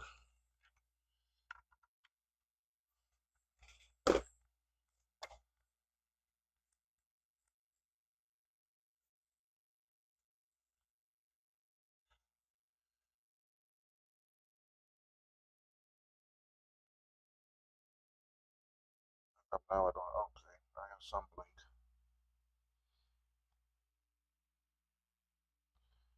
I have pointer.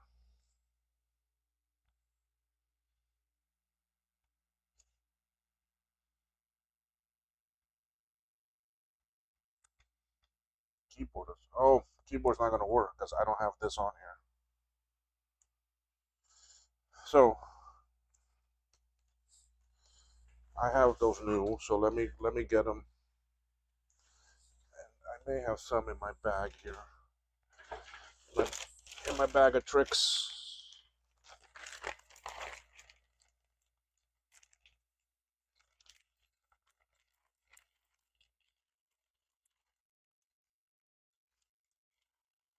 No, I don't have any in my bag of tricks here. So let me get a new one. I just saw them a little while ago when I was digging through this stuff.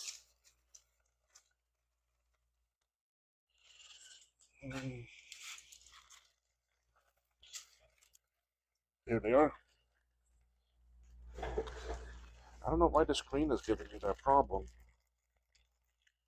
Okay, we'll just throw a new one of those in there. Okay.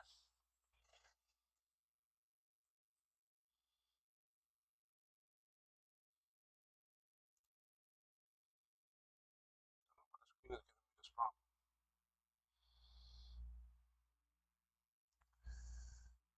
All right, we'll just.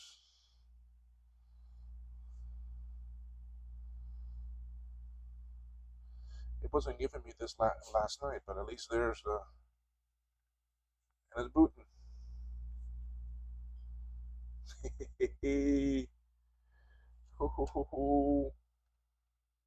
Why is this? Why did this show up?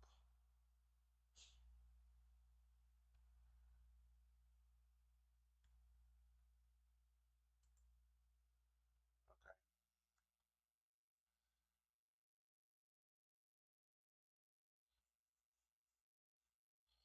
Something about the screen is not.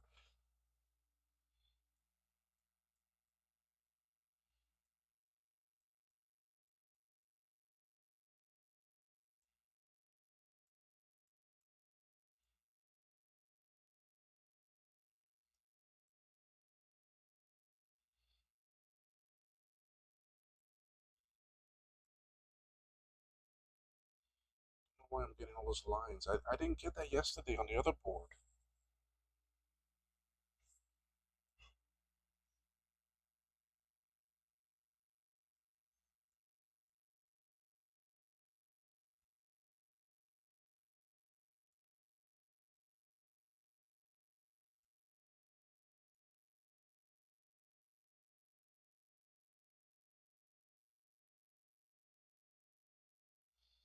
Source 60 hertz, display 50.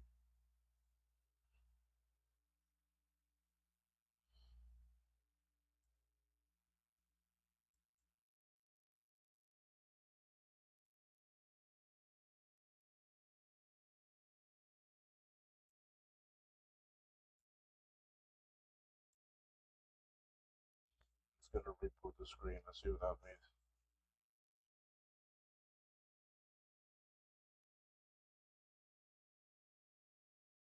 No, still got them.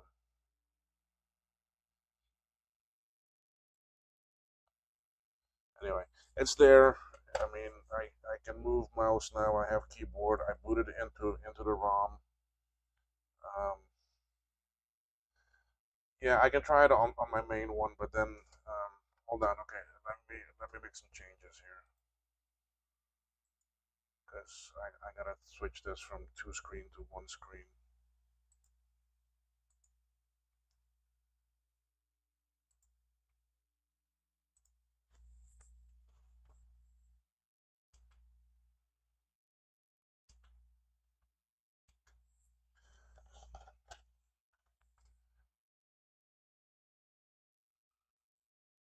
Mm-hmm.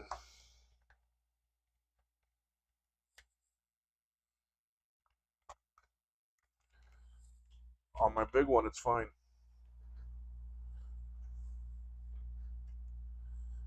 On the big monitor, it's fine. Uh, there you go.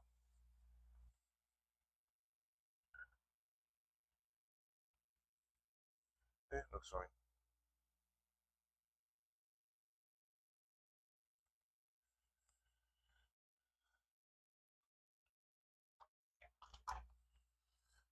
So let me do a shutdown here. Well, I'll go here. Doesn't matter. But there goes my phone. There goes that. There goes that.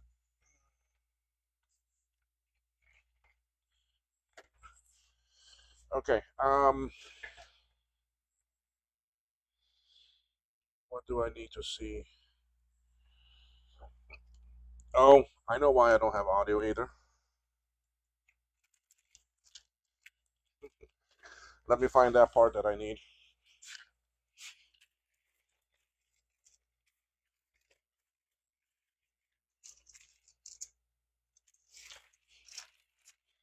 I have new ones of it. I just need to find them.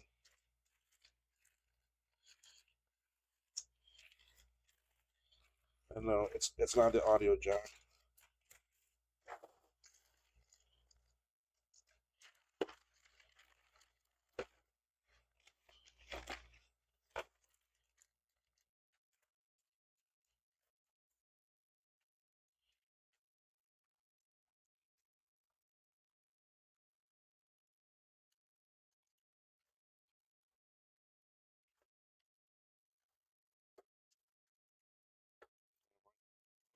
See them.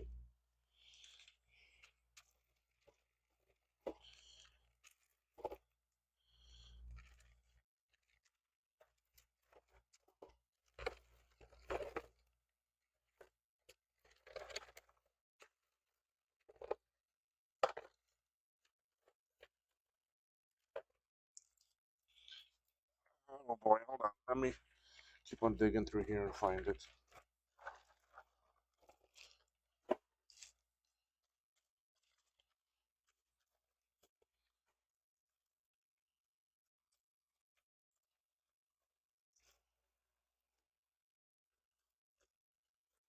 Can anyone guess what I need?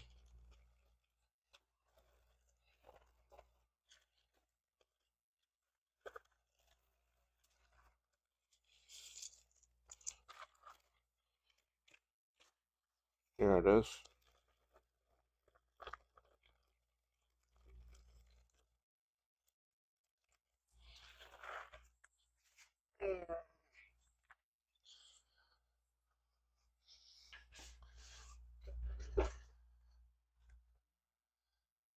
Could be something with the mini one, but it worked on another machine yesterday. For me to get audio, I need this actually filter here. I need this actually inductor. So we're gonna solder that on.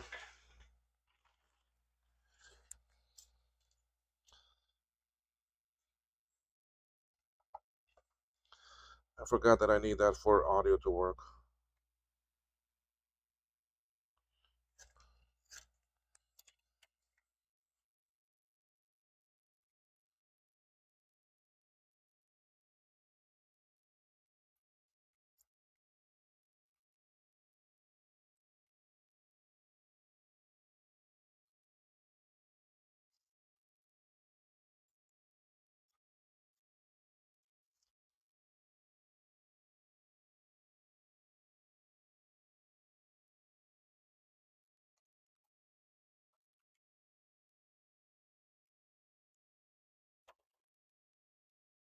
All right, here we come with audio.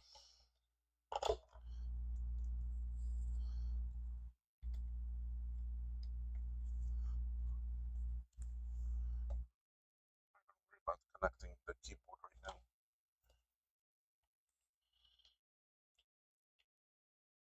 Still didn't get joined. What?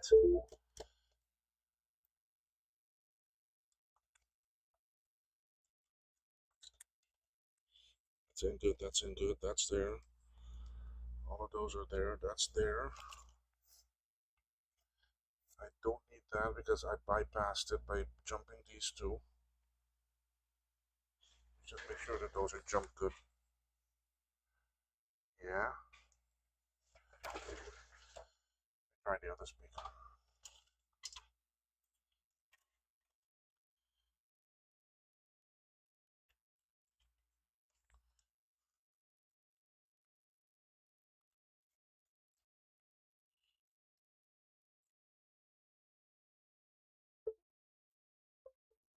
Like that. I don't like that. I don't like that.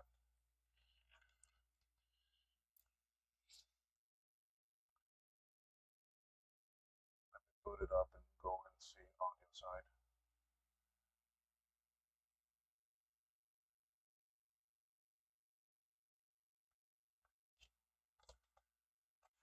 All right, loading from the ROM.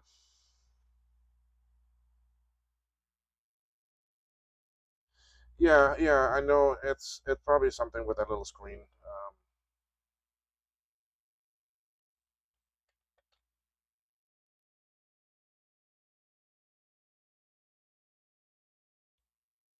So did I get this in 4 hours? Yes, I did, and that's even with all the chatter.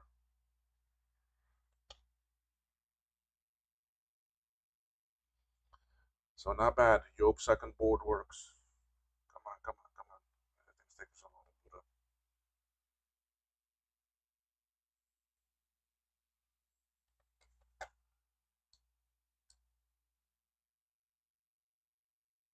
Okay, registering 16 megs. Let me go to control panel. Oh, I don't even have control panel.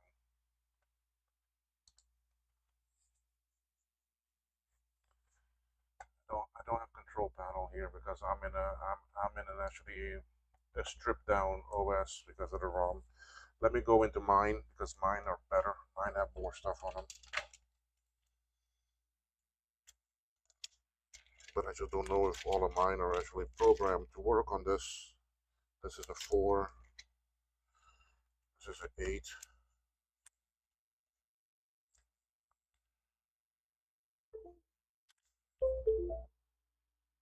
Might be the actually wrong ROM on this. No, it's coming.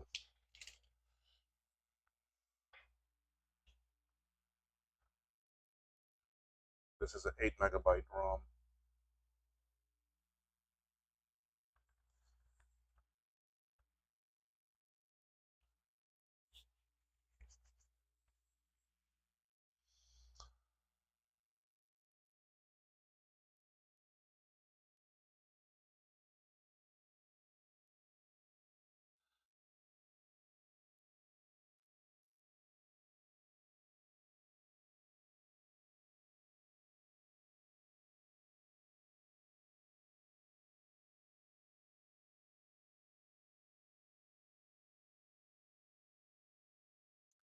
Waiting for it to boot up because I am loading it as an actually RAM drive, so it takes a bit longer as it's got to transfer everything into RAM.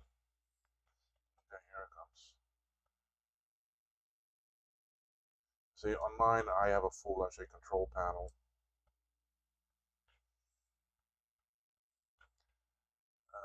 Mouse,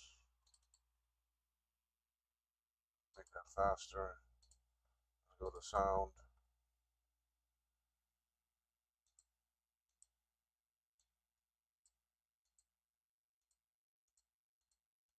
Hmm.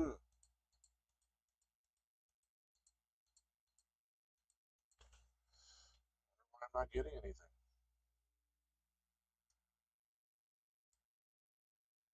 All right, well, we're gonna solve this. We're gonna solve this sound issue.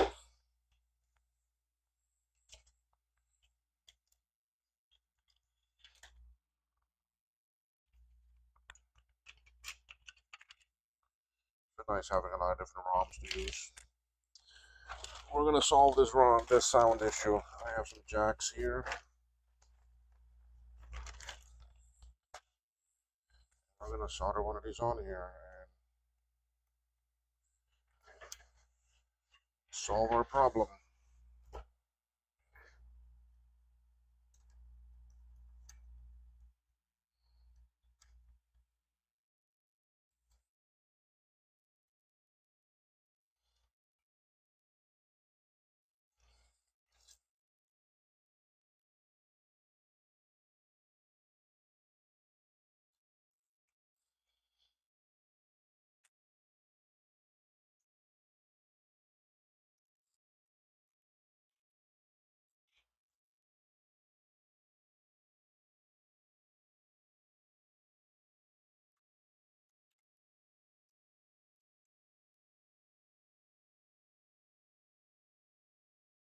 Second here, I'm just soldering this in. Then I gotta unsolder those two pads that I did. I wonder why that didn't work this time.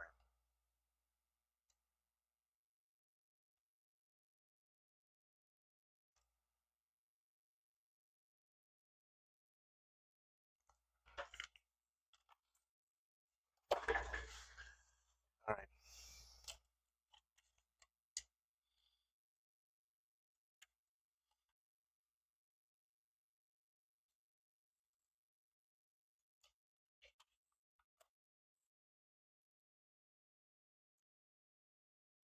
Still no sound.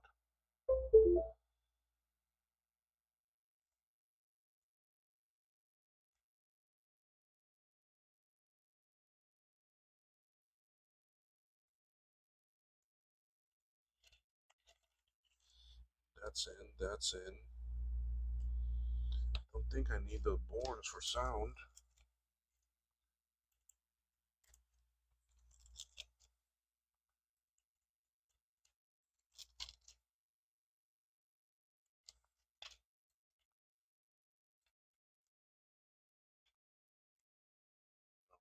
Don't need them for sound.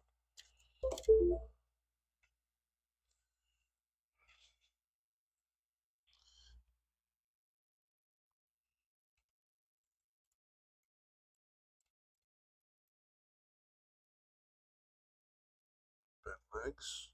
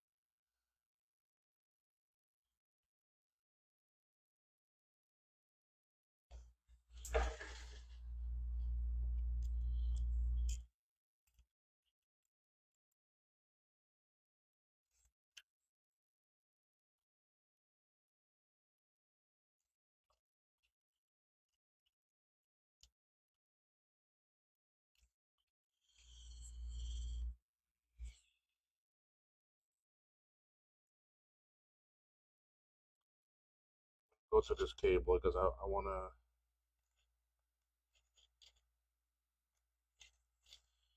be off the board.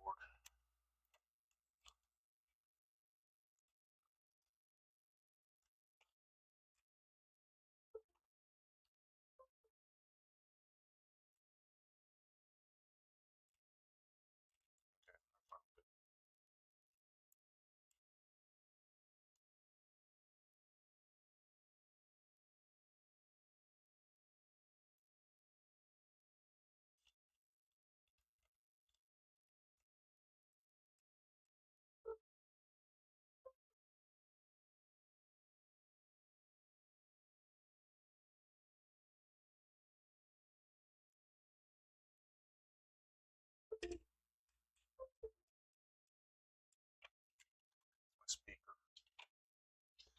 I've used these speakers for so much at their.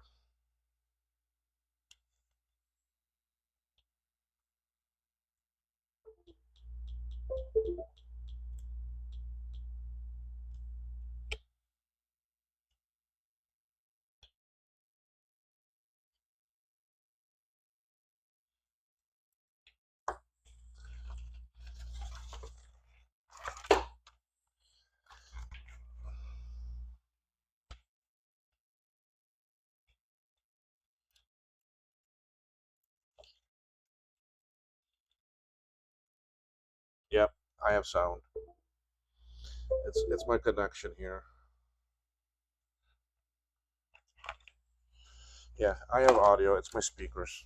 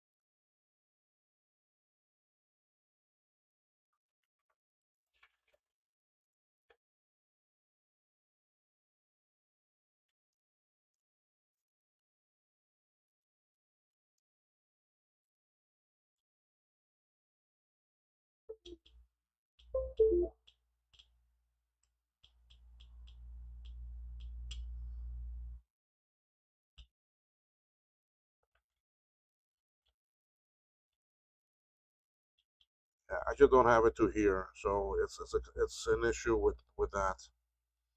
But I'll figure that out. Um, I can try a different speaker here.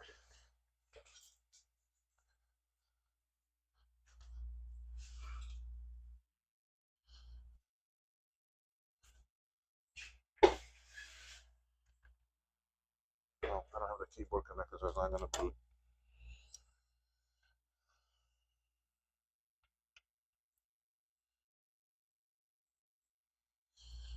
Let's do a reset.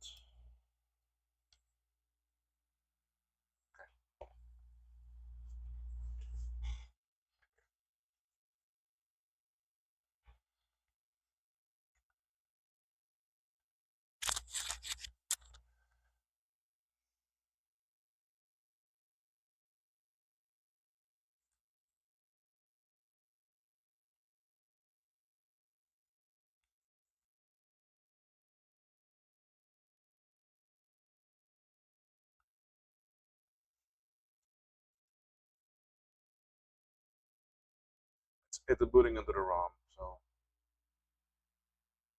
yes, it worked. First go. I mean, I am still so stoked about that. So it's.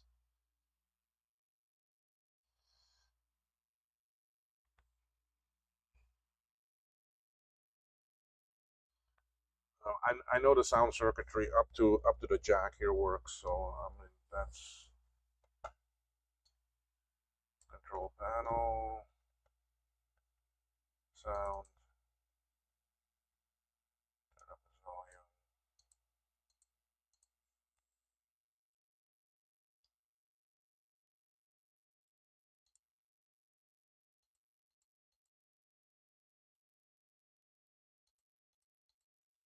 I got something from there to here that's not working.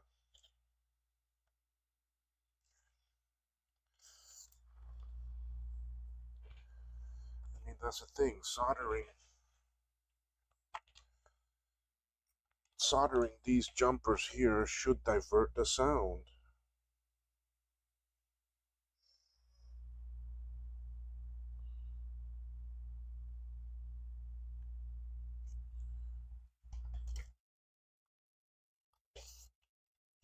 It should bypass that jack completely.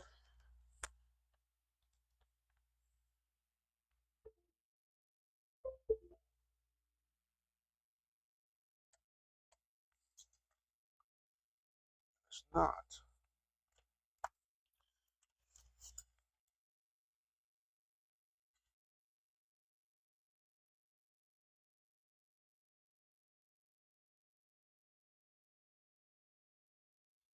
You gotta jump them both because that's.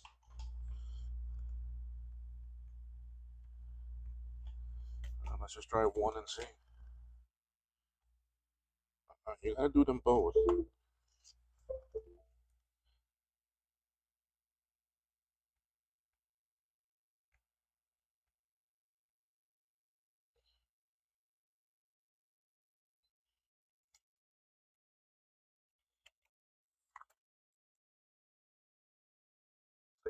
One alone not gonna do it.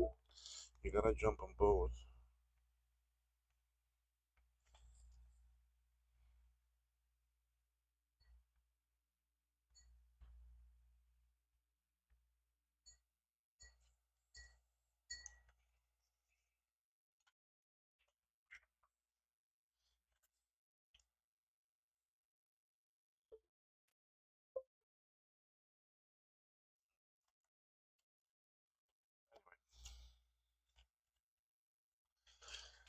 At least we're working.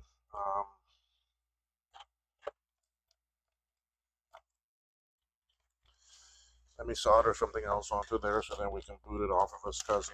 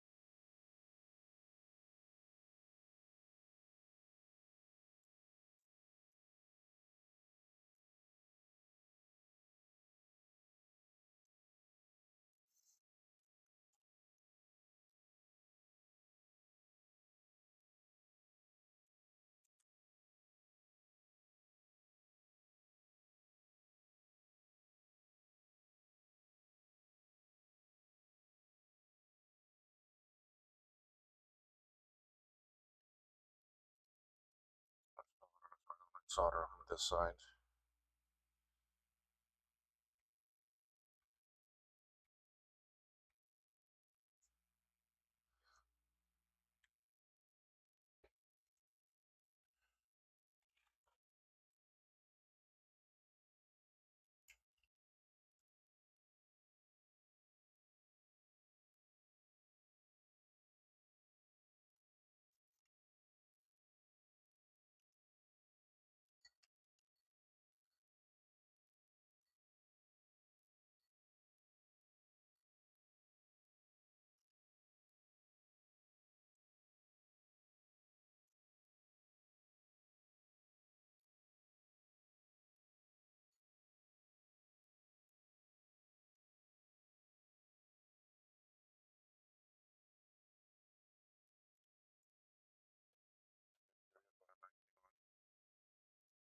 We have a SCSI connected.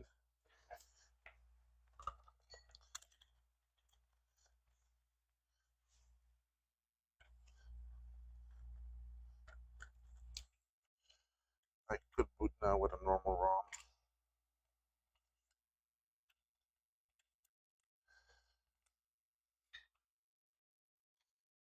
So, any suggestions, anyone? Any input? And let's power it up.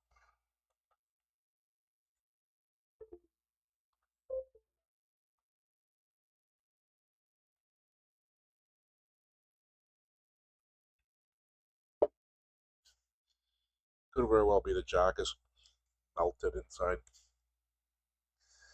Booting up. Let's see what this.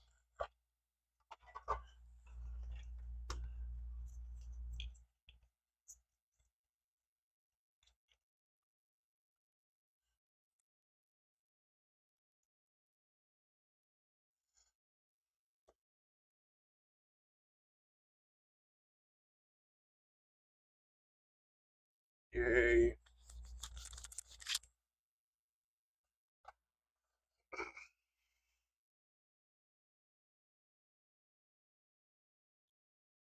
Yeah, still no sound, but I'll have to figure out why that is happening. I think it's the jack. It works up to the jack, but from the jack onward, it's not working.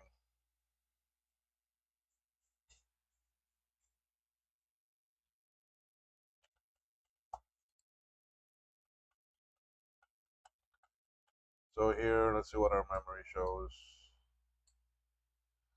Should show 16, yep. And then we go into here. Let me see, it's 4:30. 4:30, my dog knows it's time to go. Time to go soon. That's why he's in here bothering me.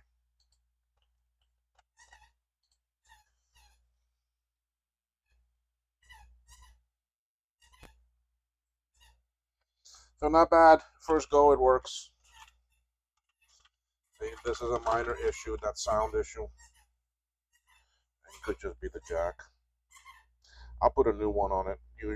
Usually those jacks you cannot recycle because once you start unsoldering them out, the actually heat melts it, then it screws it up inside. I have so many of those that I had to junk.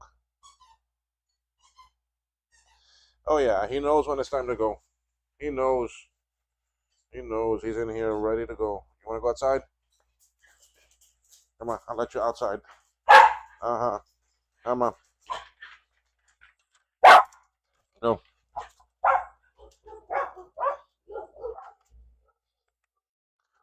Loves to go outside and make noise.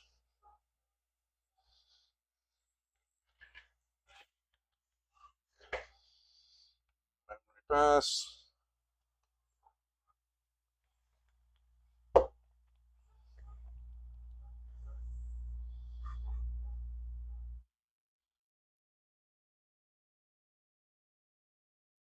Oh yeah, the pets have. The pets know they're actually routine. By 10 o'clock at night, if I don't go into the room for this one to go and get in his bed, he'll start. If I have the door closed to my room, he'll start bothering me for him to go in there. If the door is not locked or not closed all the way, he'll push the door open and go in there and go in his bed.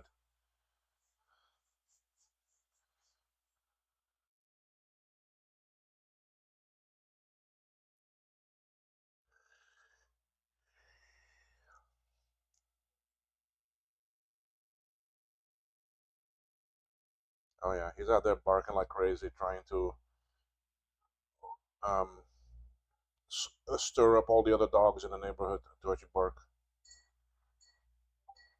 Look at that dancing mouse, the pointer.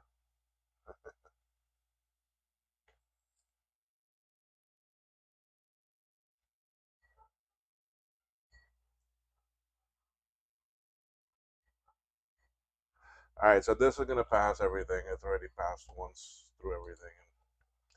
I don't know about the serial yet because I need to connect. Cause I need to connect attack actually step two actually that. Um, I'm not getting nothing.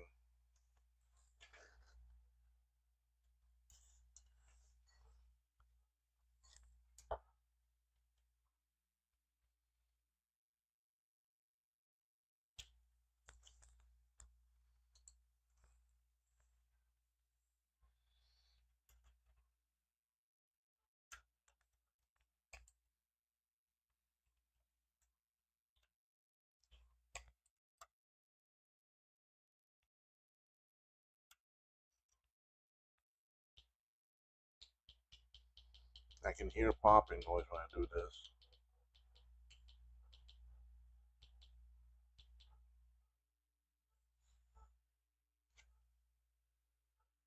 So it's just not coming from the headphones jack to the speaker. I'll have to figure out why. I connected that both of those things that normally would give you audio.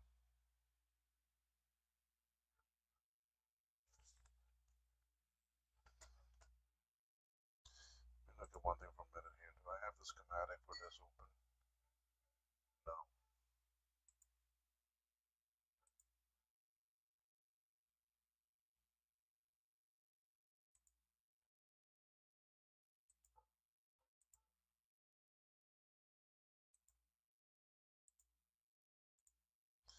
I was gonna look at something for this, but that's all right.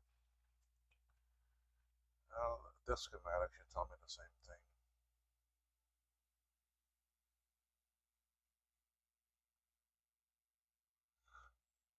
Apple sound chip.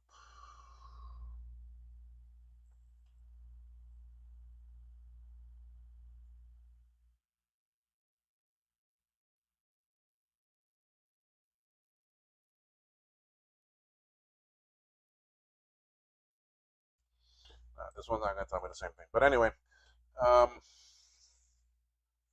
it works. I am very happy. I have a few things left to figure out to do with it. Um, let me shut it down properly.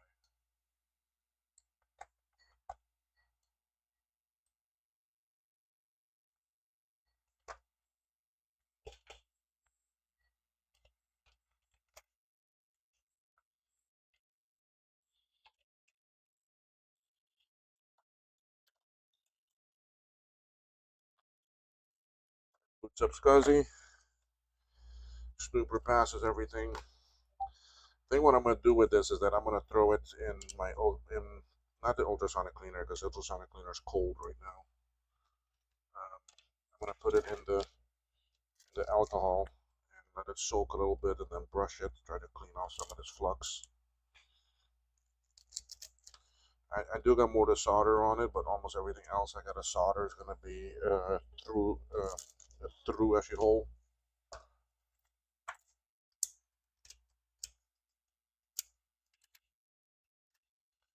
So I'm not too worried. Martin later. Dave, thank you. Batman, I'm Batman. Who actually are you? I don't know. Hello, welcome.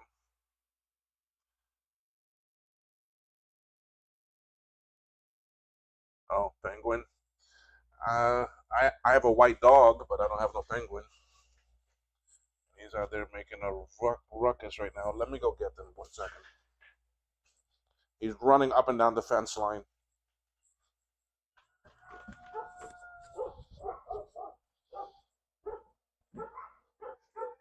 Hey, come on.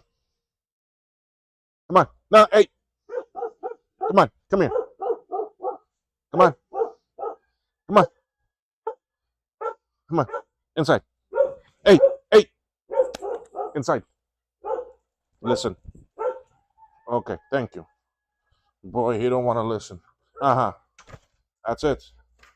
You're done running out there.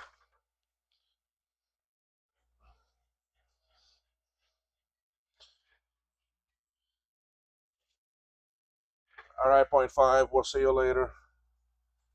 Thanks, Dave. Yes, they are really old computers. Bye, Jack. All right, thank you, everyone. I am gonna call it a quits. Because I've been on for what, almost 5 hours. Jeez. Anyway, but that's a SE30. Couple more things to finish up on it, but at least it powers up and it works right out the gate. So I'm happy with that. So, folks, give me a like. Pass out the word out there. Oh yes, a lot of these vintage machines are. That's what we do. We actually fix them and keep them going. So I won't be streaming more tonight. I'm gonna try to take it easy tonight. Probably finish up on this off camera and actually so forth. So anyway, um, I'll don't know when I'll do something tomorrow. I may do something early. I may do something more in the afternoon. I don't know if Keith, if you what your schedule is tomorrow. I don't want to step on your toes and actually stream every day. So we'll see what we can do. I may do something in the morning and then in the afternoon go and pick up cargo. I'm hoping to actually get it tomorrow. So anyway, thanks, folks. Y'all have a great evening, and we'll see you. Dave, happy birthday. Enjoy the evening with your wife out. Happy birthday to your wife, not to you, because it's not your birthday. But anyway, have an actually great evening and a great time out there where it is y'all are going.